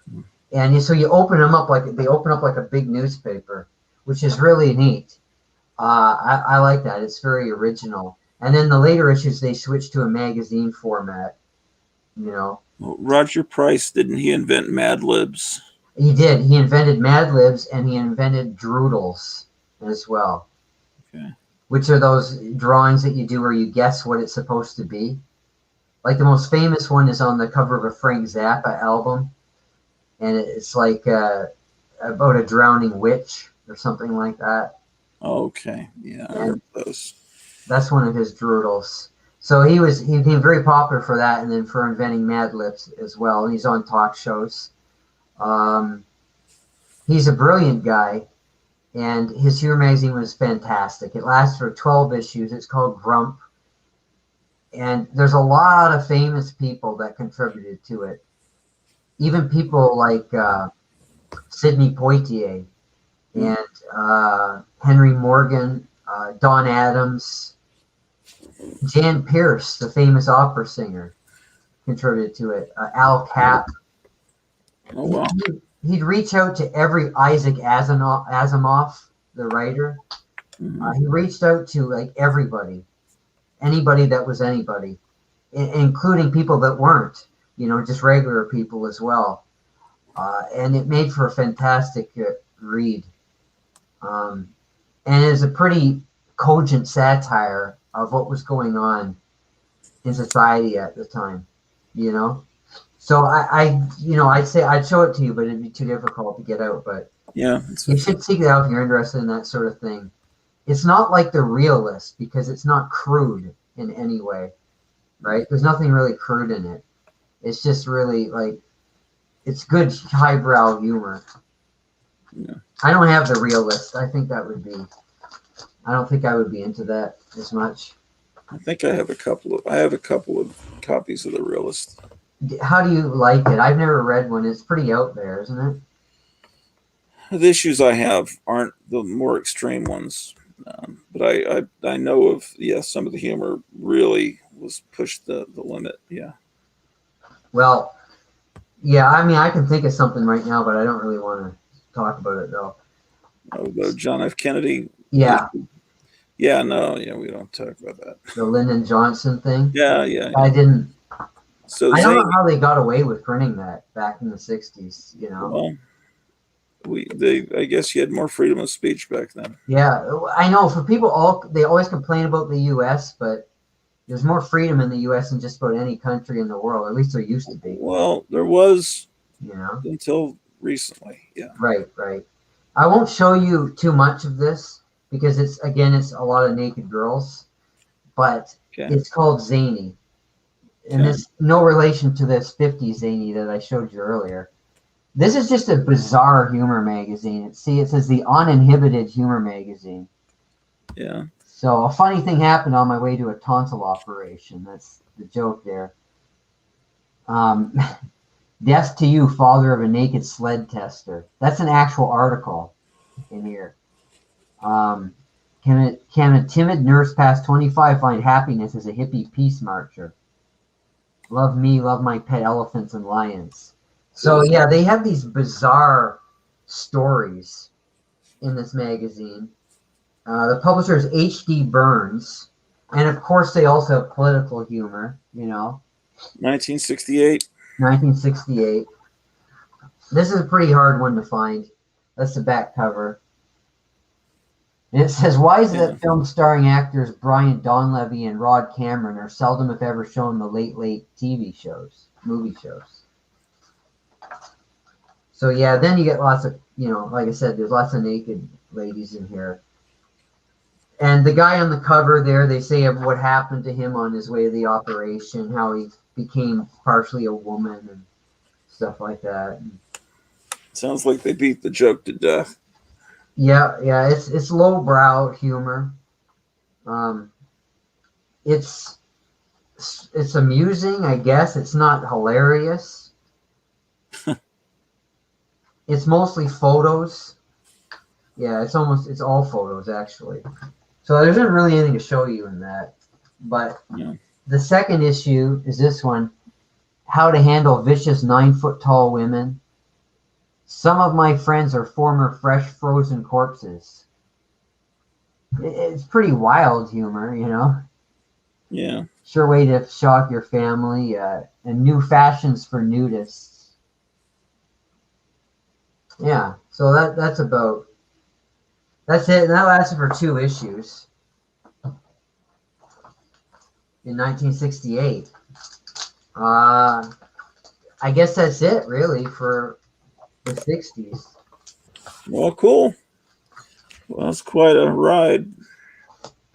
So when we do the 70s, well, there's a lot of obscure magazines in the 70s. Like I said before, because magazine sales were on the rise, and National Lampoon was extremely popular. So you get a lot of National Lampoon competitors instead of Mad competitors. So we won't be able to show all of that, but there's some really good stuff in some of them, though.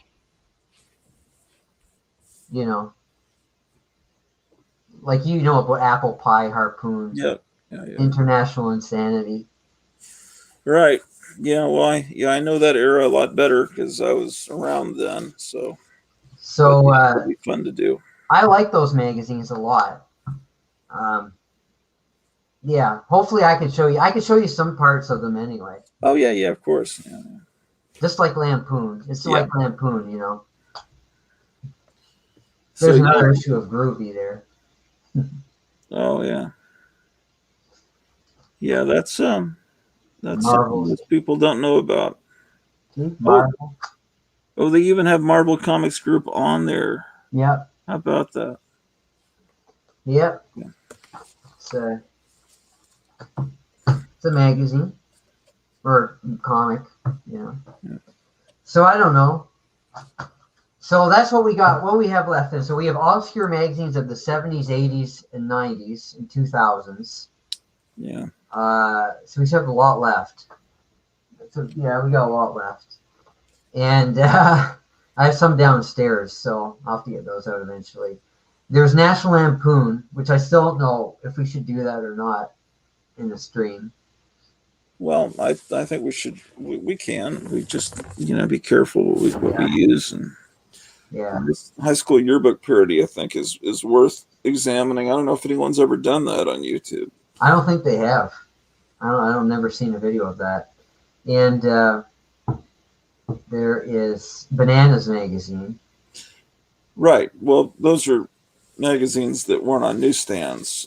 Dynamite, Smash, Bananas that were you ordered from your teachers through Scholastic or.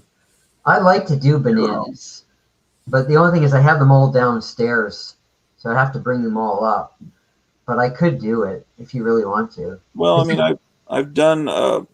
I did a show of my copies. Yeah, you only had a few though. I've got every issue of Bananas. I don't have 72 issues plus a few yearbooks. 72. Yeah, plus a few I yearbooks. wasn't in school that long. And paperbacks. That would be, you'd have to be in school 72 months.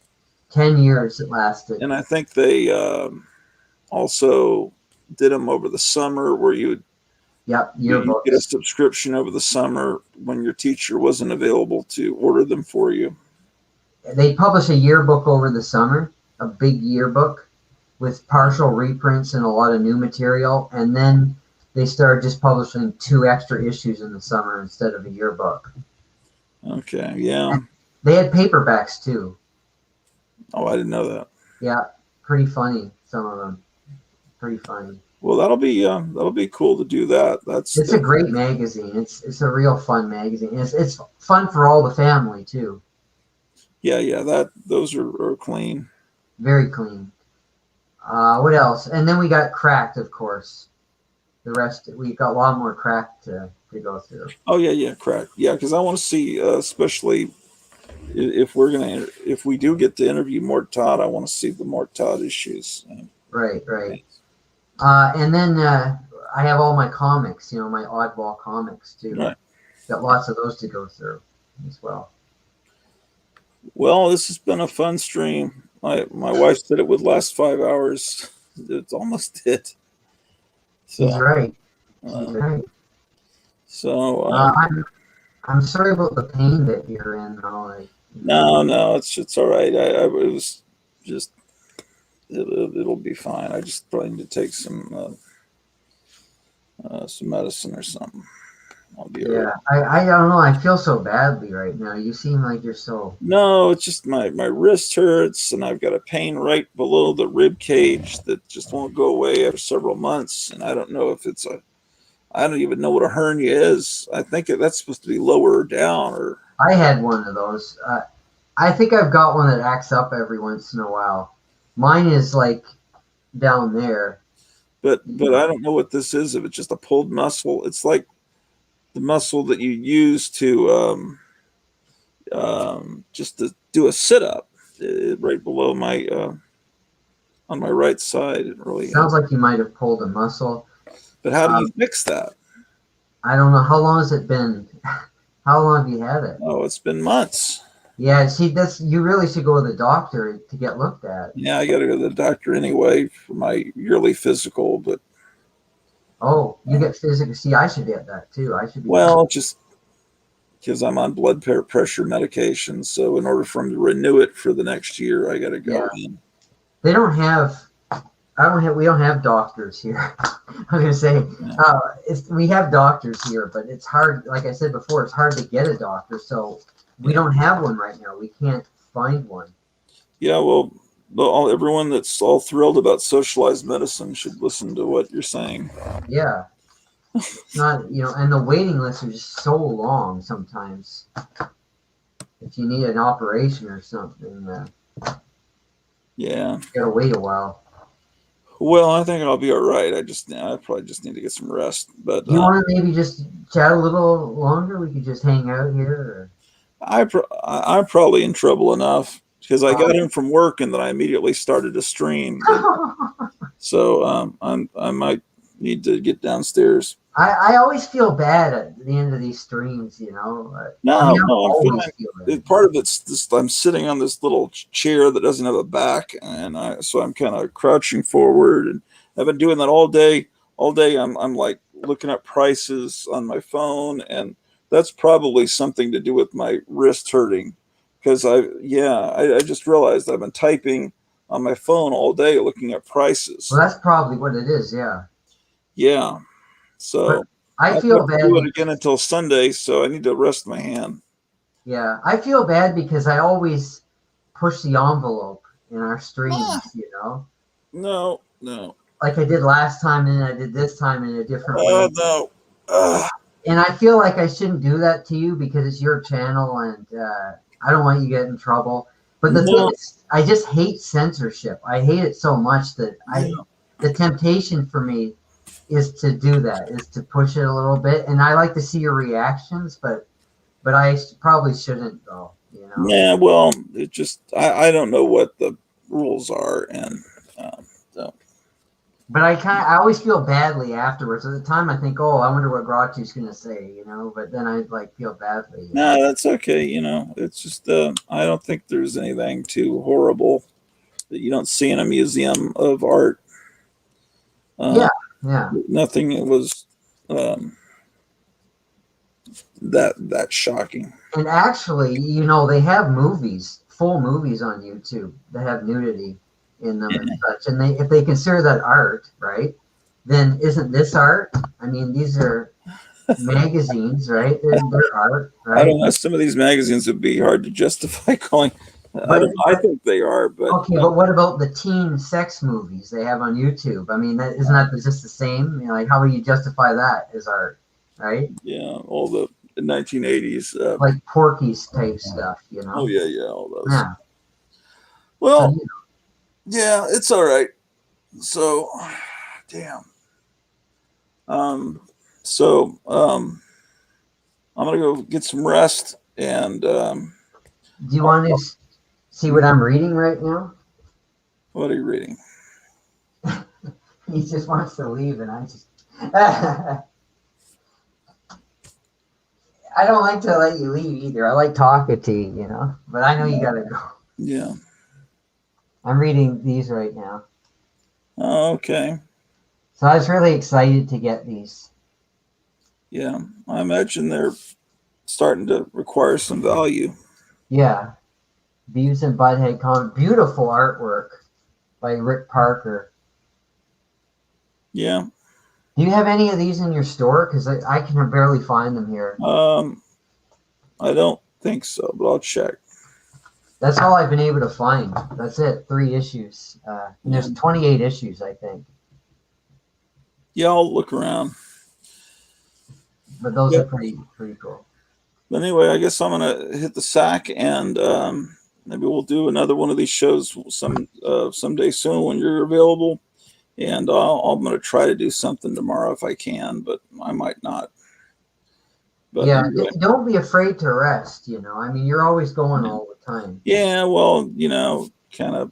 I have to get up at a certain time to feed the animals, or they get upset. Oh, well, see, you're not going to get any sleep then. Well, no, I'll go back to sleep after that. Oh, okay, good. So anyway, so I don't know if anybody's here, but there's 3 people watching. yeah, most people probably never watch this video anyway. So,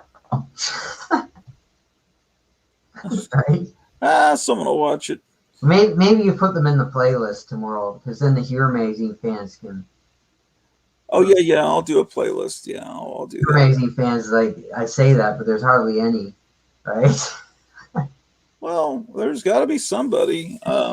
There are people out there, I'm sure. Maybe not a lot, but my comics store owner downtown said I'm the only one that ever buys these magazines.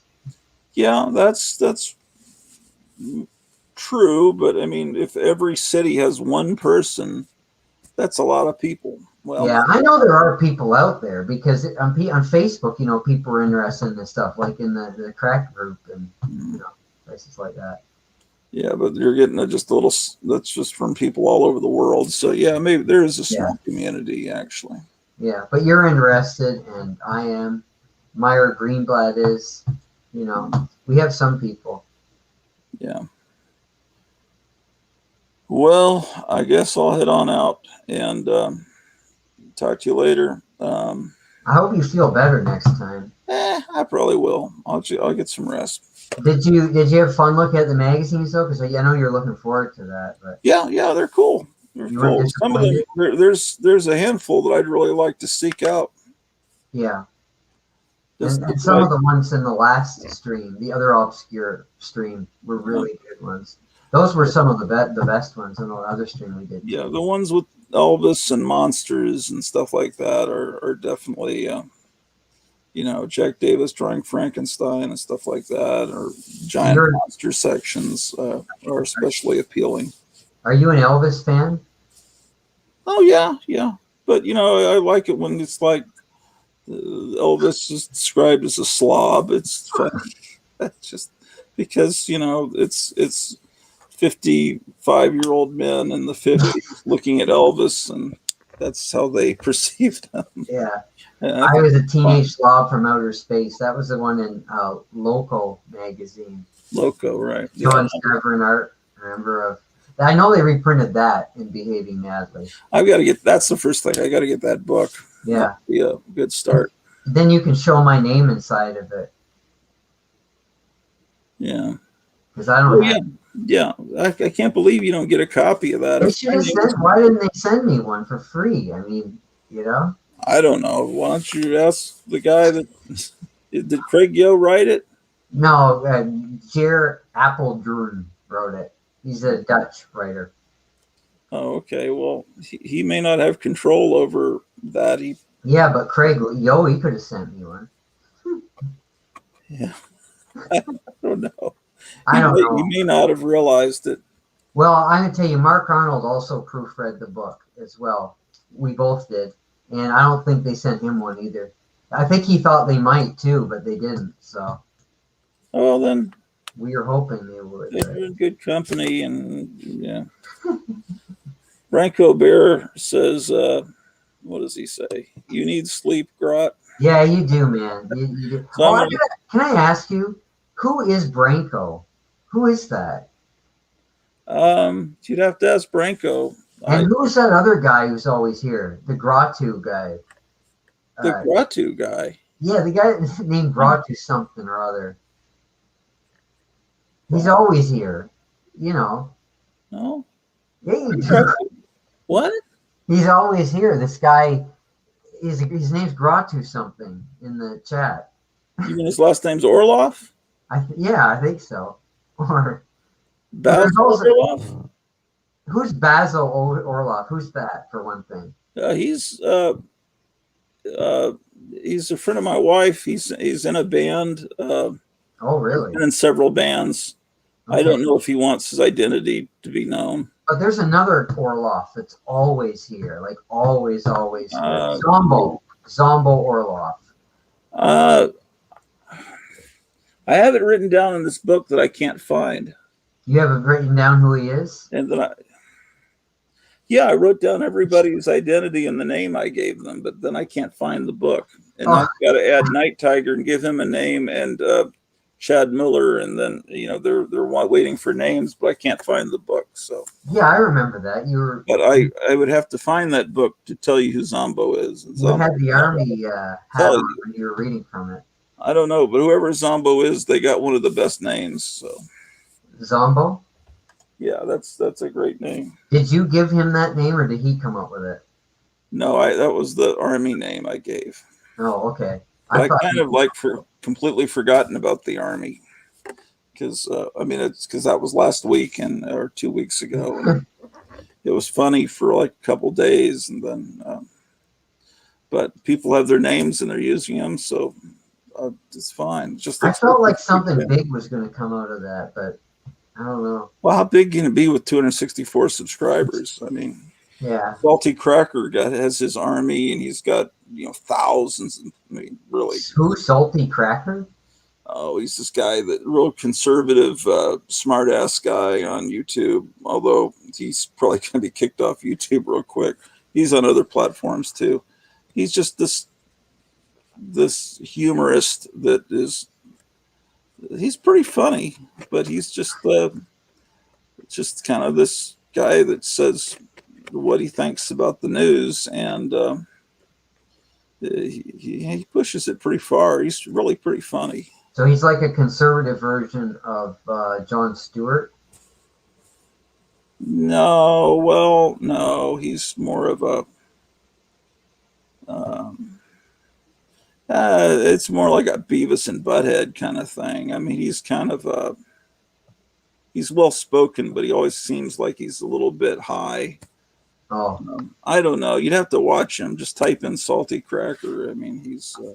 I remember people my age thought Jon Stewart was the most brilliant guy ever. You know. Well, Jon Stewart is now, I think, hated by the left because he went on the other day and said what he thought about things to Stephen Colbert, and then Stephen Colbert looked like he was about to spit his coffee in his I face. can't stand Stephen Colbert. To the point where Jon Stewart like backed 10 feet away because he thought that, because that's what liberals do. They like to spit on you, or they Really? like to throw urine on you or stuff. Really? Yeah, that's what they do in their protests. They fill balloons with urine and stuff and throw them That's at people they disgusting. think support Trump. That's what they do. So, That's just so. Jon Stewart didn't even trust Stephen Colbert to not do something because he all of a Colbert's a sudden he real. dramatically drank some coffee into his mouth. So because he didn't like what that Jon Stewart was saying, what many people think about things. And he's the guy that gave him his whole career, right? I don't know where Stephen Colbert came from. I think He was came doing from- some show where he was pretending to be Bill O'Reilly for years. Right, The right, Colbert Report that wasn't funny at all. right. Now he has a show where he's himself and he's still not funny. I can't don't know stand who this this guy. idiot is. I just can't stand looking at him. Me either. Me either. I wanted to ask you about that earlier because I wondered if you disliked him as much as I do. Yeah, I dislike most of humanity, to be honest with you. But Yeah. No, I understand. I do. You know, but not me though, right? no, you know what I mean. Just the Yeah, I people know. that No, are- I know.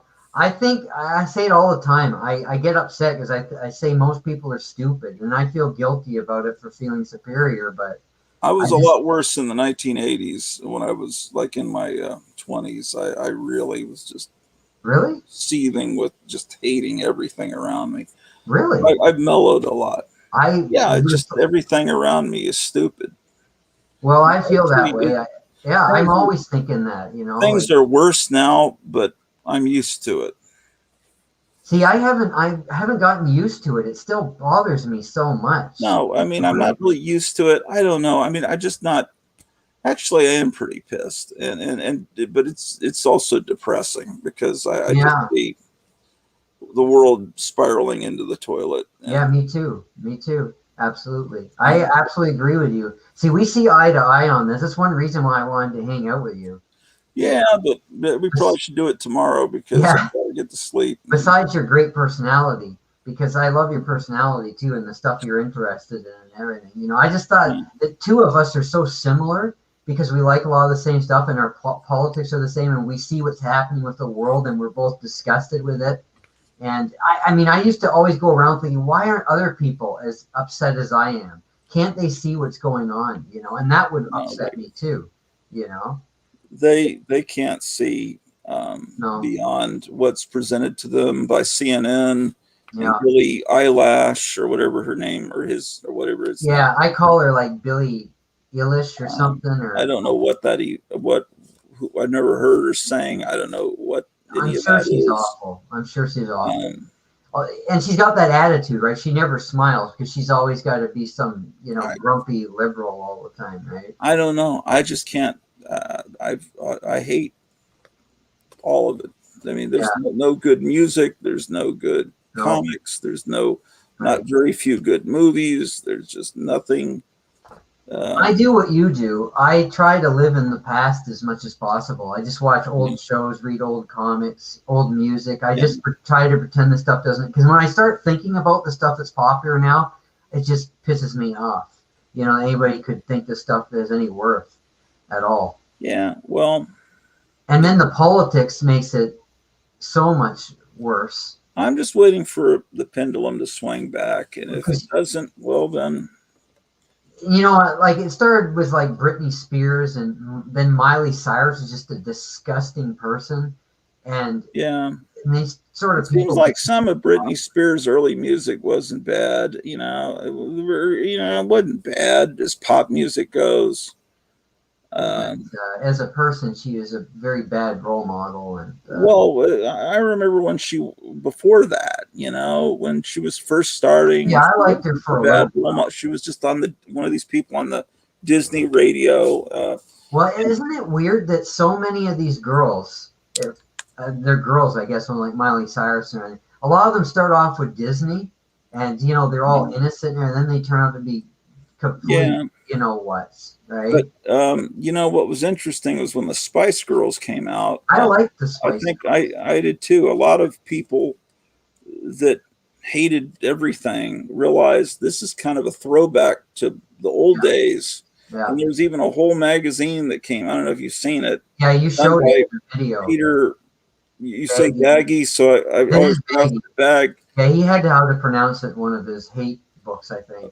Okay, Peter Baggy, and all these artists were all in a agreement that this, of course, the band didn't last. Yeah. But But they were compared to the Beatles all the time when they were pop because they were breaking rattles. They were breaking records. yeah, I thought they would be more like the Monkees. They had a movie, and I just kind of. They're the best-selling girl group of all time. Although you wouldn't know it now. But yeah, it was an encouraging moment, but it only lasted a little bit. Yeah, I noticed there was a time in the late '90s when the Spice Girls were out, and there were other things where things started to get fun again for a little while. Yeah, and I saw it in the students. Things started to be nice. Yeah. It felt like it was a different era when they're looking up to nice recording artists, or at least that appear nice. But when the more foul influences come in, then the students turn more into a gangster mentality to kind of echo that, because these celebrities are parental figures to them, because a lot of them don't have both parents, and it's all by design to break up our society. That these are all grown on some farm to destroy. And I think Hugh Hefner really was a problem bringing society down for, as much fun as some of those centerfolds might be. I think overall the magazine and his philosophy, he always had a column about his philosophy in each issue, was a negative thing. So you agree with Wild then? You might want to seek out that issue of Wild because they go into that in depth, that viewpoint. I never heard anybody say that before. It's just not it wasn't a positive. I don't think it's a positive thing for our society. No, not really. See, I think rap and hip hop and heavy metal, hard rock are like some of the worst things that have ever happened to our society. Yeah, it's all part of the decline. I can't understand how anybody can listen to rap and think that it's enjoyable. Well, it's because there's no singing. There's no singing. There's no music. I like singing. I like doo-wop. It's actual music. Doo-wop is amazing. Not just shouting and threatening, and I want to hear actual vocalization and all the that. R&B music and the doo-wop of the 50s is fantastic stuff. I absolutely love it. Some of my favorite music. I think our society has degenerated by design to break up our society, to weaken it. Punk rock. I mean, that was garbage too. You like punk though, don't you? I realize the negative influence it had, but there's a lot of punk rock I do like. But yeah, I don't like that. But I think, well, it just depends on the bands. But overall, yes, it had a negative impact on society. Yes. And of course the Vietnam, as we both agree, was one of the worst things to ever happen. That the Kennedy assassination, the Vietnam War were kind of the nails in the coffin. Yeah. It's awful. And, yeah. And I know you don't agree, but I also think the British invasion turned out to be a bad thing too. Pretty much nobody agrees with me on that, but I don't care. I see your point, but I like a lot of those bands. But And I like some of them too. It's not as bad as the other stuff I'm talking about, but I do think Rolling Stones, Animals, Young Rascals, I think that's bad stuff, in my opinion. Well, I mean, I don't like the drug influence and that the Marvel. I just think the music is so, I don't know. I like orchestras. I like melody. I like beautiful music, and that got rid of all that stuff, which it became about guitars and about attitude. And well, there's something to be said for that, but I like Herman's Hermits, right?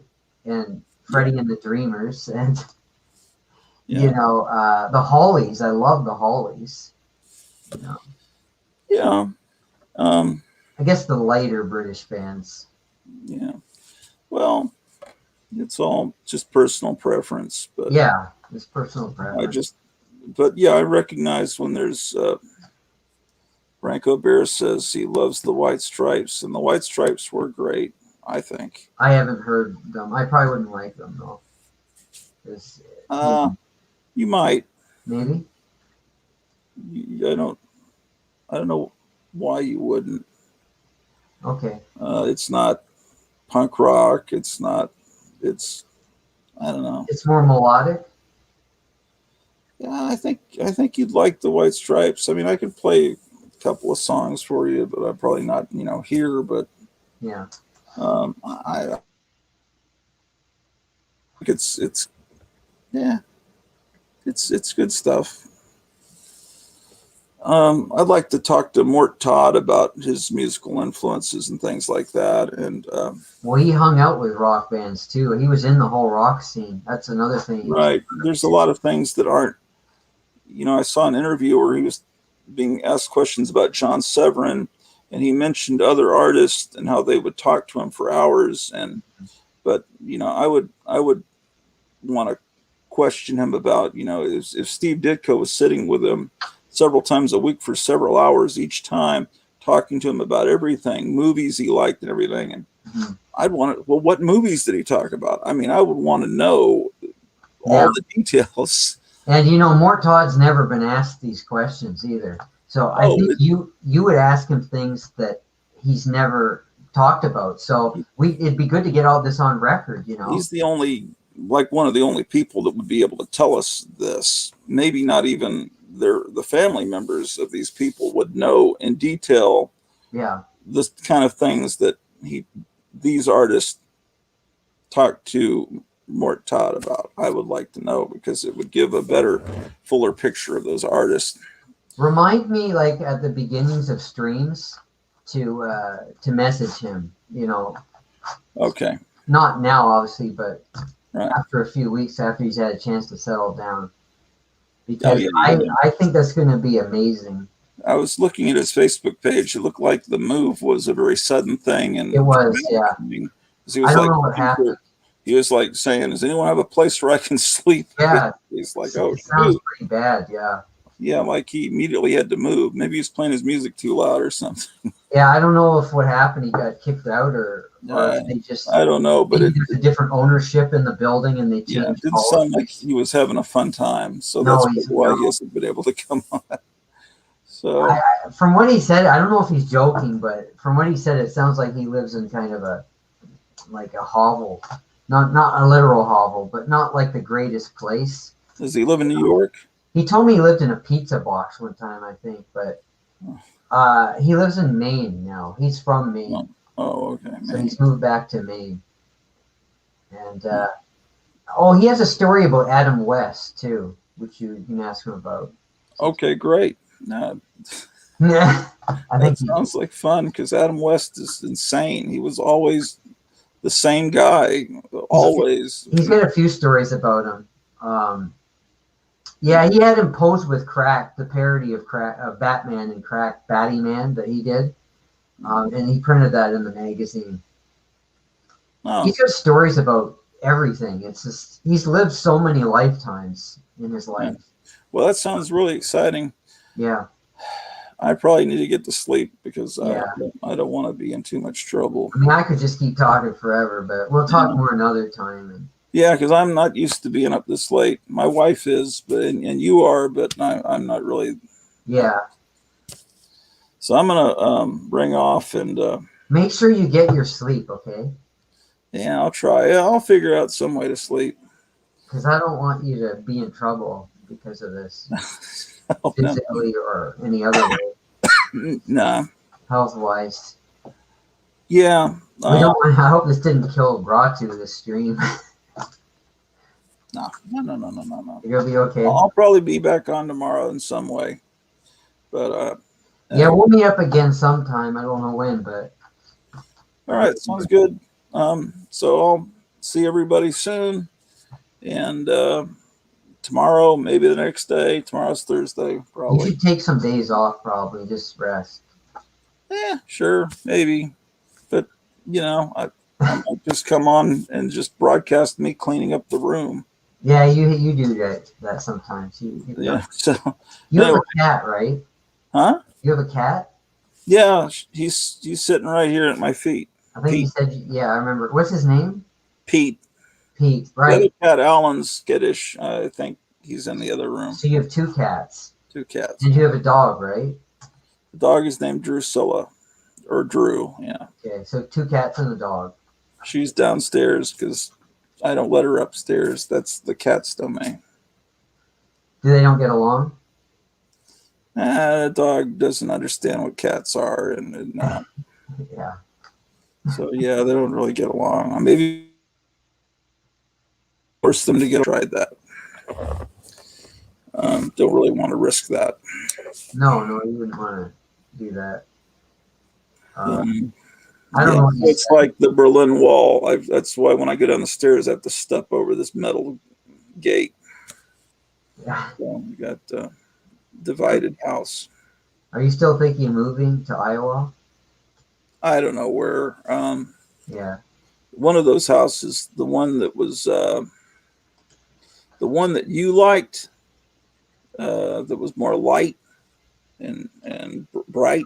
Yeah, I think your wife liked it too. That Right? that one's already got an accepted offer. The greenish looking one that I liked more, that was more dark and depressing looking. I talked with the lady who's selling that. She's selling it by owner. But So you just really want to live in a house that looks like the Addams family lived in it, right? well, I could live in a 50s house. I just want to live in a house that's cool. Yeah, because you would think like if you live in a 50s or 60s house, you have more conveniences, right? It might have less upkeep than an older house. Yeah, well, that's true. That's true. Yeah. By the way, okay, I know you need to go. I keep you here, but if I could just a few more things, just briefly. Yeah. The Ed Sullivan channel yesterday. Yeah, he's right. Yeah, the Ed Sullivan, but I still think he should rest, though. That's the thing, But That's the Ed Sullivan channel posted a video yesterday of Maureen O'Hara singing, and I had no idea she sang. And even more so, she's an amazing singer. I expected it to be not very good, but she's incredible. Huh. She's I a great thought- actress. She's a great singer. I still haven't seen the Nancy Sinatra one from the other That's day. got, they got so many views on that already. It's going to be one of the most popular things they've ever posted. Hmm. They got 33,000 views already, and they only had up since Sunday. And I also wanted to say that my grandfather's birthday is in a few days. He's going to be 92 years old. So his favorite singer, well, one of his favorite singers is James Melton, who is a great opera singer from the 30s and 40s. He did a lot of pop songs too. And he was really popular on the radio. And he was on Ed Sullivan a few times. There's almost no footage of him at all anywhere, and on YouTube or anywhere. But he was on Ed Sullivan. they haven't posted him, but you know, he would love to see him sing Beyond the Sea on Ed Sullivan, because I found out the songs he did on Ed Sullivan, and that particular one, he bought the record for that in 1951, my grandfather, when it came out. You should write these people and tell them this I whole did. thing. Well, that's what I'm going to tell you. He Did they still res- has the record, right, that he bought when it came out in 1951, and he played it all the time. It's the same song that Bobby Darin does, but this is 10 years before Bobby Darin's version, right? So it's more like a ballad version, operatic kind of ballad. It's beautiful. It's beautiful. And so he's known about, because I told him about, he's known about for a few decades that he performed that in Ed Sullivan. He performed it in 1951 when the record came out. And so I tried to buy it from them years ago, but they wanted like $200 for the video or whatever. And so I've been trying to get them to post it on the channel. I've mentioned it every once in a while. And so I said to them about a month ago that my grandfather's birthday is on the 28th of this month, and he'll be 92. And I said, you know, he would love this. It'd be a great present for him if you would post this. You know, he's always wanted to see it, but he had no television back then. He had the record, but he didn't, you know, couldn't see it, and he'd love to see this. And I showed him how to watch your channel on the TV. I showed him how to put YouTube on and everything. And so I reminded him again a few days ago. I wanted to give him like a heads up, like a month early, right? I don't know how long it takes to convert clips or anything. So yeah, I said that a few days ago, and I've been getting all these likes on my comment. And like somebody just said, you're a wonderful and thoughtful grandson. I wish your grandfather a very happy birthday. You're both so incredibly blessed. I hope that you both get his birthday wish. And I got something from another lady as well. And so I hope they see this, you know. So when did he do the performance? 1951. Okay, yeah. Yeah, a lot of people didn't have TVs at that point. That's what Well, yeah. Is there a way to send it directly to them? No, well, not that I know of. There might have, maybe, I don't know. But I did it on the channel because I think they read the comments, because the one guy that worked for them read my comments. He responded to me 3 times, and they don't usually respond to people. So I figure they read the comments, even though he deleted his comments later, because maybe his boss has said, oh, you're not supposed to communicate with the people on the channel. I don't know.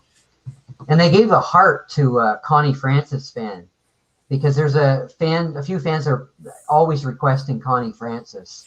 And when they posted her a few months ago, they were thanked them for it, and then they gave the person a heart.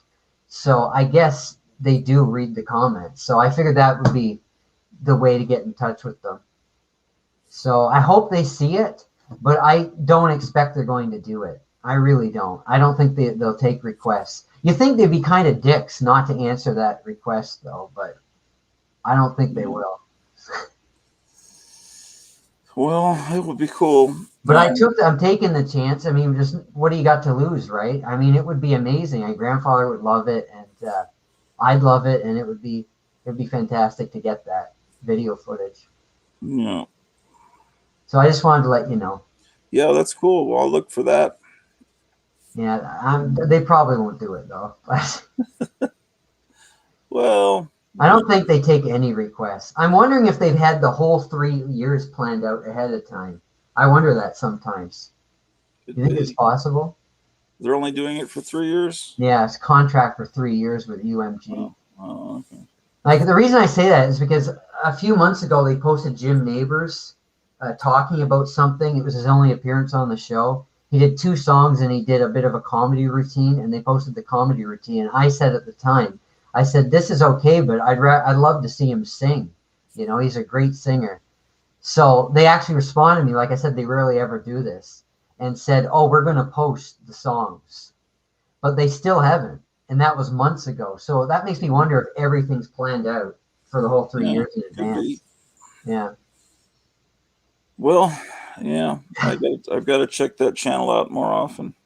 Yeah. They did post Jan Piercing Serenade, and that was the other one that I said me and my grandfather wanted the most. And they posted, I was shocked when they posted that. I don't know if it was a coincidence or not. But, yeah. Cool. Well, let's see. I guess I'm going to run, and I'll Maybe talk to you later tomorrow. Probably not tomorrow. I'll be in bed all day. All right. And I'll. You should be in bed all day too. Well, there's no way I can do that. It's hard for me to sleep when the sun's out. So take care, everybody, and I'll see you guys soon.